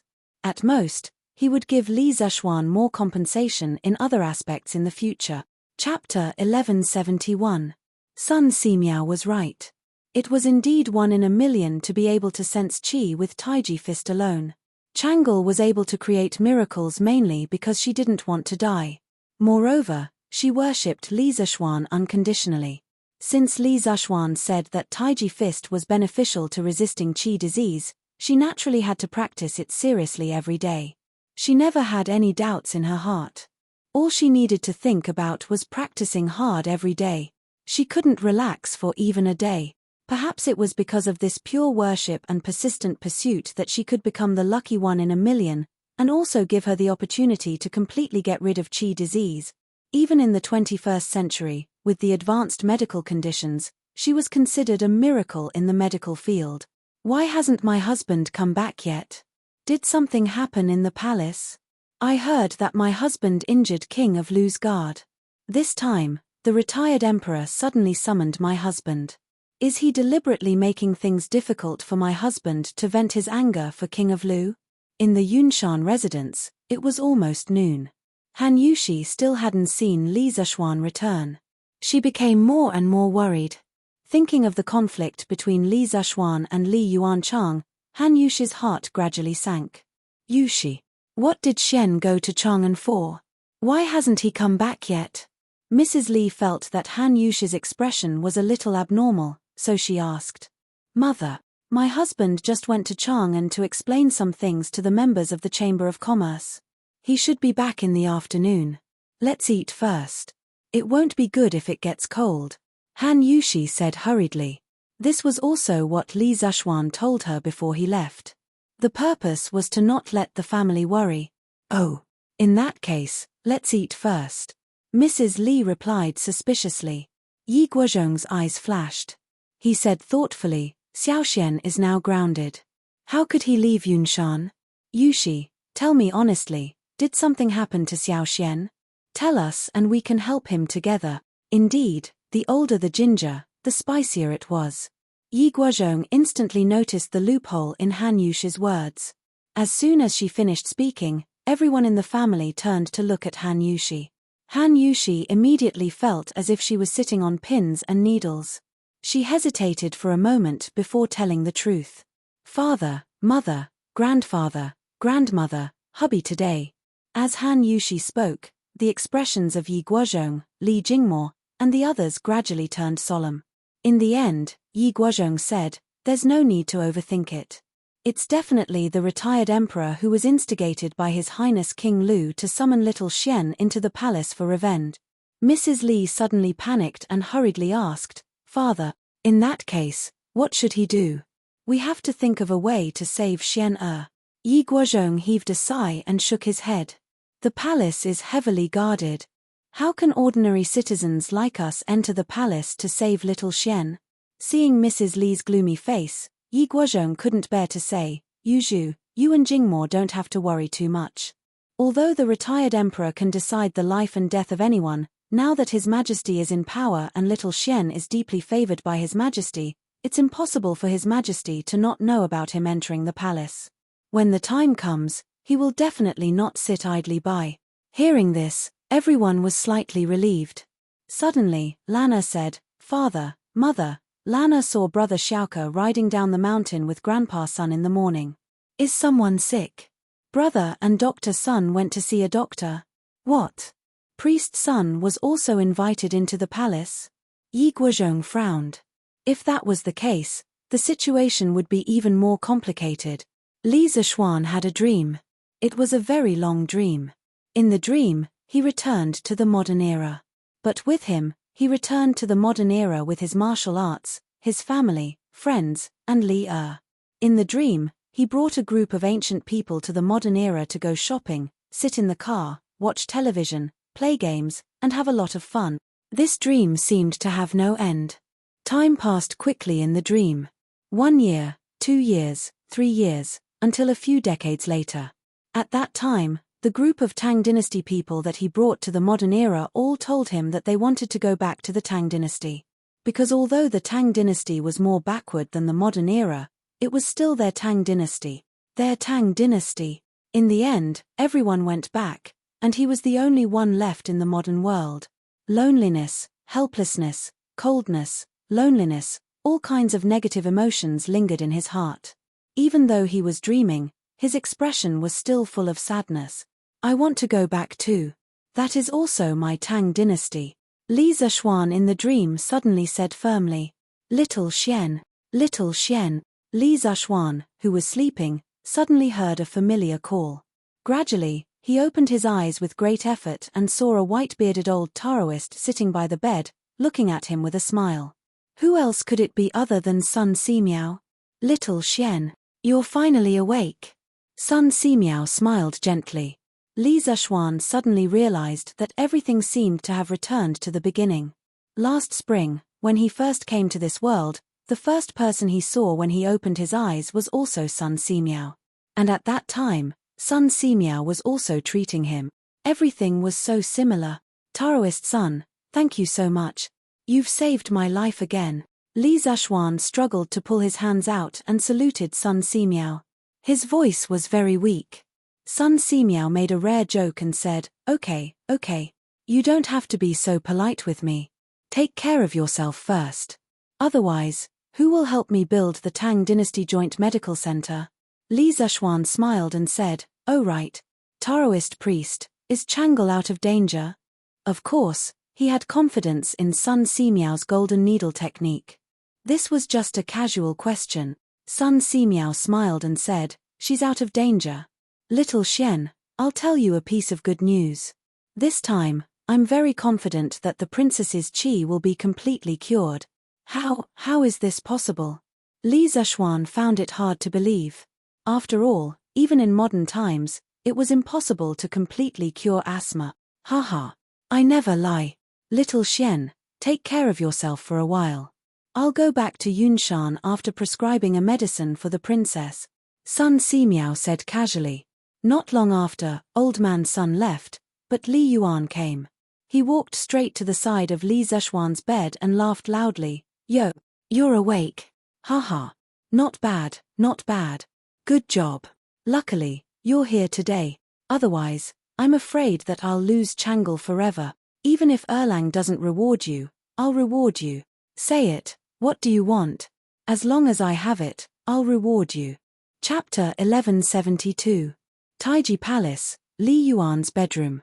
Looking at the smiling Li Yuan in front of him, Li Zishuan secretly curled his lips. He thought to himself, just now, you, this rotten old man, should have wanted to chop off this young master's head. Now, your face changes really quickly. Retired Emperor, this subject is on good terms with Qing Qiu and the Crown Prince. Saving the princess is a matter of course. I don't ask for any reward. Li Zishuan felt that his body had already recovered some strength. Thus, he got off the bed and cupped his hands towards Li Yuan. In order to avoid some criticism, he could only involve Li Tai and Li Chengqian. Li Yuan's eyes glared, and he said unhappily, "What? You think Zhen can't give you a reward?" Humph. Although Zhen can't leave the palace now, Zhen still has all kinds of treasures and wealth. If you want beauties, Zhen can also give you hundreds. If you want to be promoted, Zhen will speak to Erlang. I don't think he will disobey Jean. Hey. This old geezer is really narcissistic. Li Zishuan didn't want to be entangled with Li Yuan on this matter. He quickly said, "Retired Emperor, this subject definitely didn't mean that. This subject is now deeply indebted to the Emperor. Wealth, official titles, and beauties are not lacking. Therefore, this subject really doesn't need a reward tilde." He was very clear in his heart that whether it was official titles or wealth, he had already reached a peak. Advancing further would definitely be a disaster and not a blessing. Moreover, he didn't save Chang'e for a reward. He just felt sorry for this little girl who had been suffering from illness all this time. Heh. It's rare for you to be modest today. However, what should be rewarded should still be rewarded. At this moment, Li walked in with Empress Zhongsun, Li Chengqian, Li Tai, and Li Ku. Li's face was flushed red as if he had won a battle. He came in front of Li Zishuan and said, "Today, not only did you save Chang'e, but because of you, there is hope that Chang'e's illness can be completely cured. This can be considered to have solved one of Zhen's worries. You should be rewarded. And you must be heavily rewarded." He did have a reason to be happy. Chang'e's recovery gave him hope because Empress Zhongxuan's situation was exactly the same as Chang'e's. Now, with Chang'e's example, there was hope for Empress Zhongxuan's illness to be cured. Actually, Li Zishuan just wanted to go home as soon as possible. He was about to reject him when Li waved his hand and said, "I know you don't lack anything now, but I still want to reward you. How about this? Now that you have 8 villages under you, we might as well bestow all of Lantian County to you." As soon as he finished speaking, everyone, including Li Zishuan, was stunned. There was no other reason. This reward was simply too shocking. How big was Lantian County? This wasn't easy to measure at the moment, but the most direct measurement was population. Lantian County was considered a large county, and there were at least 50 to 60,000 people in the county. If converted into households, there were at least 10,000 households. Although Li Zishuan's current title was only that of a marquis, he could live in 10,000 households. This was a treatment that even ordinary princes couldn't enjoy. Furthermore, Lantian County was close to Chang'an, and its geographical location was rather important. Yet, Li gave it to Li Zishuan as his fief. This kind of generosity was not small. It could be said that just based on this reward, Li treated Li Zishuan better than his own son. As such, Li Zishuan could be said to have become the second largest landlord in Great Tang. Cough cough. The first was of course Li. In terms of land, no one could compare to him. After all, he had a vast territory. "Your Majesty, please retract your order. This subject dares not accept such a heavy reward." Li Zishuan's heart trembled. After a moment, he hurriedly cupped his hands and said, "The bigger the bowl, the bigger the rice." Li Zishuan knew very well that the current him definitely couldn't enjoy such a large fief. Even if he agreed to Li's reward today, in the future, the court would definitely not agree to it. This reward was too big, to the point that no one could accept it. Our words carry enormous weight. Since it's given to you, you should accept it. As for the rest, if they have any objections, tell them to look for us. Others might think that this reward was too heavy, but Li didn't think it was heavy at all. After all, Li Zishuan had saved the 2 most important people in his life. A few years ago, when Chang'e and Changsun were suffering from illness, he even thought that as long as someone could completely cure their illness, he would be willing to give half of the country. Now, this was just Lantian County. Even if the court officials had objections, he would still insist on such a reward. Everyone had their own selfish motives, and Li was no exception. For the sake of his loved ones, he would definitely not regret being selfish for once. "Your Majesty," Li Zishuan wanted to say more, but Li waved his hand and said, "Enough, there's no need to say any more. Giving you Lantian County, other than because you cured Chang'e's illness, another reason is that us heard that you're very good at governing a place. Right now, Plum Village, Han Family Manor, and the rest of your fiefs have all become rich lands that everyone in the vicinity of Chang'an is envious of. We have bestowed the entire Lantian County to you in hopes that you can continue to work hard and help us manage this county well. You've exhausted yourself today, us won't keep you any longer. Go back and rest early. Then, this official will take his leave. At this point, Li Zishuan knew that no matter how he tried to persuade Li wouldn't change his mind. In fact, he also secretly hoped that his fief could be bigger, but he couldn't tell the exact reason. Perhaps this was the special plot that Chinese people had towards land. He just hoped that in the later court meetings, when the civil and military officials quarreled with Li over this matter, they wouldn't drag him into it. After cupping his hands towards Li Empress Zhongsun, and Li Yuan, Li Zishuan walked out of the room. Li Chengqian, Li Tai, and Li Ku followed closely behind. Little Xian, it's all thanks to you today. I owe you for this tilde. Here's yours. If you need anything, as long as it's within my power, I definitely won't hesitate. Li Chengqian said with a face full of joy. Li Zishuan frowned and couldn't help but say, Chengqian, I already told retired emperor earlier that saving Chang'e was because of friendship. Moreover, you're the heir to the throne. I hope that you won't make this kind of promise to anyone under any circumstances. It's not good for you. Li Chengqian was a bit too excited just now. He also knew that Li Zishuan's words made sense. Hearing this, he said embarrassedly, Little Xian, you're right. Then I'll prepare a table of good wine some other day to thank you for saving Chang'e today. How about it? Li Zishuan laughed loudly and said, Haha, drinking wine is fine. Just don't make me pay the bill when the time comes. Li Chengqian laughed in spite of himself and said, Little Xian, you're joking. Even if it was a year ago, I could still afford to treat you to a drink. Li Zishuan smiled but didn't say anything. Then he looked towards Li Tai and Li Ku. His gaze was slightly heavy as he asked, How did Chang'e know that I was here? Was it you who reported the news? She ran all the way from Chang'e Palace to here. Why didn't you stop her? Don't you know that she has an illness and can't stand the cold wind? Chapter 1173. On the arched bridge in front of Taiji Palace. Li Tai and Li Ku, the two grand princes, were trembling in fear in front of Li Zishuan, a marquis. If this scene was seen by others, their jaws would drop to the ground. Mountain Elder, it was Chang'e who told Xiao Ku and me before that if little royal uncle were to find trouble with you, we should call her over to plead with royal grandfather. The situation was urgent at that time, and we didn't expect Chang'e's chi to suddenly act up. Li Tai's face was full of self-blame. He rubbed his hands and said guiltily. Li Zishuan snorted coldly. Then do you know that your carelessness almost killed Chang'e? As the elder brother, you caused the death of your sister. I wonder if you'll be able to live in peace for the rest of your lives. Li Tai and Li Ku's faces turned pale when they heard this. Li Chengqian quickly mediated. All right, Xiaoxian, since it has already happened, there's no point in saying anything more.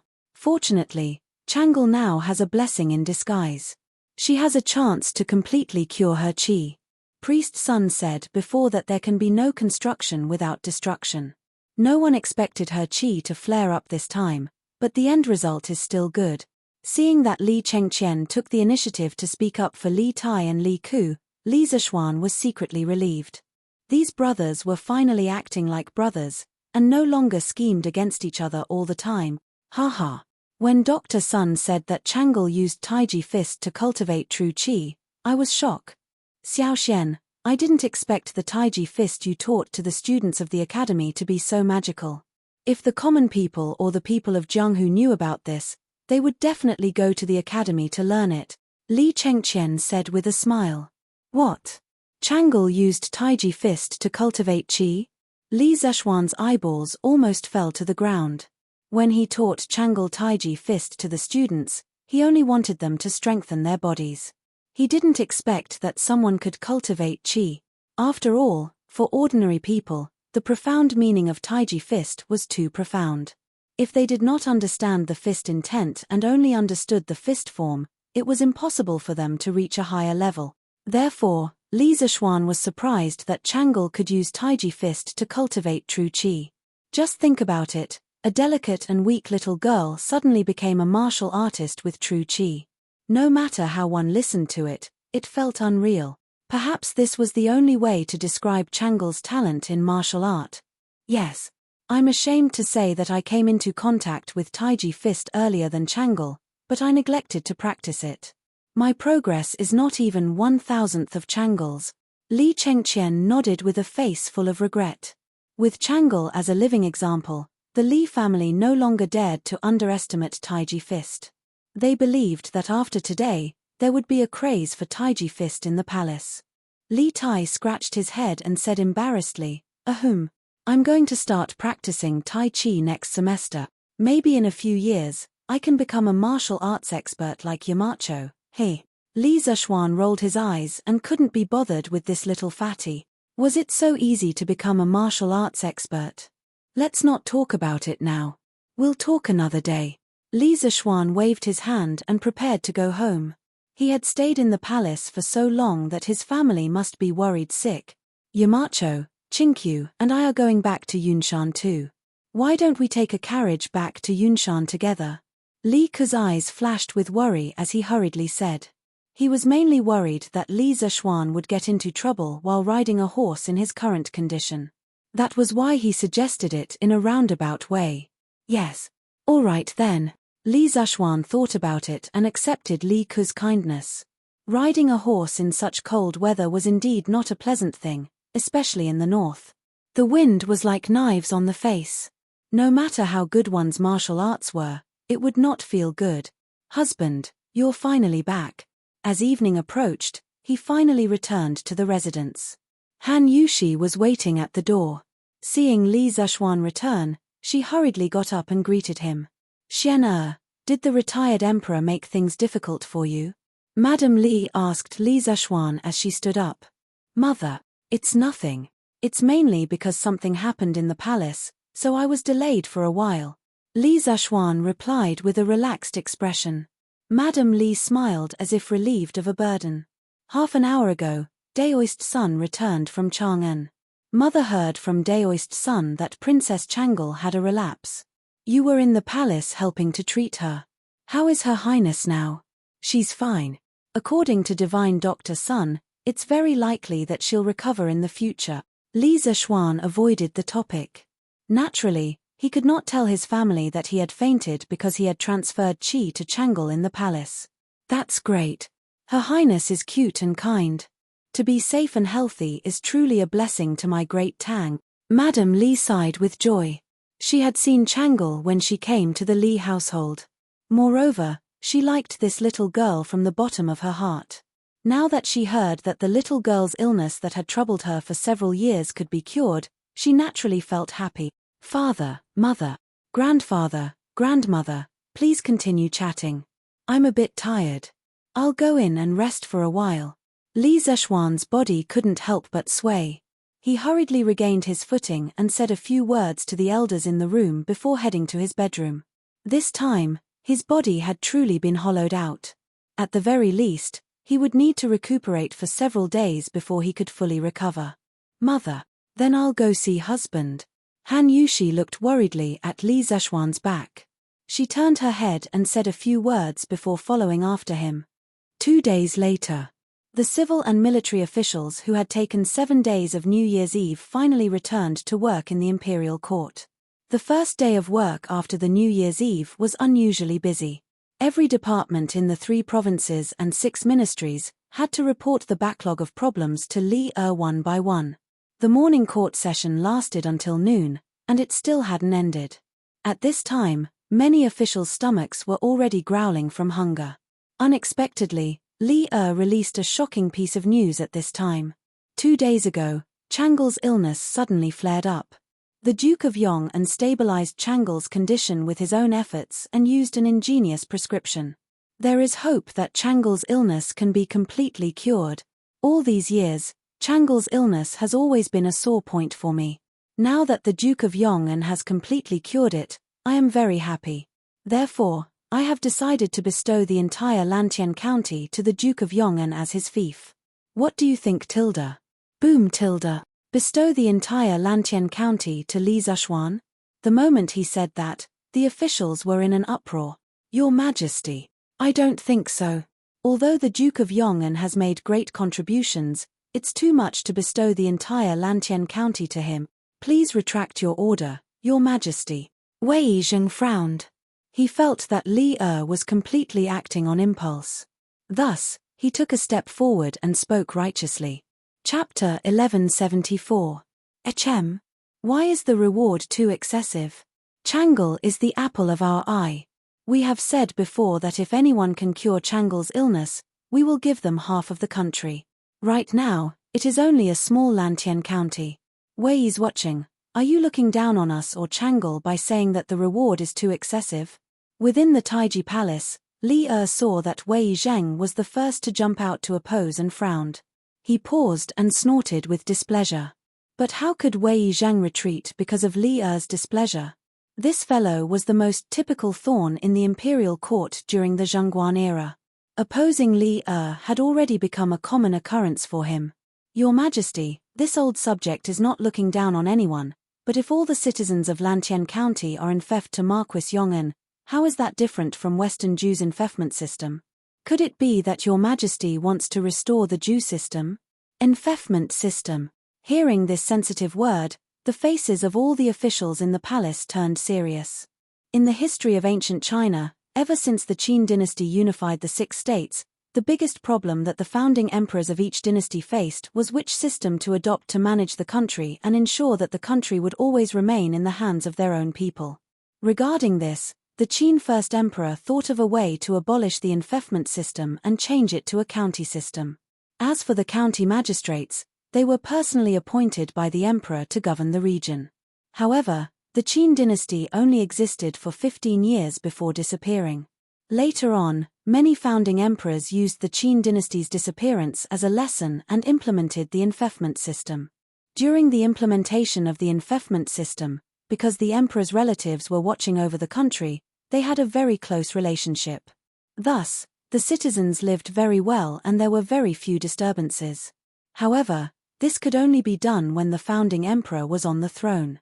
Once the founding emperor died, there would be another catastrophe. Many vassals would start to fight for the throne and start to rebel. For example, the Western Han's rebellion of the state of Qi and the Western Jin's rebellion of the 8 princes. However, during the Tang dynasty, although there were painful lessons from the Han and Jin dynasties, Li still wanted to use the enfeoffment system to reward his son and the officials who helped him obtain the throne. According to historical records, in the 7th month of the first year of Zhongguan, Li sought out Xiao Yu to discuss the enfeoffment system. Xiao Yu was a person who greatly respected the Jew rights and could be said to be the most enthusiastic proponent of the enfeoffment system. At that time, he said, based on my observation of the previous dynasty, I believe that the enfeoffment system will last for a long time. The Qin dynasty had 6 states, but the second generation died. The Han dynasty had the world, and the commanderies participated in the construction, but it took more than 400 years. The Wei and Jin dynasties were abolished, and could not last forever. Li was overjoyed that he had finally found a like-minded person. He was about to issue a decree to reward the officials who had rendered meritorious service. But at the crucial moment, Li's idea was vehemently opposed by the officials led by Fang Xianling, Du Ruhui, Wei Zheng, Li Baiyao, and Yang Shigu. In their view, the enfeoffment system was the root of the country's troubles. Once this loophole was opened, the Tang Empire would inevitably be plunged into a chaotic state of war. Thus, at that time, the imperial court was divided into the anti-enfeoffment system and the enfeoffment system. But after Li's consideration, he finally decided not to enfeoffment system. The anti-enfeoffment system faction obtained a temporary victory. Now that the old matter was brought up again, Fang Xianling, Du Ruhui, and the others could not sit still. Bastard! How could Li, who was sitting at the head of the table, not know what was at stake? His expression changed as he slammed the table and stood up. He pointed at Wei Zheng and said angrily, Wei Shencheng, don't confuse the public. I am only giving Lantien County to the Marquis of Yong'an as a fief. What does this have to do with the enfeoffment system? Seeing Li so angry, the officials in the imperial court immediately dispelled the idea of joining in the fun.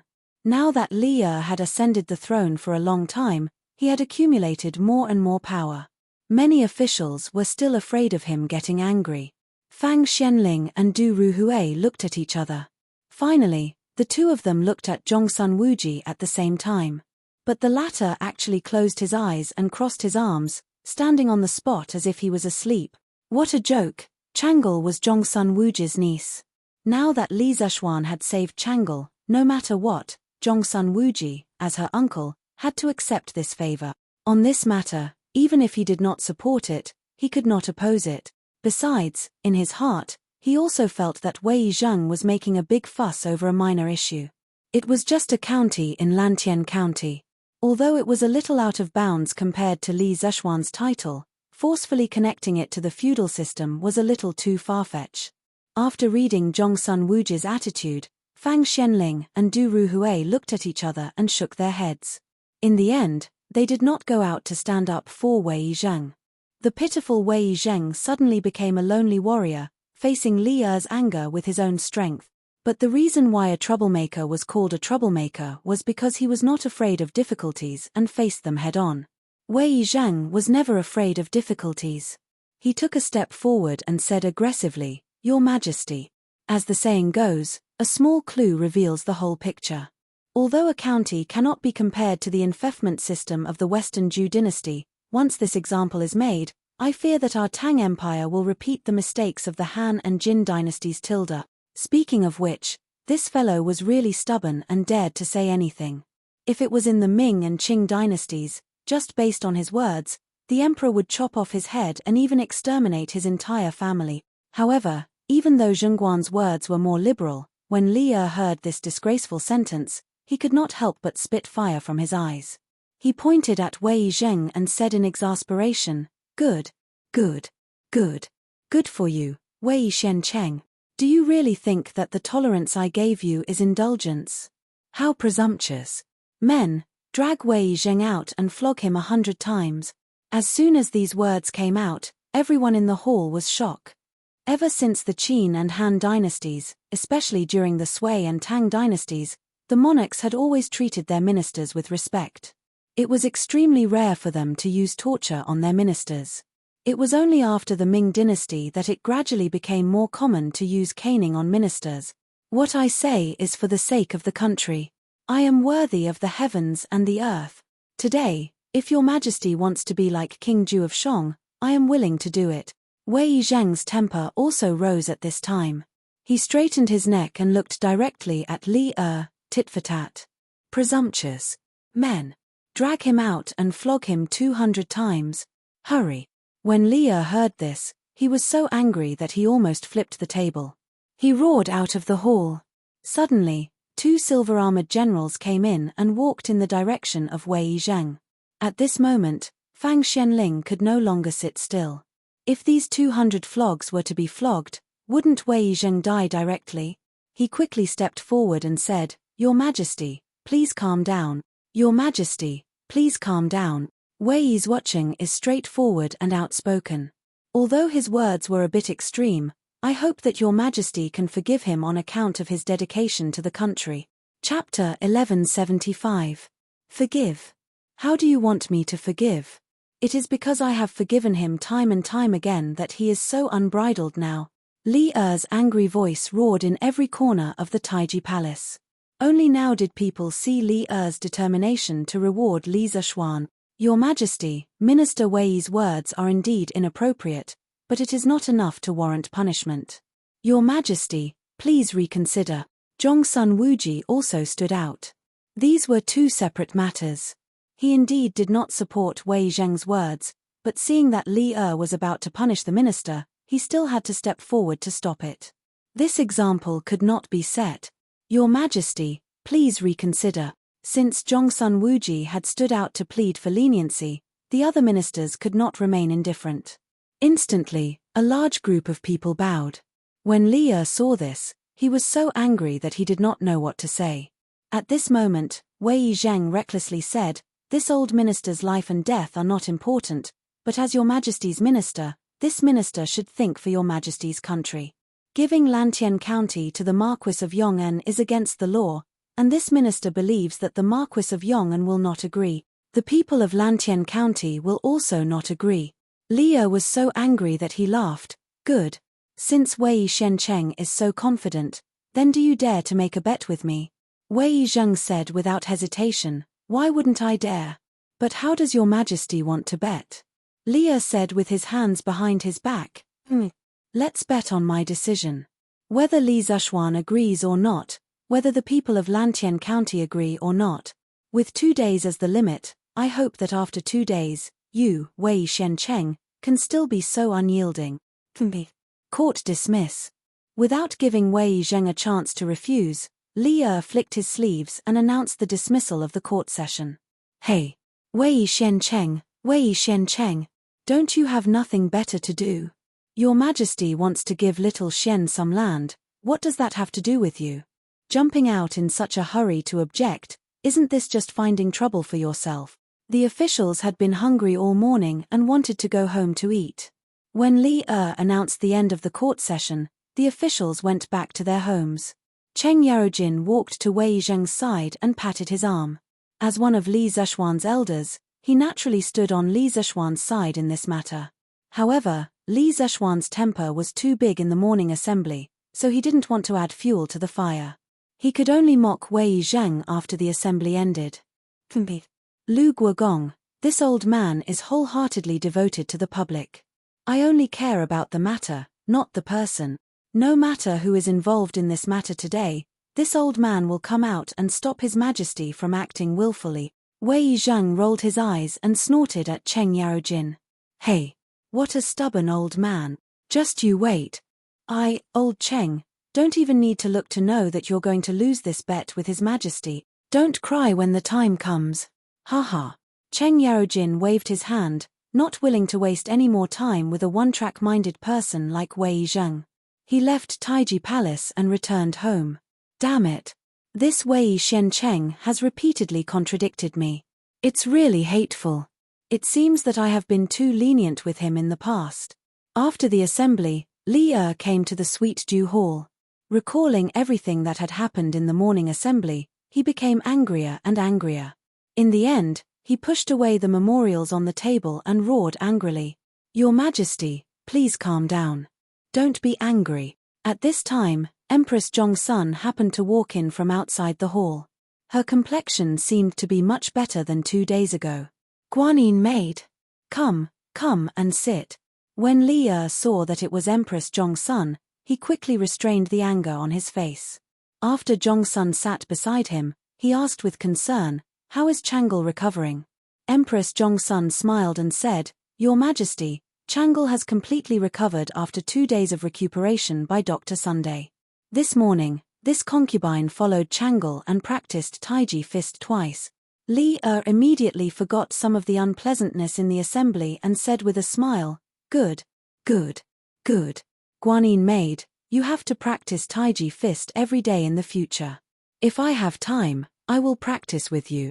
I heard from the Marquis of Yong'an that even if ordinary people can't sense qi when practicing Taiji fist, if they practice more, it will only be good for the body. When the locusts flood this summer, the palace's food must have locusts every day. In the long run, Guanyin maid, your qi will definitely slowly improve. Li Chengqian's prediction was right. After the incident with Chang'e, there was indeed a craze for Taiji fist in the palace. Not only Empress Zhongsun, but some of the concubines, princes, and princesses in the harem also followed to practice Taiji fist. Now, Li Er could be considered to have performed a real-life version of Delicious. Last year, when the Academy used locusts to make the delicacy soaring to heaven, Li Er wanted to find trouble with Li Zishuan after learning the truth. Unexpectedly, he was now looking forward to eating locusts in the palace again. Yes, delicious. The changes in the world could be said to be wonderful. Thank you for your concern, Your Majesty. This concubine understands. If there was a chance to live longer, she believed that no one would be willing to die early. Why wouldn't Empress Zhongsun want to live a healthy life with Li Er? Therefore, when she practiced Taiji fist, she was more serious than anyone else.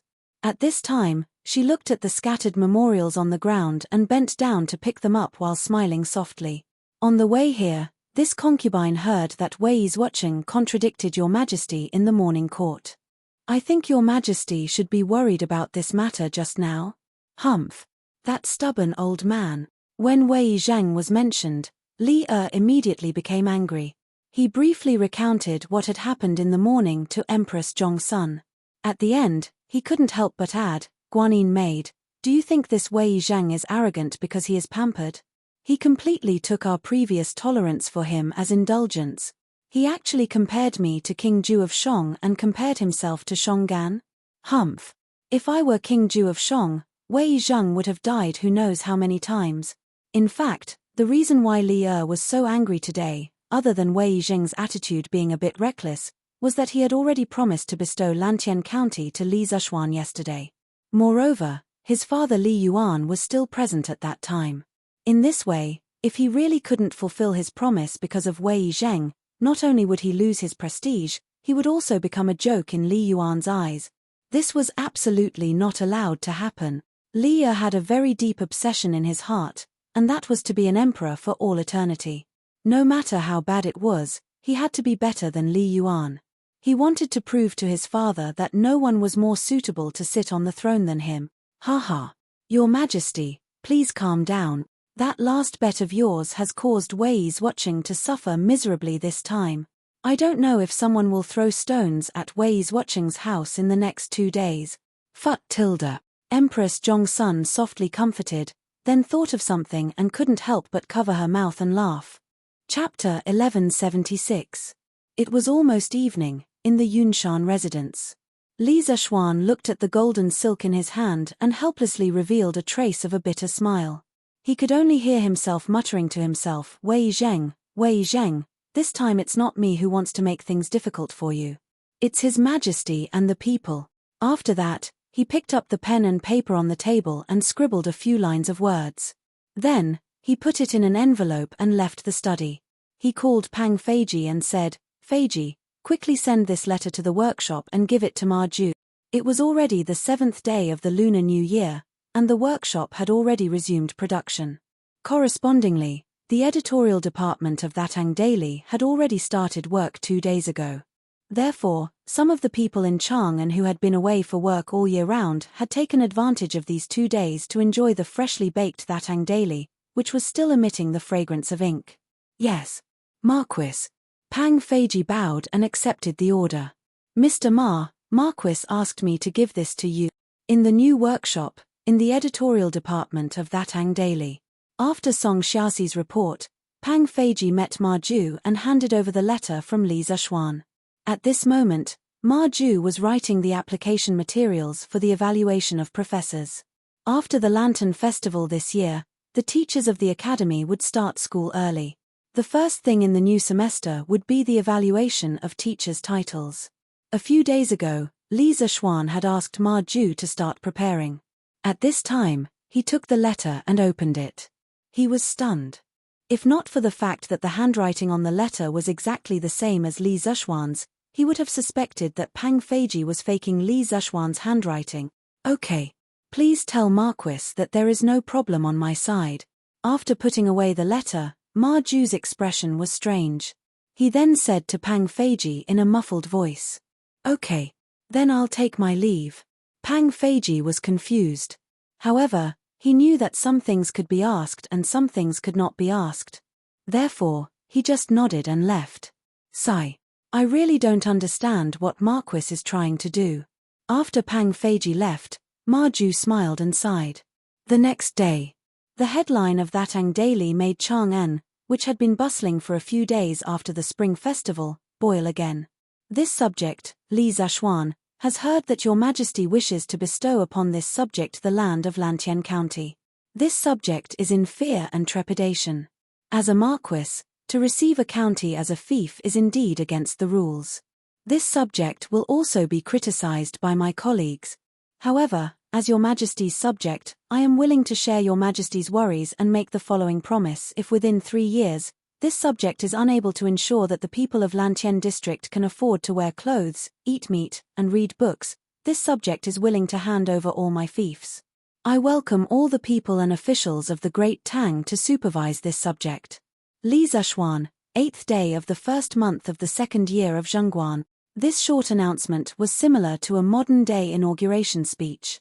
However, This was the first time that the ancient people had seen such a form of announcement. They could not help but find it refreshing. However, what was more interesting was the content of the announcement. It seemed that Li Zishuan was going to bestow all of Lantian district to Li Zishuan. This was big news. Did I hear wrongly? His Majesty wants to bestow Lantian district to the Marquis of Yong'an. After reading the newspaper, the people exclaimed, especially those who lived in Lantian district or had relatives living in Lantian district. They were so excited that they almost jumped up. This is great. His Majesty is wise. From now on, I am also a farmer in Marquis's fief. Haha. In the future, my child might be able to attend school and even get into Yanghuang College. Haha. This is really good news. I have to go back and tell my child's mother. We have to celebrate at noon.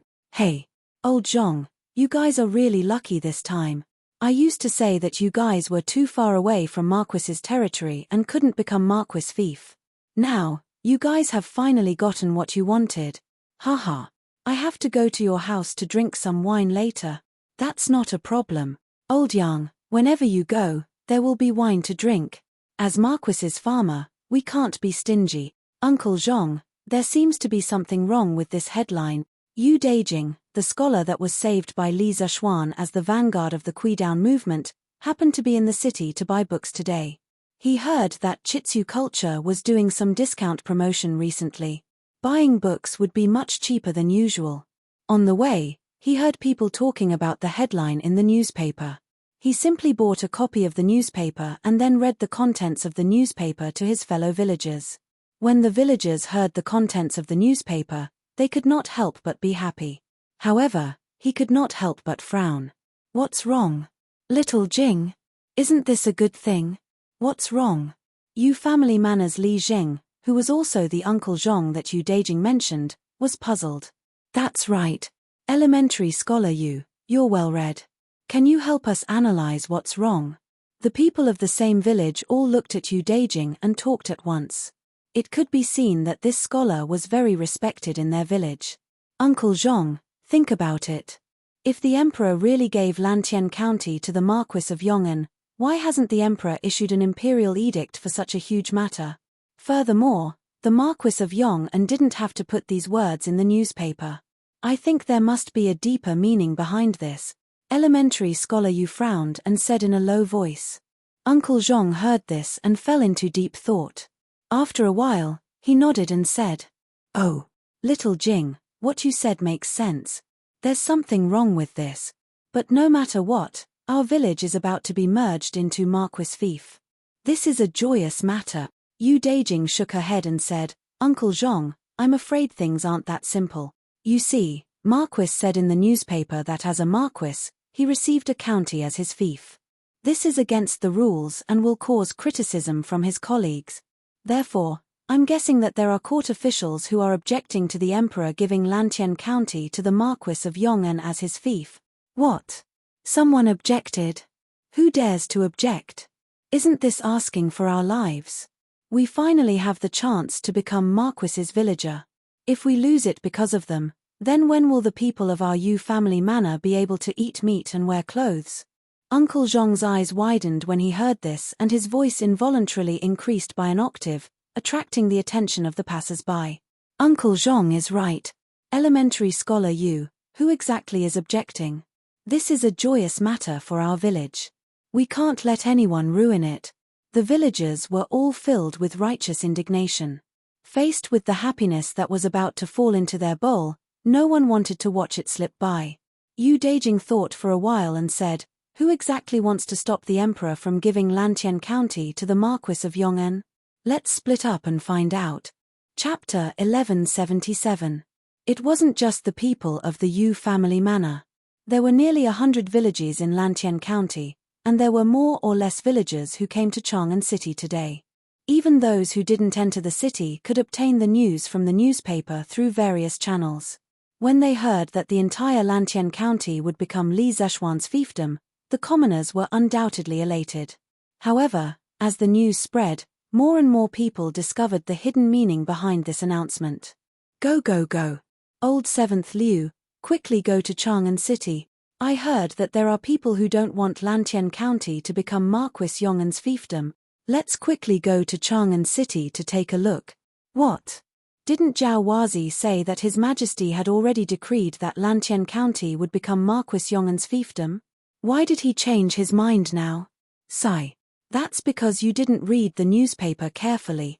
Our village's Sir Wu said that Marquis Yong'an's words aren't as simple as they seem. Go go go. Quickly go. All right.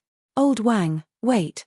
If someone really dares to mess up this matter, I, Old 7th Liu, will be the first to not let him off. Similar conversations occurred in various villages in Lantien County. The commoners who didn't go to the market were now heading towards Chang'an City. A flood was about to sweep over. It's left Deputy Wei. Scholar Yu, I heard from a servant in Assistant Minister whose house that left Deputy Wei was the only one who strongly opposed His Majesty giving Lantien County to Marquis Yong'an. At 8:45 in the morning, the Yu family manor's dozen or so villagers gathered at the entrance of the East Market. One of the villagers said to Yu Daijing with a face full of resentment. As expected. Yu Daijing muttered to himself. Then, he looked at Zhong Lijing and said, Uncle Zhong, what should we do now? To be honest, if it wasn't for this matter, left Deputy Wei would have always been my role model. However, if all the other villages in Lantien County were to be merged into Marquis's fiefdom, it would be beneficial to everyone. In terms of national law, left Deputy Wei's objection is indeed understandable. However, he neglected the feelings of us ordinary villagers. Zhong Lijing's gaze darkened. He looked at the surrounding villagers, who were all agitated and eager to fight, and slowly opened his mouth to speak. Wei Cheng is indeed a good official who cares about the people, but he can't just focus on the law and ignore the interests of the people of Lantien County. Let's go to Wei Zhuocheng's house and ask him for an explanation. Good. To demand an explanation. Let's go and demand an explanation. As soon as Zhong Lijing finished speaking, he immediately received unanimous approval from the villagers. In the past, their Yu family manor wasn't Li Zeshuan's fief, but they still managed to get by. However, humans were creatures. Once they were given hope and then disappointed, most people wouldn't be able to accept it. The villagers of the Yu family manor were now in such a situation. They saw that they had the hope of leading their families to a good life, but it was all ruined by Wei Zheng alone. How could they tolerate this? In addition, after learning that Wei Zheng was the instigator behind this, the people of the other villages all rushed to Wei Zheng's house in Yongxing Lane. There were more and more people, and they gradually formed a mighty torrent. They came from different villages, but at this moment, they all had the same goal, and that was to make Wei Zheng yield and stop interfering with Li Zeshuan's reward. Madam. Not good. There are many people gathered outside the residence. The old gatekeeper of the Wei estate was the first to discover the abnormality and quickly reported it to the maidservants in the residence. The maidservants then ran to the rear courtyard to inform the mistress of the house, Madame Pei. When Madame Pei heard this, she said in surprise, "There are many people gathered outside the residence. Master has always been an honest official, so why would these people come to our house to cause trouble? Could it be that they were instigated by some vile people?" Madame Pei was born in a prestigious family, but she was willing to marry into the Wei family, which was in decline. What she valued was Wei Zheng's upright, honest, and outspoken nature. Although her life after marriage was very poor, with such a noble and clean husband, her spiritual life had always been quite fulfilling. Therefore, when she heard that there were people gathered outside the Wei estate today, she felt a burst of doubt. She might not dare to say anything else, but she felt that Wei Zheng's official and moral character were impeccable. "Madam, those people didn't cause trouble and didn't say anything else. They only said that they want to see Master and ask him to let them go." The maidservant bowed and replied. This group of people gathered in front of the Wei estate was much more rational and restrained compared to the group of people who gathered around the Kui estate last year. It was mainly because Wei Zheng's official reputation had always been very good, and most of the people felt that he was a good official. Although Wei Zheng might have made a mistake in the matter of Lantien County being awarded to Li Zeshuan, the people still remembered that Wei Zheng had treated them well in the past and restrained their behavior. "Let them go. Let's go. Lu He, let's go out and take a look." Madame Pei thought about it and still couldn't understand how Wei Zheng had offended this group of people, so she stood up and said, "Madam, don't. You mustn't. There are too many people outside the estate. What if some bad people mixed in and hurt you? What should we do? Madam, you should wait for master to return." When the maidservant heard this, she jumped in fright and hurriedly stopped her.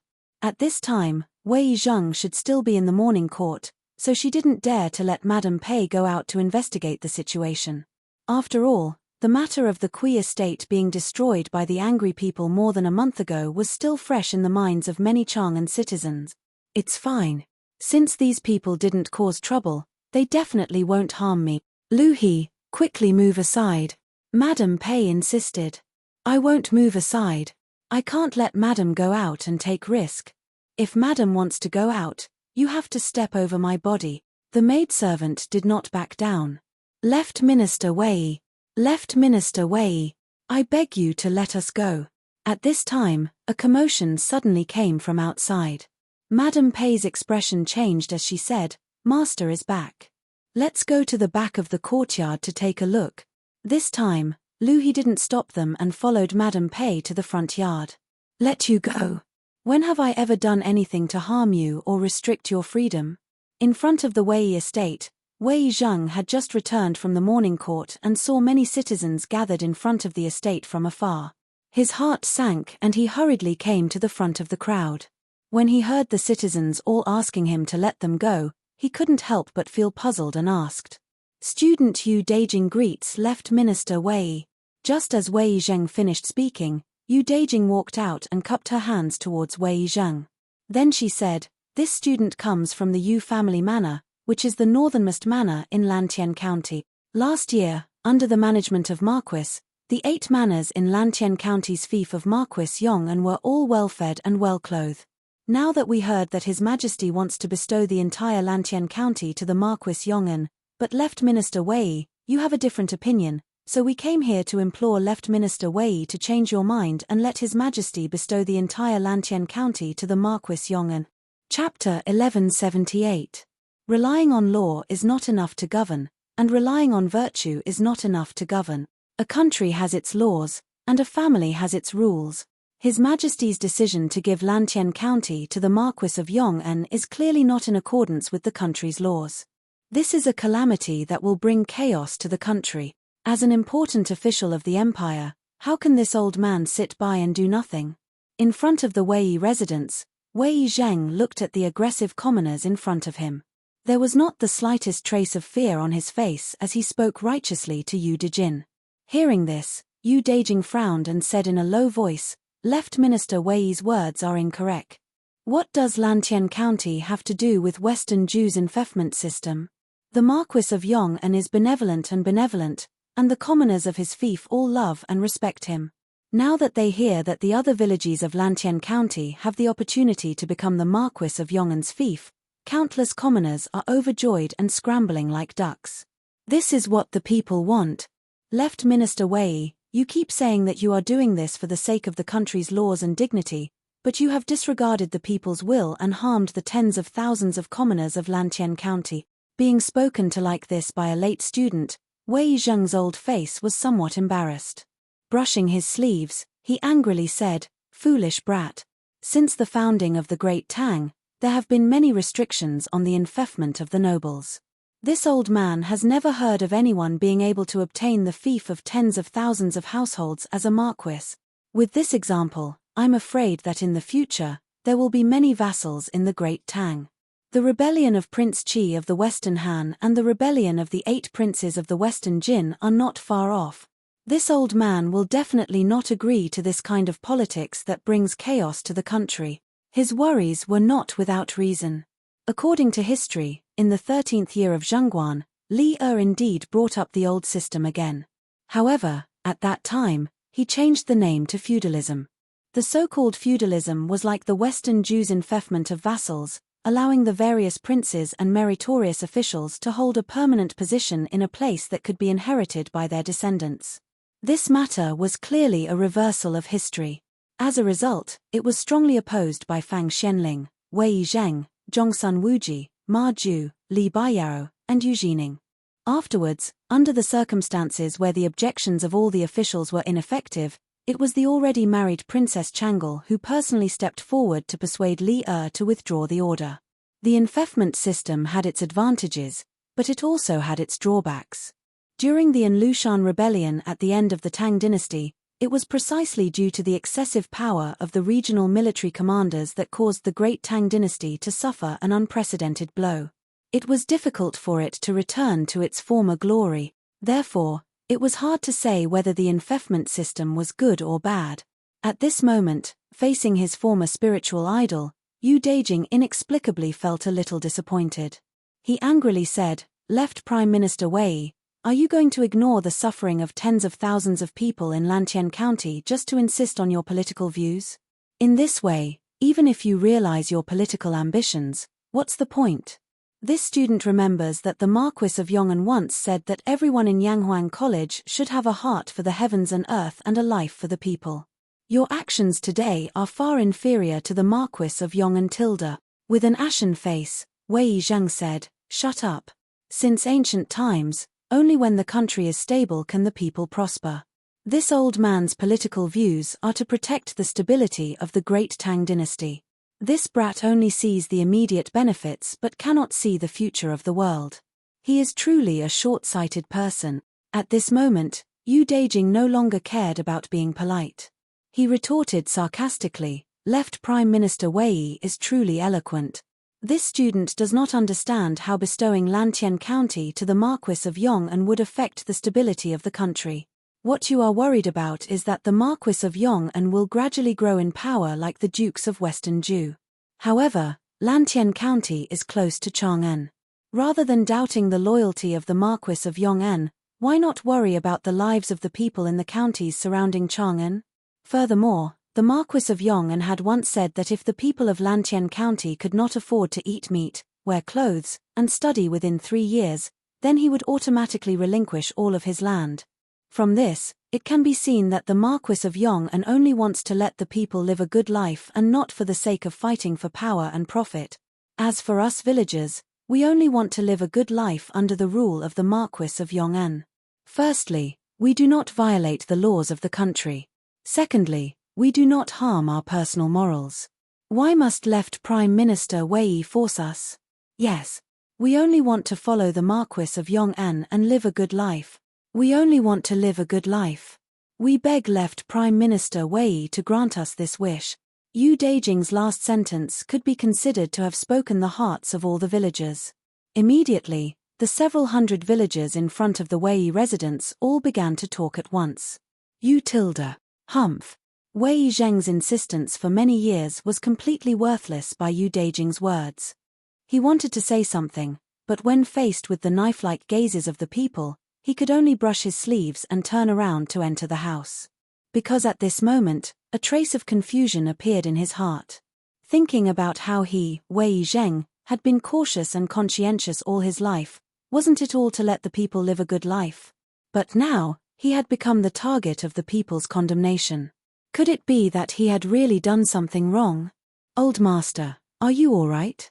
In the front yard of the Wei residence, Madame Pei came over with a gentle expression and asked Wei Zheng with concern. "Sigh. I'm fine." Wei Zheng shook his head and sighed tiredly.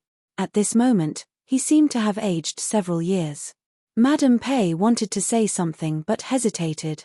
Seeing this, Wei Zheng smiled bitterly and said, "Madame also wants to persuade this old man to give up." Madame Pei hesitated and said, "Old master, this concubine understands your ambitions, but there are times when people need to know how to be flexible. The Marquis of Yong'an obtaining a bigger fief will only benefit more people. This is in line with Old Master's original intention of helping the people. Why do you insist on being stubborn and offending tens of thousands of people just because of something that hasn't happened yet?" Wei Zheng opened his mouth with difficulty and said, "But, madam, the laws of the country cannot be violated, the ratio cannot be changed. Old Master, the Marquis of Yong'an taking control of Lantian is still unknown whether it will be a blessing or a curse for the Great Tang. Why don't you wait 2 years and see? Moreover, the Marquis of Yong'an also said that if he doesn't have any political achievements in 3 years, he will voluntarily withdraw from all his fiefs. In other words, in these 3 years, he is only helping the emperor and the imperial court to manage Lantian County. Old master, what are you worried about? Madame Pei said in a gentle voice. When Wei Zheng heard this, he couldn't help but feel enlightened. Because according to this, in these 3 years, Li Zishuan was only helping the imperial court to manage Lantian County. As long as he didn't do a good job, Li Er could take back all his fiefs at any time. This was very different from the hereditary fief system. Madame's words are like pearls. This husband will carefully consider it. Wei Zheng was silent for a long time before he came back to his senses. He waved his hand at Madame Pei and then walked into the room. However, his back seemed a little bent at this moment. Chapter 1179. Xiaojing, did Wei's watching agree or not? Zhong Lijing and the other villagers couldn't understand the battle of words between scholars. Seeing Wei Zheng flick his sleeves and leave, Zhong Lijing was a little puzzled. Yu Deijing shook her head and sighed. Uncle Zhong, tell everyone to disperse. Let's go back and eat first. Zhong Lijing understood the hidden meaning in Yu Deijing's eyes. His expression darkened, and he turned around to look at the main entrance of the Wei estate. He let out a long sigh and then turned around to shout at the villagers of the Yu residence, "Let's go. Listen to Scholar Yu and go back first." Lijing. We're going back just like that. Wei's watching hasn't agreed to us yet, a villager said in surprise. Zhong Lijing said in a bad mood, "Just go when I tell you to go. Why are you talking nonsense?" Although the Yu residence's villagers were unwilling, they still obediently left because of Zhong Lijing's scolding. However, the other villagers weren't as good-tempered as Yu Deijing. "Hey, we originally had the chance to become a villager of the Marquis of Yong'an, but hateful Wei's watching had to ruin it." That's right. I heard that Wei's watching was a good official, but now it seems that he's a treacherous official. Hey Tilda. Some of the more irritable commoners cursed and spat at the Wei estate's gate or picked up stones on the ground and threw them into the Wei estate's courtyard. Bang Tilda. Ouch Tilda. Which wicked person is throwing stones into the sky? A cry of pain immediately sounded in the Wei estate's courtyard. The commoners outside hurriedly scattered when they heard the sound. After all, since ancient times, commoners didn't fight with officials. However, they couldn't throw stones openly, but no one could control them if they secretly threw them. Therefore, in the afternoon, the servants and maidservants of the Wei estate suffered because no one knew if a sudden disaster would fly over in the next moment. A stone or feces would fall from the sky and land on their heads. Hee. Now it's Wei Xuanqing's turn to have a headache, right? Imperial Palace West Court, Lijiang Hall. Li Er put down the newspaper in his hand and smiled at Empress Zhongsun. "Fat. Your Majesty must have seen today's headlines, right? I don't know what the Marquis of Yong'an is thinking, to suddenly publish such a notice on that Ang Daily. It looks like he's purposely hinting to the people that someone doesn't want Lantian County to be his fief tilde." Empress Zhongsun had clearly read today's newspaper. When she heard this, she couldn't help but giggle. Li Er smiled but did not speak. Seeing this, Empress Zhongsun's eyes turned and she suddenly said, "His Majesty should have given the Marquis of Yong'an some sort of decree. Otherwise, how could there be such a coincidence in this world?" Li Er's expression froze. He opened his mouth, but neither admitted nor denied it. Hey. This kid didn't put in any effort at all, and he wants to obtain 10,000 households land. How can there be such a cheap thing in this world? Empress Zhongsun smiled, and then a worried expression appeared on her face, saying, "It's just that the Marquis of Yong'an is talking too big this time, right?" There were 60 to 70,000 people in Lantian County. To let everyone be able to afford to eat meat, wear clothes, and study was extremely difficult. Not to mention 3 years, even if it was 10 years, no one would be able to do it. Li Er frowned, thinking in his heart that all of this was done by this kid on his own initiative.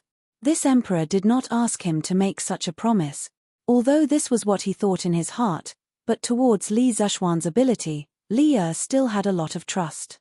Thus he said, "Guanyin maid, rather than worrying about this, why don't you guess if Wei Zhang will admit defeat in tomorrow's morning court?" Because this matter to other people was an impossible matter, but to Li Zuxuan, it might not be so.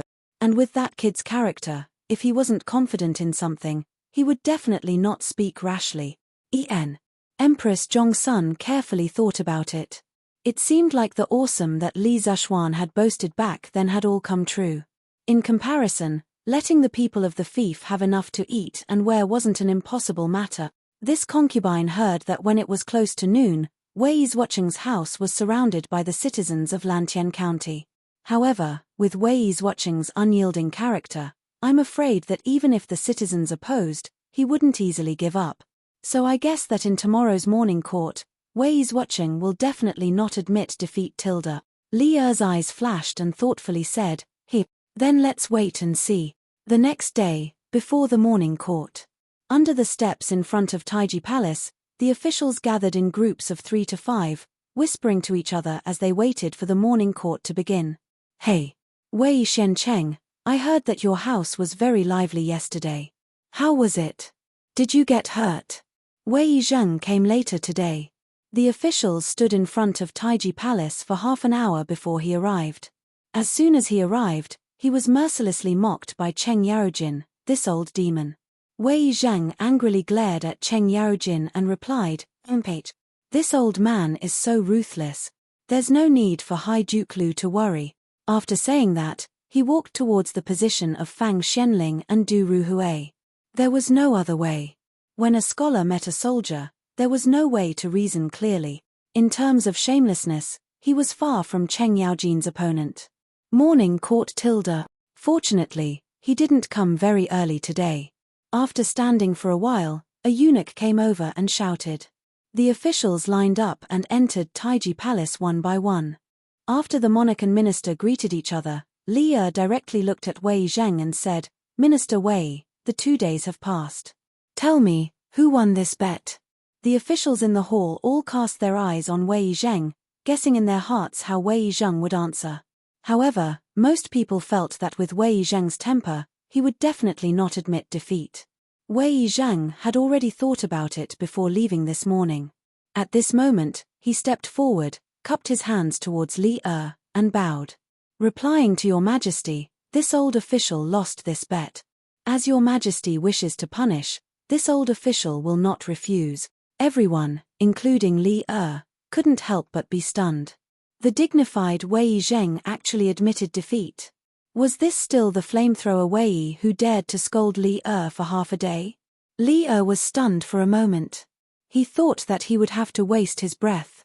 He didn't expect Wei Zheng to admit defeat so easily. After a pause, he laughed. Haha. Minister Wei is wholeheartedly devoted to the country. What crime is there? Back then, I only said that it was a bet, but I didn't say what the stakes were. Now that Minister Wei has admitted defeat, does anyone have any objections to the matter of Lantian County being awarded to Li Zuocheng? This was called the demeanor of a victor. Between the monarch and his minister, timely tolerance was very necessary. Wei Zheng naturally cupped his hands and said, This old official has no objections. The reason why he admitted defeat today was not because the people threw stones and feces at his house, but because he was deeply affected by his wife's words yesterday. Since Wei Zheng did not object, what reason did the other officials have to object? Thus, they all cupped their hands and said, This official has no objections. Haha. Good. In that case, from today onwards, I will bestow Lantian County to the Duke of Yong'an. Chapter 1180. Your Majesty, today is already the 9th day of the Lunar New Year. I plan to leave tomorrow and bring the Kui family to Zhengzhou.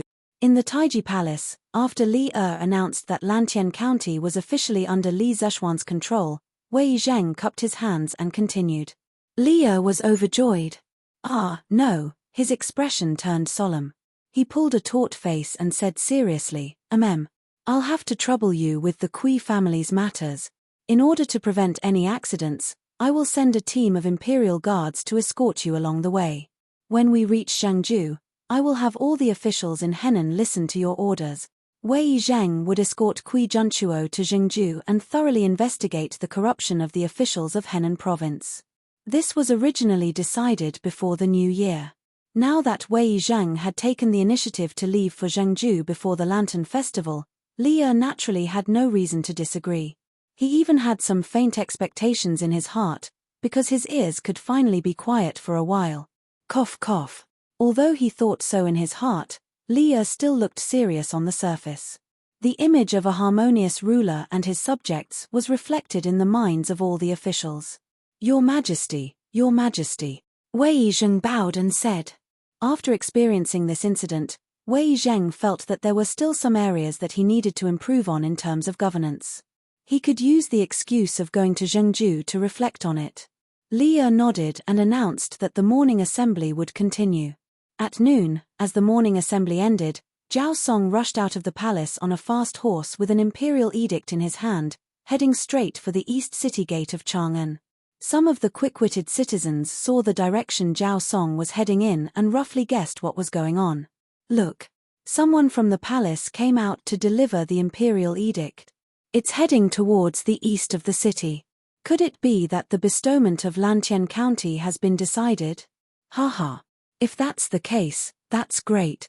The people of our manor have been looking forward to merging into the Marquis of Yong'an's fief for the past 2 days. Although it was only a guess, the tens of thousands of people in Lantian County hoped that this guess would come true. In a moment, all eyes were focused on Cloud Mountain. There lived a young man who was like an immortal. His chest was deep and he was talented. In the Cloud Mountain area, he could make clouds and rain with a flip of his hand. Sometimes, a single word from him could bring endless wealth to the people. In the eyes of the merchants, he was the god of wealth. In the eyes of the people, he was the Yamacho of Yanghuang College. He was the Marquis of Yong'an.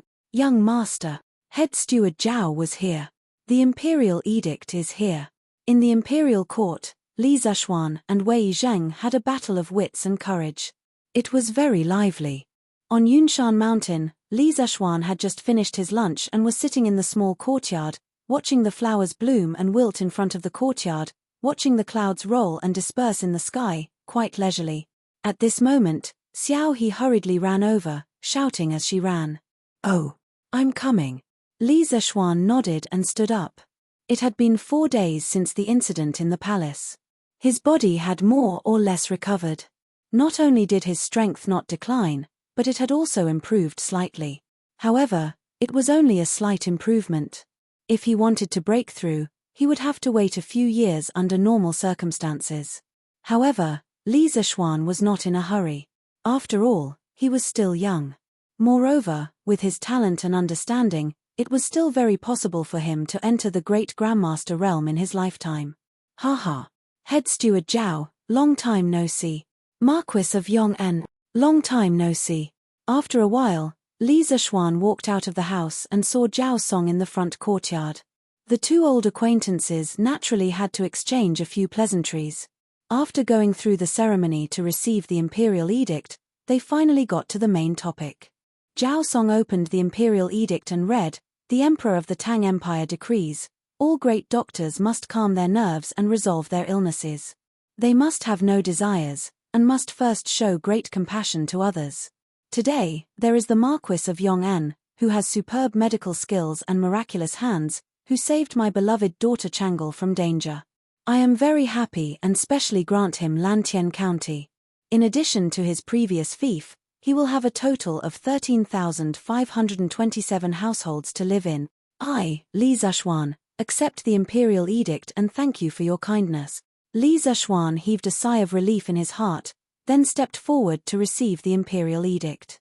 Initially, he was not willing to accept such a large fief like Lantian County. However, since Li Erqiang gave it to him, he had no choice but to accept it. After thinking about it, although his fief was bigger and his responsibilities greater, he would have more manpower and resources to use in the future. Only when there were more people working together could more wealth be created in society. Old Man Li, Madam Li, Han Yushi, and the 3 members of the Yi family were all dumbfounded.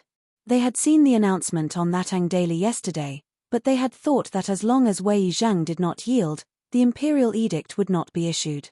However, it had only been 2 days and the imperial edict had been issued. In other words, from today onwards, the entire Lantien County would belong to the Li family. In the entire Tang Empire, they were the nobles with the most fief under the title of prince. Li Zeshuan's fief had already far surpassed those dukes in the imperial court. He. Marquis of Yong'an, congratulations. Zhao Song congratulated him with a smile. Thank you. Li Zeshuan immediately asked Xiao He to bring the money and stuffed it into Zhao Song's hands. Although Zhao Song was not greedy for money, he was still very willing to share in the joy of this kind of money. After everything was done, Zhao Song bade farewell and left. Cloud Mountain immediately became a sea of joy. Little Xian, from today onwards, all the land in Lantien County belongs to our family. Yi Yuzhu asked in disbelief. Li Zeshuan smiled and said, That's right.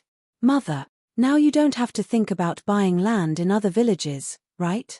Yi Yuzhu had always had a little hobby, and that was to buy land.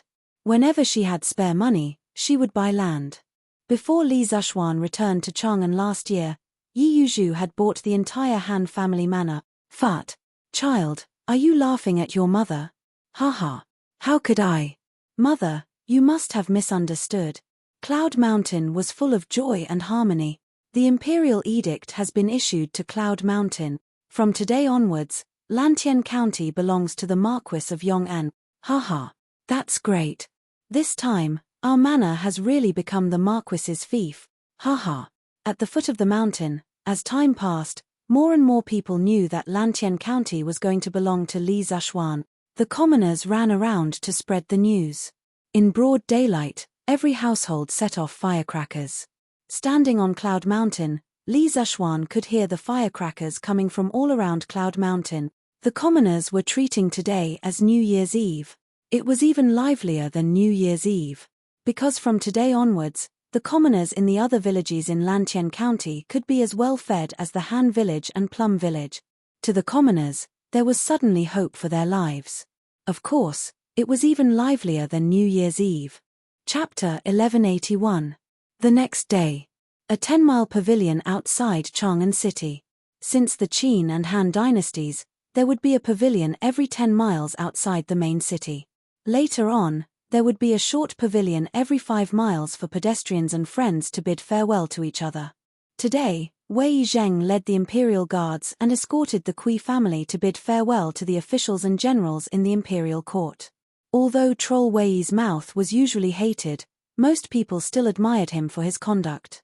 His Majesty has arrived. Today's morning court was very short. The purpose was to make time for the officials to bid farewell to Wei Zheng. After the court, Li Er packed up in the palace and rushed over on a horse. Greetings, Your Majesty. The officials bowed. Li Er said, You may dispense with the formalities. Then, he went straight to Wei Zheng and said earnestly, My dear Wei Zheng, this journey is long and dangerous. No matter what, you must take care of yourself. The Tang Empire can't do without you. Li Er's feelings for Wei Zheng were very complicated. When Wei Zheng scolded him, he wanted to kill the old man in front of him countless times. After all, as the emperor, he also needed to save face. But every time after that, he would be glad that Wei Zheng could reprimand him at the crucial moment. This person was like a mirror to him, always able to find his shortcomings. So, in general, he both loved and hated Wei Zheng. Although he had sent Wei Zheng to Henan province partly for personal reasons, it was mostly for official business. He also didn't want anything to happen to Wei Zheng in Henan. Without Wei Zheng, he would feel that something was missing in his life. Wei Zheng felt that the feelings in Li Er's words didn't seem to be fake. He raised his head and said expressionlessly, Your Majesty, don't worry. No matter how difficult the road ahead is, this old official will not fail his mission and eliminate the officials in Henan. It's getting late. This old official will take his leave. Your Majesty, please take care of your body. Then, Wei Zheng cupped his hands at Li Er and all the officials and turned to leave. Retired Emperor wants me to enter the palace again. In the afternoon, Eunuch Cao, who was by Li Yuan's side, came again. Everyone in the Li family felt a strong sense of vigilance rise in their hearts. A few days ago, Li Zeshuan was invited by Eunuch Cao to the imperial palace. He only came back when it was almost night time. Moreover, when he came back, his face was exhausted. Clearly, his experience in the imperial palace was not easy. Although Li Zhuan said that there was nothing wrong, Li Jingmo and Madame Li could more or less guess what was going on. Therefore, when eunuch Cao invited Li Zhuan again today, the Li family members were somewhat repulsed. Marquis Yong'en, please don't misunderstand. The retired emperor only wants to invite you into the palace to chat with him. He doesn't have any other intentions. Eunuch Cao immediately understood when he sensed the vigilant aura coming from the Li family. He hurriedly said with a kind smile, "Yes. Then, please wait for a moment. This marquis will pack up and follow you into the palace." Li Zhuan nodded and turned to walk into the inner room. Han Yushi and Madame Li hurriedly followed in without batting an eyelid. Madame Li stepped forward and grabbed Li Zhuan's arm. She asked worriedly, "Xian the retired emperor won't still hold a grudge against you, right?" Li Zhuan smiled slightly and said, "Mother, don't worry. The retired emperor already buried the hatchet with me last time. This time, he probably really just wants to chat with me. You and father shouldn't think too much." After experiencing the incident with Chang'e last time, Li Zhuan believed that Li Yuan would not harm him again. Although this old man was sometimes a bit overbearing, he could still distinguish between good and bad. If that's really the case, then mother can rest assured. Madame Li heard this and let out a long sigh of relief. Then, husband, this concubine will help you change your clothes. Han Yushi happily stepped forward and said, "Okay." Putting on his court attire, Li Zhuan rode with Cao Cixi to Chang'an City. Actually, if Li Yuan had no ill intentions towards him, he would rather like this old man summoning him into the palace from time to time. Because this way, he could ignore the confinement order and legitimately descend Cloud Mountain. Marquis Yong'en, you're here? No need to be so courteous. Sit. Passing through Taiji Palace and arriving at Li Yuan's courtyard, unlike the cold words last time, Li Zhuan received Li Yuan's warm reception this time. And Li Yuan Chang, that little thing, was actually also there. The father and son sat around a table. There was even a wooden card on the table. Li Zhuan cupped his hands and bowed, then sat across from them. "We heard about this kind of bandit fighting game from Qingqiu. Since we have nothing to do today, we wanted to find Marquis Yong'en to play a few rounds." Li Yuan saw Li Zhuan put his gaze on the wooden card on the table and said with a smile. Li Zhuan glanced at Li Yuanchang beside him without leaving a trace, then said to Li Yuan, "Since retired emperor has such a refined interest, then this subject is naturally willing to accompany you Tilda." Li Yuan laughed heartily and said, "Haha, I heard that this bandit fighting game must have a prize to be interesting. Marquis Yong'en's family is rich, so you definitely aren't someone who lacks money. Why don't we play a few rounds with 100 rounds as the base?" Li Zhuan couldn't help but be amused. He thought to himself that it was rare for him to go out, and he actually met someone who wanted to take the initiative to give him money.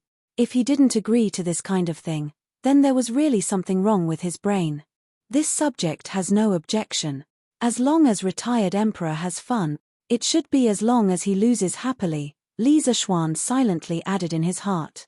Although he didn't know how Li Yuan's card skills were, he, as the founder of bandit fighting, was confident that his grasp of the rules and skills would definitely win against the two people on the field. Besides, with his powerful mental strength, his brain was simply a natural card holder. Facing him, this human cheat, what could Li Yuan and Li Yuanchang use to fight with him? Imperial grandfather, Chang'e has come to pay respects to you. Hey! Brother Xiaoxian is also here.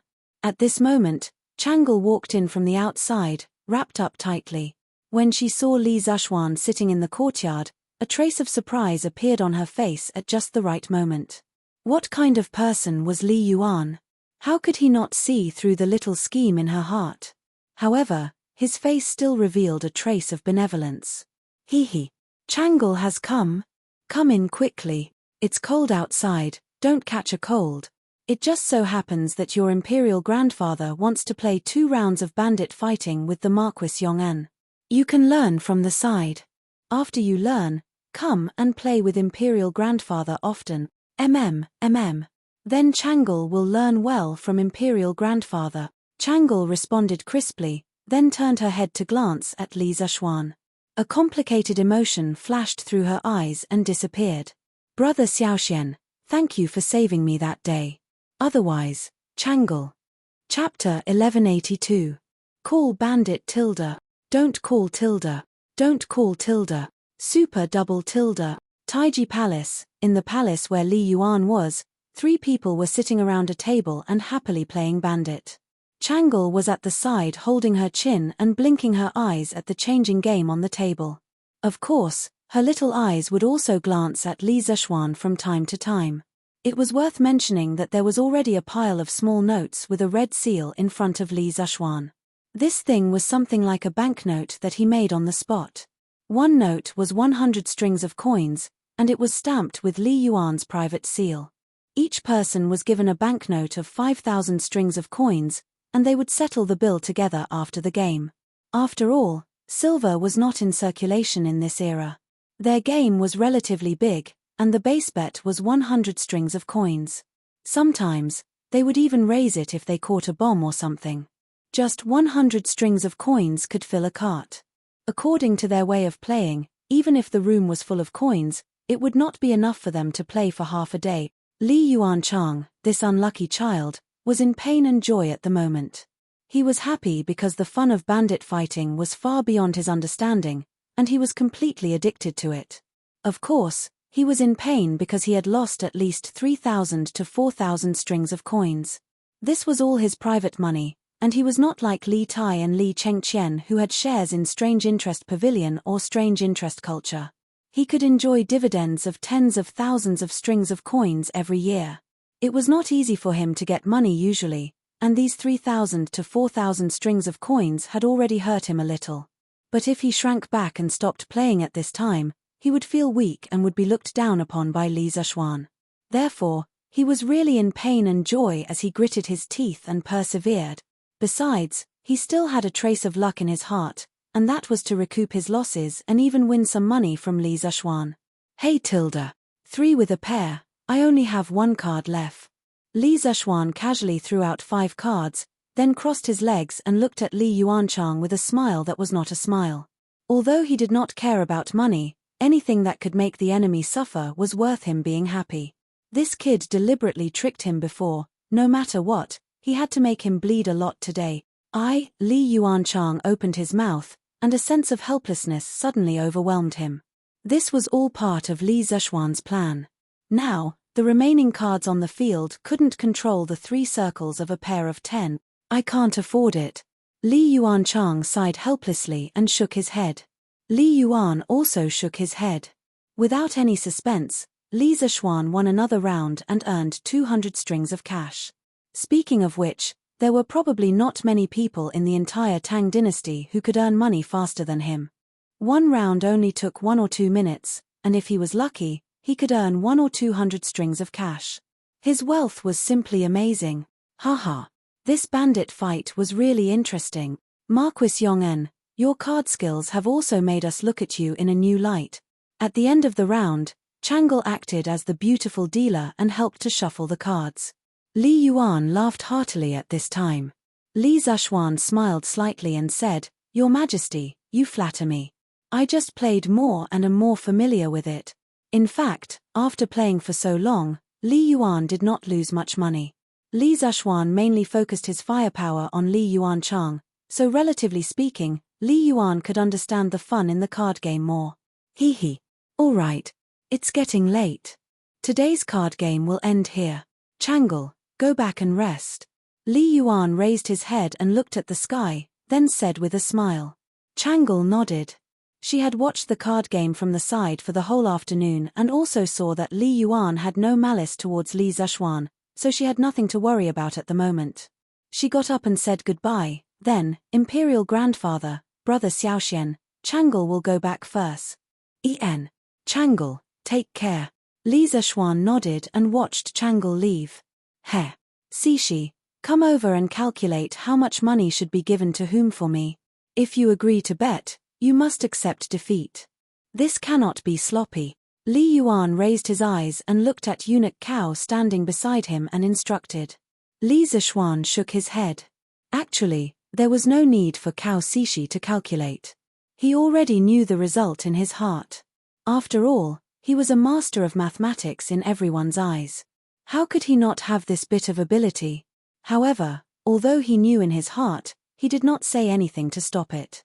Cao Cishi responded, then called over 2 little eunuchs to help count together. After a moment, Cao Cishi cupped his hands and said carefully, "Your Majesty, the result is out. His Highness King Lu lost a total of 4,400 strings of cash. You lost a total of 1,200 strings of cash. Only Marquis Yong'an won. A total of 5,600 strings of cash." Li Yuan did not get angry after hearing this. He pointed at Li Zishuan, as if reproaching, but more like half-joking, and said, "Good. Marquis Yong'an, I did not expect that I called you here today to give you money in the end. How do you plan on thanking me?" 5,000 strings of cash was definitely not a small amount. With the price of goods in the beginning of the Tang dynasty, if placed in a relatively poor small county, 5,600 strings of cash was basically a county's tax income for a year. Li Zishuan's heart moved, and he replied, "This subject thanks Your Majesty for the reward. May Your Majesty's dragon body be in good health." "Ha. Good." Li Yuan laughed loudly, then said to Li Yuanchang, "Yuanchang, tomorrow send the money you lost along with my money to Yunshan. If you agree to bet, you must accept defeat. As a person, you cannot go back on your words. Do you understand?" For some reason, Li Yuanchang seemed to be very honest today. In the entire process of the mahjong game, he did not deliberately create trouble for Li Zishuan like before, nor did he fan the flames at the side. At this moment, he nodded obediently and said, "Father Emperor, don't worry. This subject son will take care of these matters tomorrow." Li Yuan said again, "Then you go back first. We still have some things to discuss with Marquis Yong'an. This subject son will take his leave." Li Yuanchang cupped his fists and left. However, Li Zishuan's eyes flashed, secretly thinking that today's main topic had finally arrived. The afternoon mahjong game was just an appetizer. "Marquis Yong'an, yesterday you saved Chang'e. We are very grateful in our hearts. We still have a request today. I wonder if you can agree to it."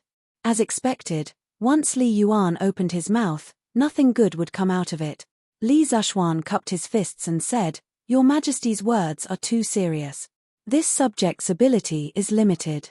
Within the limits of my ability, if Your Majesty has any request, this subject will definitely do my best to fulfill it."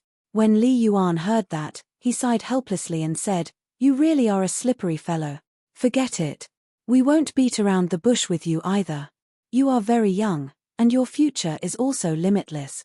We just want to ask you for a favor. I hope that after our 100 years, you can take care of Yuanchang a little. It can also be considered as lessening some of Erlang's sins." Li Zishuan's heart skipped a beat. He thought to himself, "I reckon that in the entire imperial palace, only Li Yuan dares to say such words, right?" He frowned and pondered for a long time. Then, he said word by word, "Your Majesty, this subject cannot make things difficult for Prince of Lu. However, there is a saying, when the heavens commit a sin, it can be forgiven. When one commits a sin, one cannot live. His Highness Prince of Lu's future life and death is not in this subject's hands, nor is it in Your Majesty's hands. It is only in his own hands." Chapter 1183. Thinking about it carefully, Li Yuan had a good plan. Today, he first called Li Zishuan over to play cards, but there was another person at the table, Li Yuanchang. His goal was not as simple as it seemed on the surface. He wanted to use the card game to let Li Zishuan and Li Zishuan ease the relationship between each other, lose some money at the same time, and give some favors without leaving any trace. Finally, he would raise this request to Li Zishuan. The whole thing was one loop after another. Li Yuan's wishful thinking could be said to be well planned. Making this plan was nothing more than after hearing Li Zishuan's words yesterday, he realized the possible ending that Li Yuanchang might face in the future. As the saying goes, no one knows a son better than his father. Now in the entire Tang Empire, besides Empress Zhong's son, He was the only one who understood Li Er. He knew very well that with Li Er's style of doing things, when he rode the crane deity in the future, if Li Yuanchang still had the same temperament today, then it would definitely be an ending of brothers killing each other. That was why he said that his arrangement was to lessen Li Er's sins. But Li Zishuan would not fall for this old fellow's trick. Under Emperor Li Er's wise leadership, the Tang Empire would only become stronger and stronger. He had no need to help Li Yuanchang, this pile of mud. At that time, not only would it be a thankless task, he might even get himself into trouble, not to mention that there was originally some unhappiness between him and Li Yuanchang. Li Yuan wanted to use this small favor from this afternoon to resolve the enmity between him and Li Yuanchang. That was undoubtedly a fool's dream. Li Yuan's gaze was like lightning, staring at Li Zishuan for a very long time, then he muttered with a sigh, "The newborn calf is not afraid of the tiger. Young people are indeed full of vigor. Actually, I don't have any other requests, I just want to entrust Marquis Yong'an to save Yuanchang's life at the crucial moment. You don't need to care about anything else, it all depends on his luck. If it was in the past, if someone dared to reject him, the other party would definitely not have a good ending. But today, his power had fallen, and he was past his prime. His heart no longer had the heroic spirit and domineering spirit of the past. Deep in his heart, he only wished for the safety of his children. The Black Tortoise Gate incident 2 years ago had not only dyed the imperial palace red with blood, it had also extinguished his lofty ambitions, causing his heart to turn to ash. Because in this world, there was probably nothing more tragic than seeing one's own flesh and blood being torn apart. It was precisely because he had experienced it that he felt fear in his heart. Li Zishuan's words a few days ago had awakened him from his drunken stupor after losing the throne. There were some things that could not be solved by running away. Li Zishuan shook his head and said, "Please forgive me, retired emperor. There are some things that I can help with, but there are some things that I really can't help with." King Lu's life was in his own hands. If he really did something outrageous in the future, no one in the world would be able to save him. "It's already late, I have to leave the city as soon as possible. I'll take my leave." After he finished speaking, he bowed, and then slowly retreated towards the outside of the hall.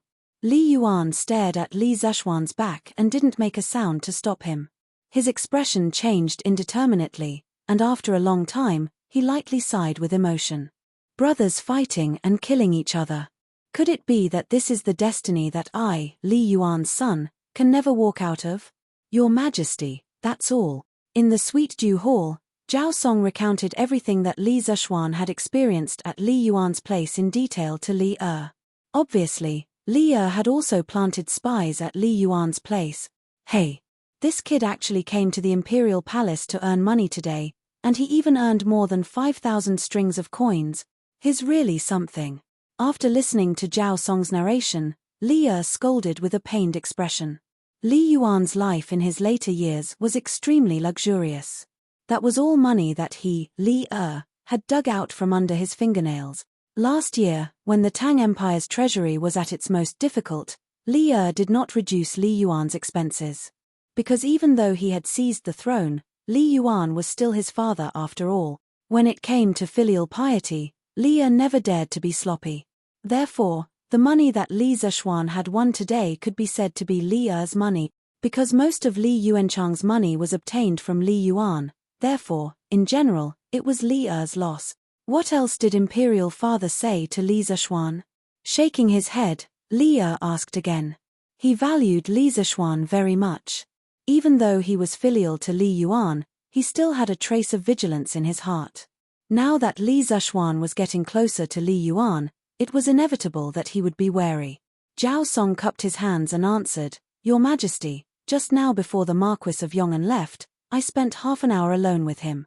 However, as for what they talked about, this old servant has no way of knowing." Li Er closed his eyes and pondered for a moment, then waved his hand and said, "All right. We already know, you can leave first." Zhao Song cupped his hands and left.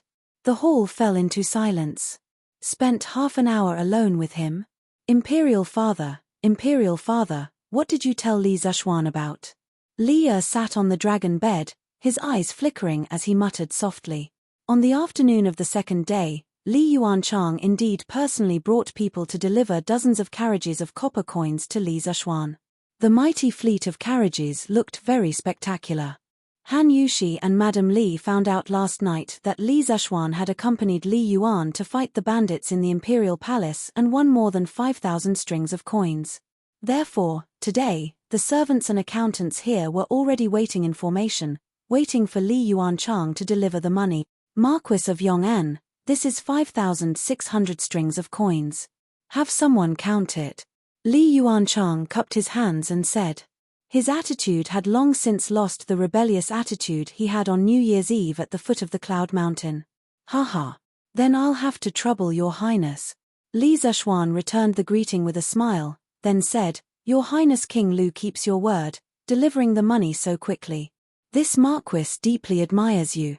Come, quickly brew a cup of hot tea for His Highness to warm his body. Li Yuanchang's heart was both pained and angry, but he still concealed these negative emotions very well, not revealing the slightest abnormality on his face. There's no need. I was originally willing to bet, so there's nothing to say. On the other hand, I had no intention of offending you on New Year's Eve. I truly shouldn't have. Today, I came to apologize. I hope that the Marquis of Yong'an can let bygones be bygones. Seeing Li Yuanchang's refined and courteous appearance, Li Zishuan couldn't help but feel suspicious. If a person's temperament changed greatly in just a few days, then there were only two possibilities. Either his life suddenly changed and he had an epiphany, or he was forced by some external pressure to deliberately disguise himself. Based on his judgment, Li Yuanchang definitely belonged to the second situation. False feelings. This kid should have been taught a lesson by Li Yuan in private. Otherwise, why would he come to apologize today? Your Highness King Lu is thinking too much. I already don't remember what happened that night. Li Zishuan couldn't be bothered to show off his acting skills with this little brat. He still had a lot of things to do. Right now, he just wanted to get rid of him as soon as possible. As long as Li Yuanchang didn't take the initiative to provoke him in the future, he definitely wouldn't take the initiative to find trouble with Li Yuanchang. Chapter 1184. San Bao, I will give you 2 bodyguards. Find a few reliable people in the residence and prepare well today. Tomorrow, you will leave for Bashu and help me find the vanadium mine. The reason why Li Zishuan didn't want to waste time with a brat like Li Yuanchang was because he had more important things to do. This more important thing was to continue building his industrial blueprint. Looking back at his actions in the first year of Zhongguan, other than the big event of Yanghuang College, he had only done some experimental experiments, such as voltaic batteries, telegraph machines, electric lamps, generators, and so on. Among them, some things had already been created, while some were still in the theoretical stage due to various practical reasons. But in general, these things had yet to be mass-produced. Therefore, Li Zishuan had set a few small goals for himself this year. First, the 3 acids and 2 bases needed for the foundation of the chemical industry must be mass-produced. Second, the hydropower station on the Ba River must be started. It could be completed, but it must be started this year. Third, the generator must be built successfully. Although the first-generation generator might be ugly, cumbersome, expensive, inefficient, and unstable, these weren't problems. The first-generation generator was just a transition. Once the first-generation generator was installed on a stone culvert or a small dam, it would be able to generate electricity. With electricity, it could be refined into copper, and this was the time to prepare for the second-generation generator. Once there was a stable and efficient second-generation generator, he could continue to develop technology. Fourth, he would start to focus on developing the metallurgy industry. In this year, he would send people out to search for all kinds of metal deposits. Then, he would use the copper, iron, coal, and so on in his hands to produce crude copper, crude iron, and other metals. Then, he would use electricity to refine all kinds of metals, and finally produce all kinds of alloy steel. Fifth, with the alloy steel and electricity, he could consider manufacturing the mother machine, the machine tool. At that time, Tang Dynasty's industrial foundation would undergo a qualitative leap. Then, all kinds of advanced technological products would become possible. Well, from the looks of it, The second year of Zhengguan was definitely a full year for Li Zishuan. His schedule couldn't be more full. Young master, what does the vanadium mine look like? San Bao frowned and asked. Before the new year, San Bao, Ah Fu, and the rest had stayed in the workshop for a period of time because they were making fireworks. It could be said that they had gained experience at the basic level. Most importantly, Fu Bin could not leave the Shanxi mine. Otherwise, that lad would definitely be more experienced in finding ores. Li Zishuan took out a small booklet and handed it to San Bao. I have recorded the appearance and characteristics of the vanadium ore here. Prepare well today. It would be best if you can set off tomorrow. San Bao took the booklet and flipped it open. There were colorful illustrations with textures and lines, as well as some descriptive words. It was really quite detailed. He closed the booklet, scratched his head, and smiled. Hee hee. Young master, it's a good thing that I've been learning to read since last year. Otherwise, San Bao wouldn't be able to understand a single word on this. Li Zishuan laughed and said, haha, young master, I told you to study more when you had nothing better to do. It was still useful, right? San Bao nodded and said, yes, it was useful. This time, San Bao will bring a dictionary to Sichuan. If I come across words that I don't know, I can look it up myself. Now, because of the widespread distribution of the Tang Dynasty dictionary, more and more people in the Tang Dynasty could read. According to Kong Ingda, Fang Xianling, and the rest, the number of people participating in the Tang Dynasty's imperial examination would increase by a lot in 3 to 5 years. Haha. You're worth teaching. Li Zishuan laughed heartily and said, San Bao, this mind search is also a kind of experience for you. In the land of Sichuan, all kinds of forces are tangled and complicated. You all need to be careful on this trip and try not to provoke the local forces. Once you have ascertained the location of the vanadium mine, come back immediately. At that time, this young master will naturally ask His Majesty for an imperial edict and then open the mine legitimately. The ancient Sichuan referred to the modern Sichuan Basin and some of its neighboring areas. It was not only a geographical concept, but also a cultural one. The land of Sichuan was surrounded by mountains. To the north was the Qinling Mountains, to the northwest was the Qinghai Tibet Plateau, to the south was the Yungui Plateau, and to the east was the Yangtze River. It was very inconvenient to travel outside. In the north, only the Boxi and Ziwu roads were connected to Guangzhou and Guangdong. In the south, there were many valleys, and in the east, there were mountains. The east shore was also very dangerous, and only the western plains were slightly more convenient. Hence, the land of Sichuan became a relatively isolated geographical unit far away from the mainland.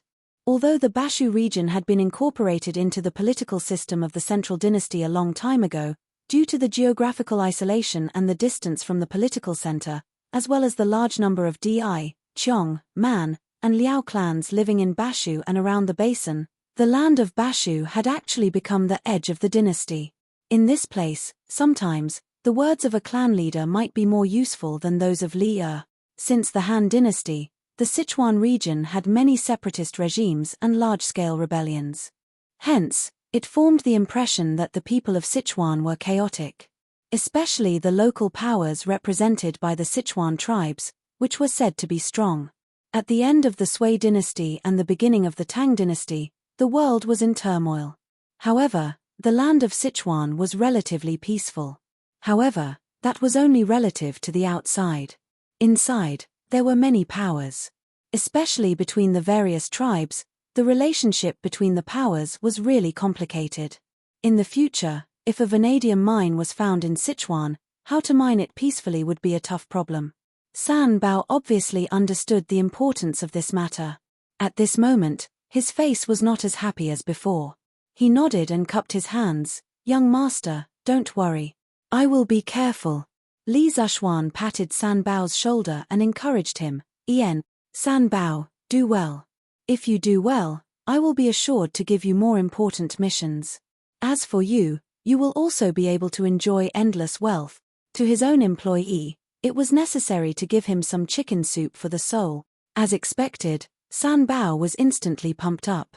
He held his head high and said, Young master, San Bao doesn't want wealth. As long as I can help you do your job, San Bao is satisfied. Haha. Okay. Stop sucking up. Go and prepare. Li Zishuan laughed and said. Yes. Young master. San Bao left. Li Zishuan was deep in thought. The metallurgy industry in Tang Dynasty was not very developed. The metals that had been mined were gold, silver, copper, and iron. This was definitely not enough. It seemed like he had to train a group of talents to search for ores all over the country. Chapter 1185. On the third day after the imperial edict was issued, Lantian County's county magistrate he personally came to Yunshan Villa to visit Li Zishuan. It wasn't a good time to have conflicts with Li Zishuan, but every year at the beginning of the year, whether it was the imperial court or the local government, they would be very busy, so Mr. He immediately came over when he was free. Greetings, Marquis. At the beginning of the new year, the government office was very busy. After knowing that the entire Lantian County would be in theft, I didn't come to visit immediately. I hope that Marquis will forgive me. County magistrate he was a middle-aged scholar who was close to 40 years old. He had a small beard on his chin and his body wasn't as fat as most officials. His moderate and serious image gave people a good impression.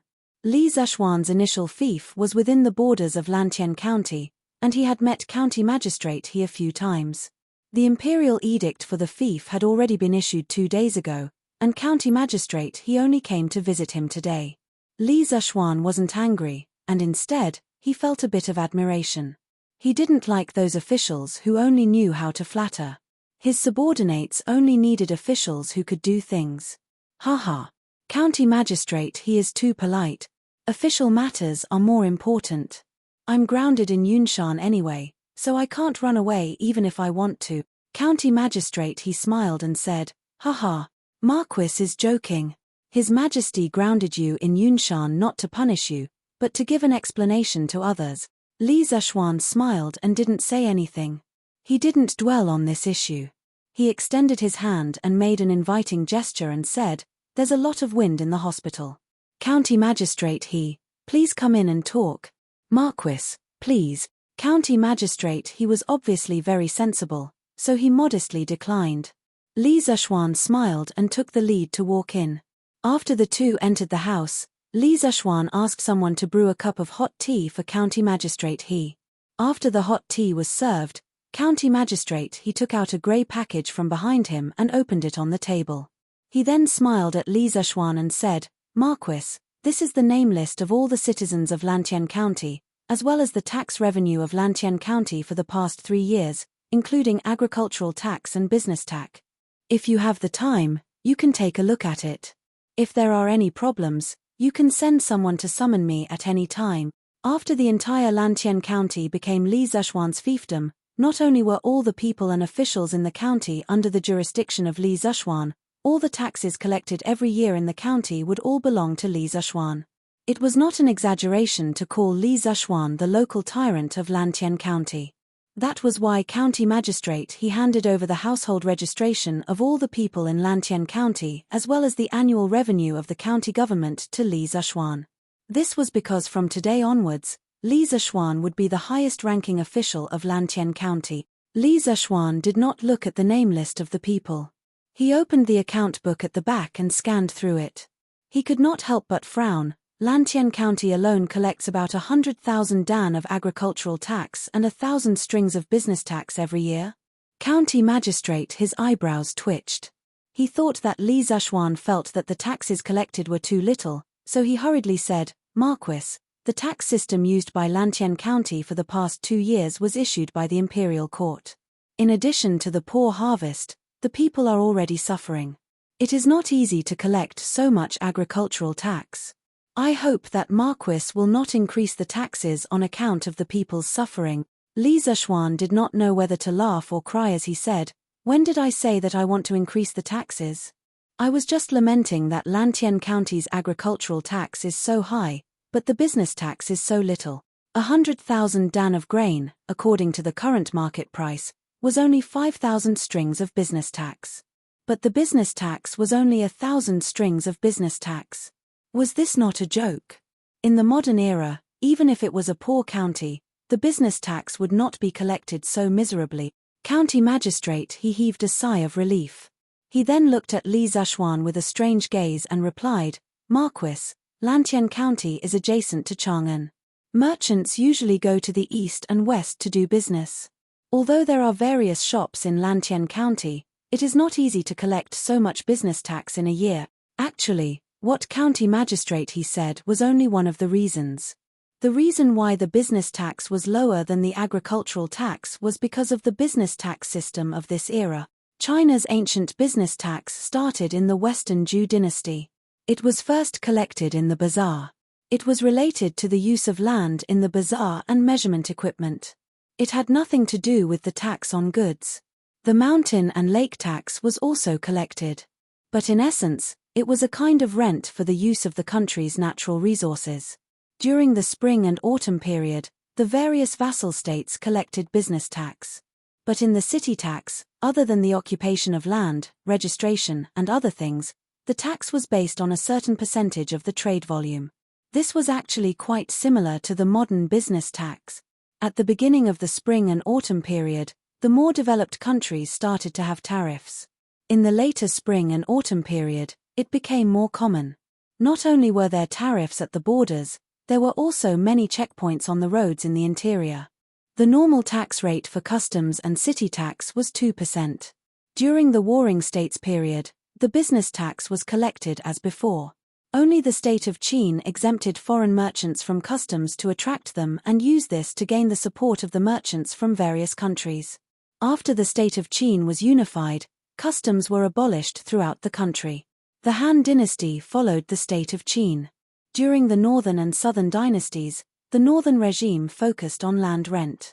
During the time of Empress Yawen of northern Wei, business tax was not collected. In the later period of northern Wei, city tax was collected. The shops were divided into 5 categories. There was also a city tax. Once one entered the city, one had to pay a coin. During the Sui dynasty and the early Tang dynasty, the country was unified. Once again, customs were abolished and only the city tax was collected. The tax rate was 30% and the tax rate was 1%. It was so low that it made one's hair stand on end. Just based on this tax rate, if the people of the modern era who made a living by doing business were to transmigrate to the early Tang dynasty, they would definitely be overjoyed. In this era, the imperial court and local government mainly relied on agricultural tax. The business tax was just a buy one get one free gift. Li Zhuan frowned and said, County magistrate in the next 2 days, I want you to organize a detailed document on the agricultural and business tax collection method, ratio, and scope of Lantian County. Send someone to deliver it to me. County magistrate, he was a bit confused, but he still nodded and said, okay. This official will go back in a while and organize people to draft the document overnight.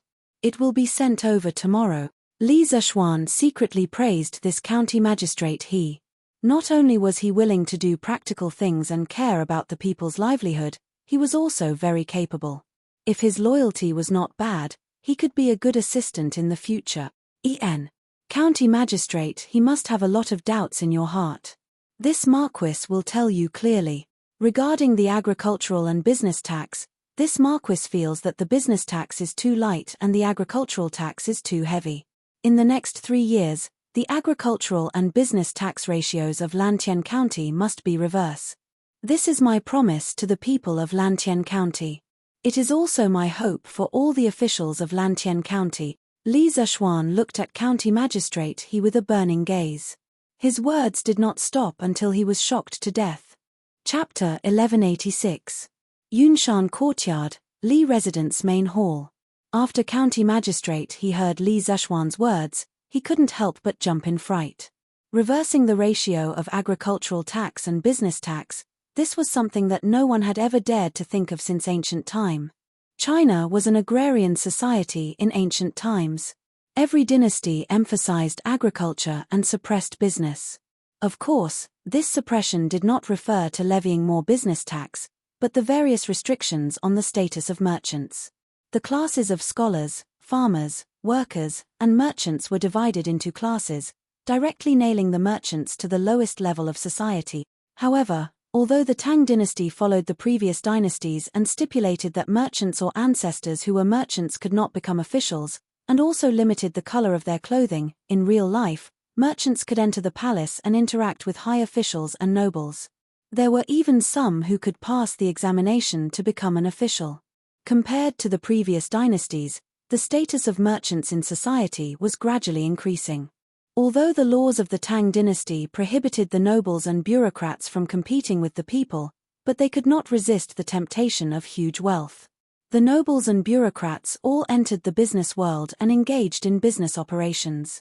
It was because of this that the ratio of business tax in the Tang dynasty was so low.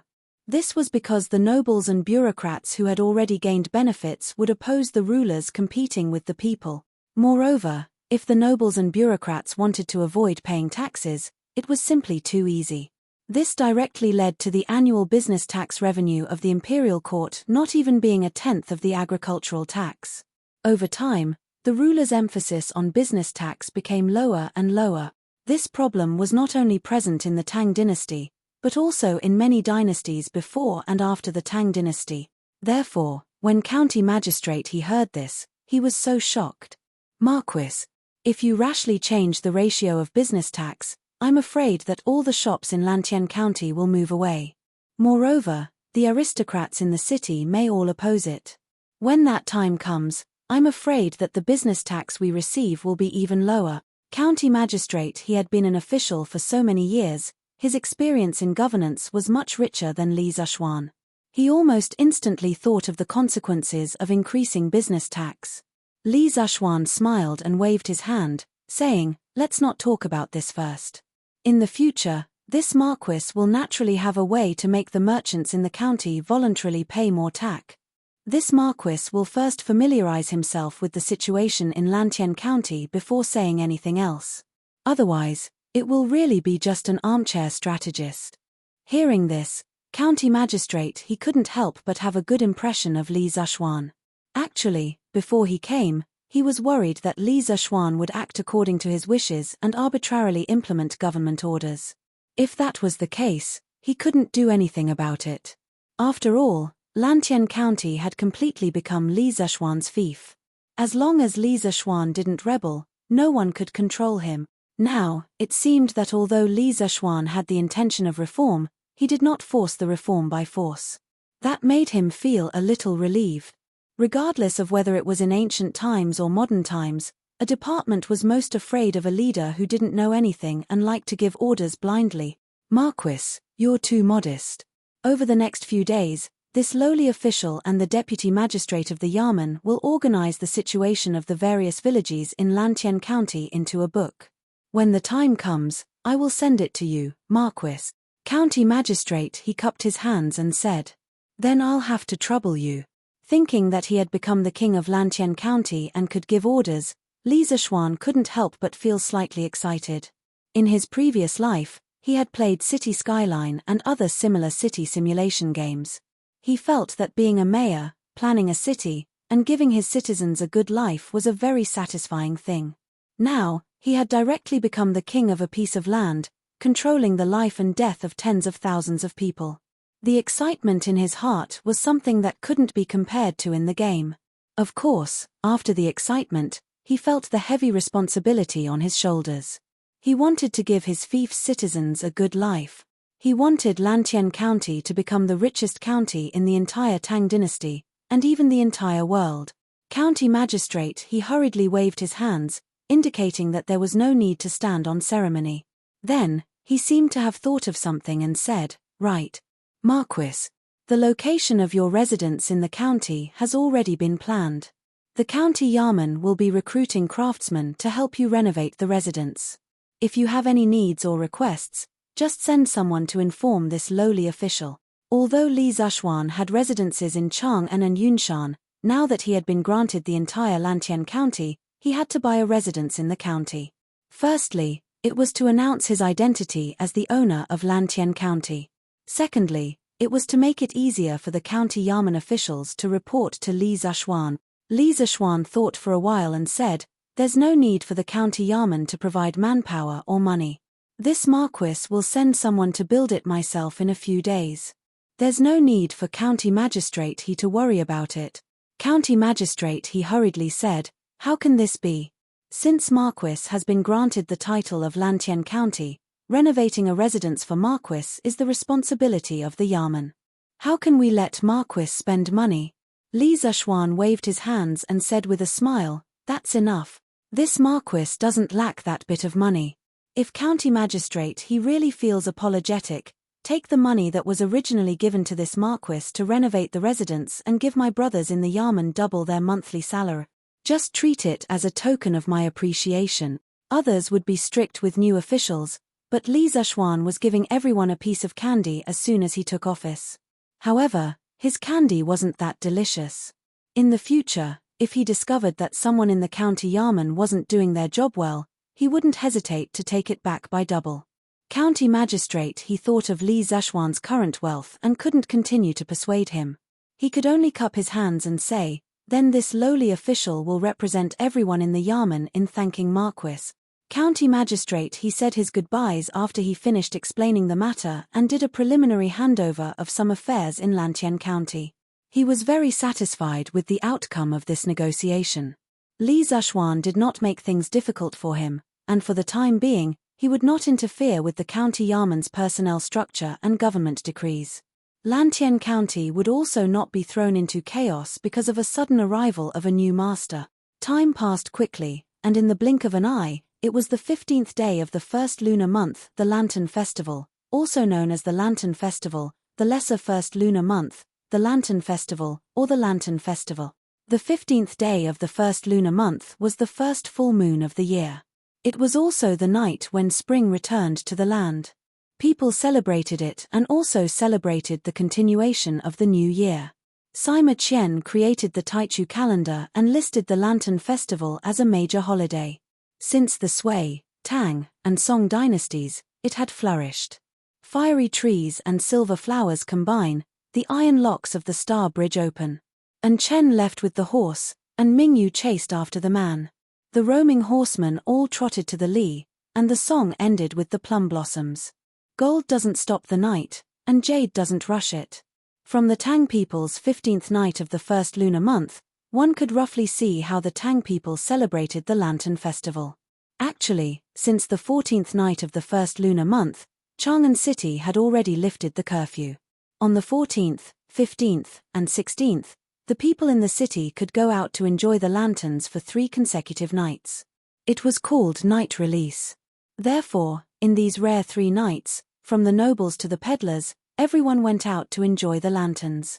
As a result, the streets of Chang'an City were filled with people and carriages. It was very lively. As for Li Zishuan, because he was trapped in Yunshan, he naturally couldn't feel the liveliness in Chang'an City last night.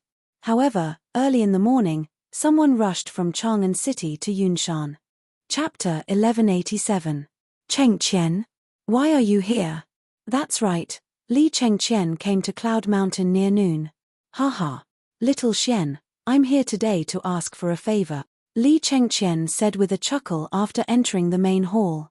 Li Zishuan shook his head helplessly and said, Ha, Chengqian, just say what you want.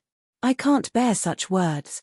Li Chengqian grinned and said, cough, cough, little Xian, it's actually nothing much. I'm here to ask if you're planning to set off fireworks at the academy tonight. Li Zishuan was taken aback, then he said with some amusement, haha, Chengqian, you want to bring a batch of fireworks back to Chang'an, right? He would never believe that Li Chengqian came all the way here just to ask such a boring question.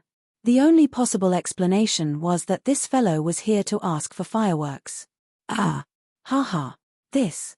To be honest, I want to make use of the Lantern Festival to set up a fireworks show in the palace this time to make father, mother, grandfather, and Changle happy, Li Chengqian said with some embarrassment.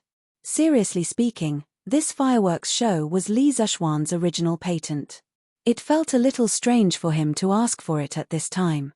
Li Zishuan did not care about this. He smiled and said, haha, I was wondering what it was, so it's fireworks. Chengqian, why did you have to come personally for such a small matter? There will indeed be a small fireworks show at the academy tonight, but there are still extra fireworks in the warehouse. I'll get someone to send them to the palace later. Compared to New Year's Eve, Li Zishuan prepared plenty of fireworks this time. The day before yesterday, he even got someone to send an ox cart of fireworks to Old Cheng. Old Cheng had pre-ordered this long ago. Something would happen if he did not give it to him. Even so, he was still quite rich. He did not plan to sell this in the short term. It was good to give it to Li Chengqian. Haha. Then I'll thank you. Li Chengqian said with a smile and cupped his hands. But Chengqian, you have to take care of the fireworks and prohibit all sources of fire from getting close. Otherwise, this thing will cause a lot of damage. No, I'll send a craftsman over to take care of the fireworks for you. The imperial palace was an important place. Once an explosion or fire occurred, the impact would be no small matter. Li Zishuan had no choice but to be cautious. Yes, that's for the best. When the time comes, I will also send some people to watch over them carefully. Li Chengqian nodded seriously and replied. Li Zishuan explained some other things to take note of. Seeing that it was already noon, Li Zishuan symbolically asked Li Chengqian to stay for lunch. Unexpectedly, Li Chengqian agreed without hesitation. It turned out that this guy was not only here to ask for fireworks, but also to freeload a meal. After all, the food here was even more delicious than the ones in the palace. At 5 in the afternoon, the sky gradually darkened, but Chang'an City was brightly lit.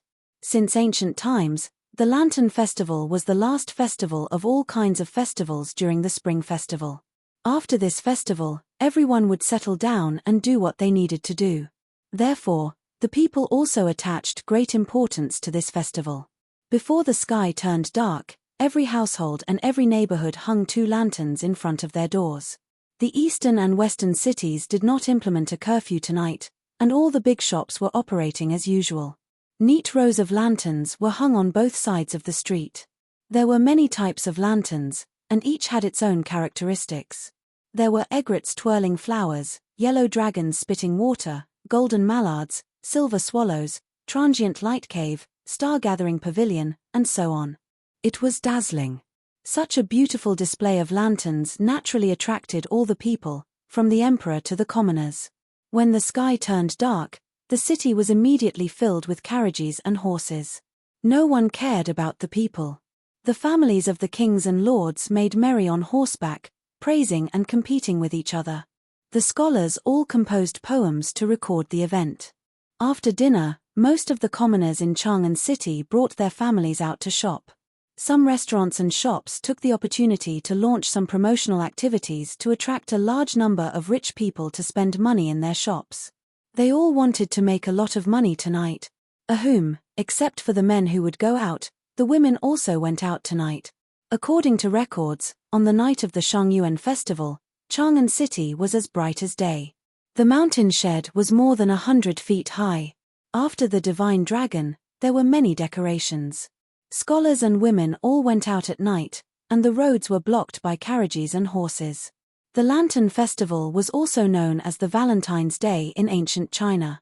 The beauties in ancient times were usually very honest.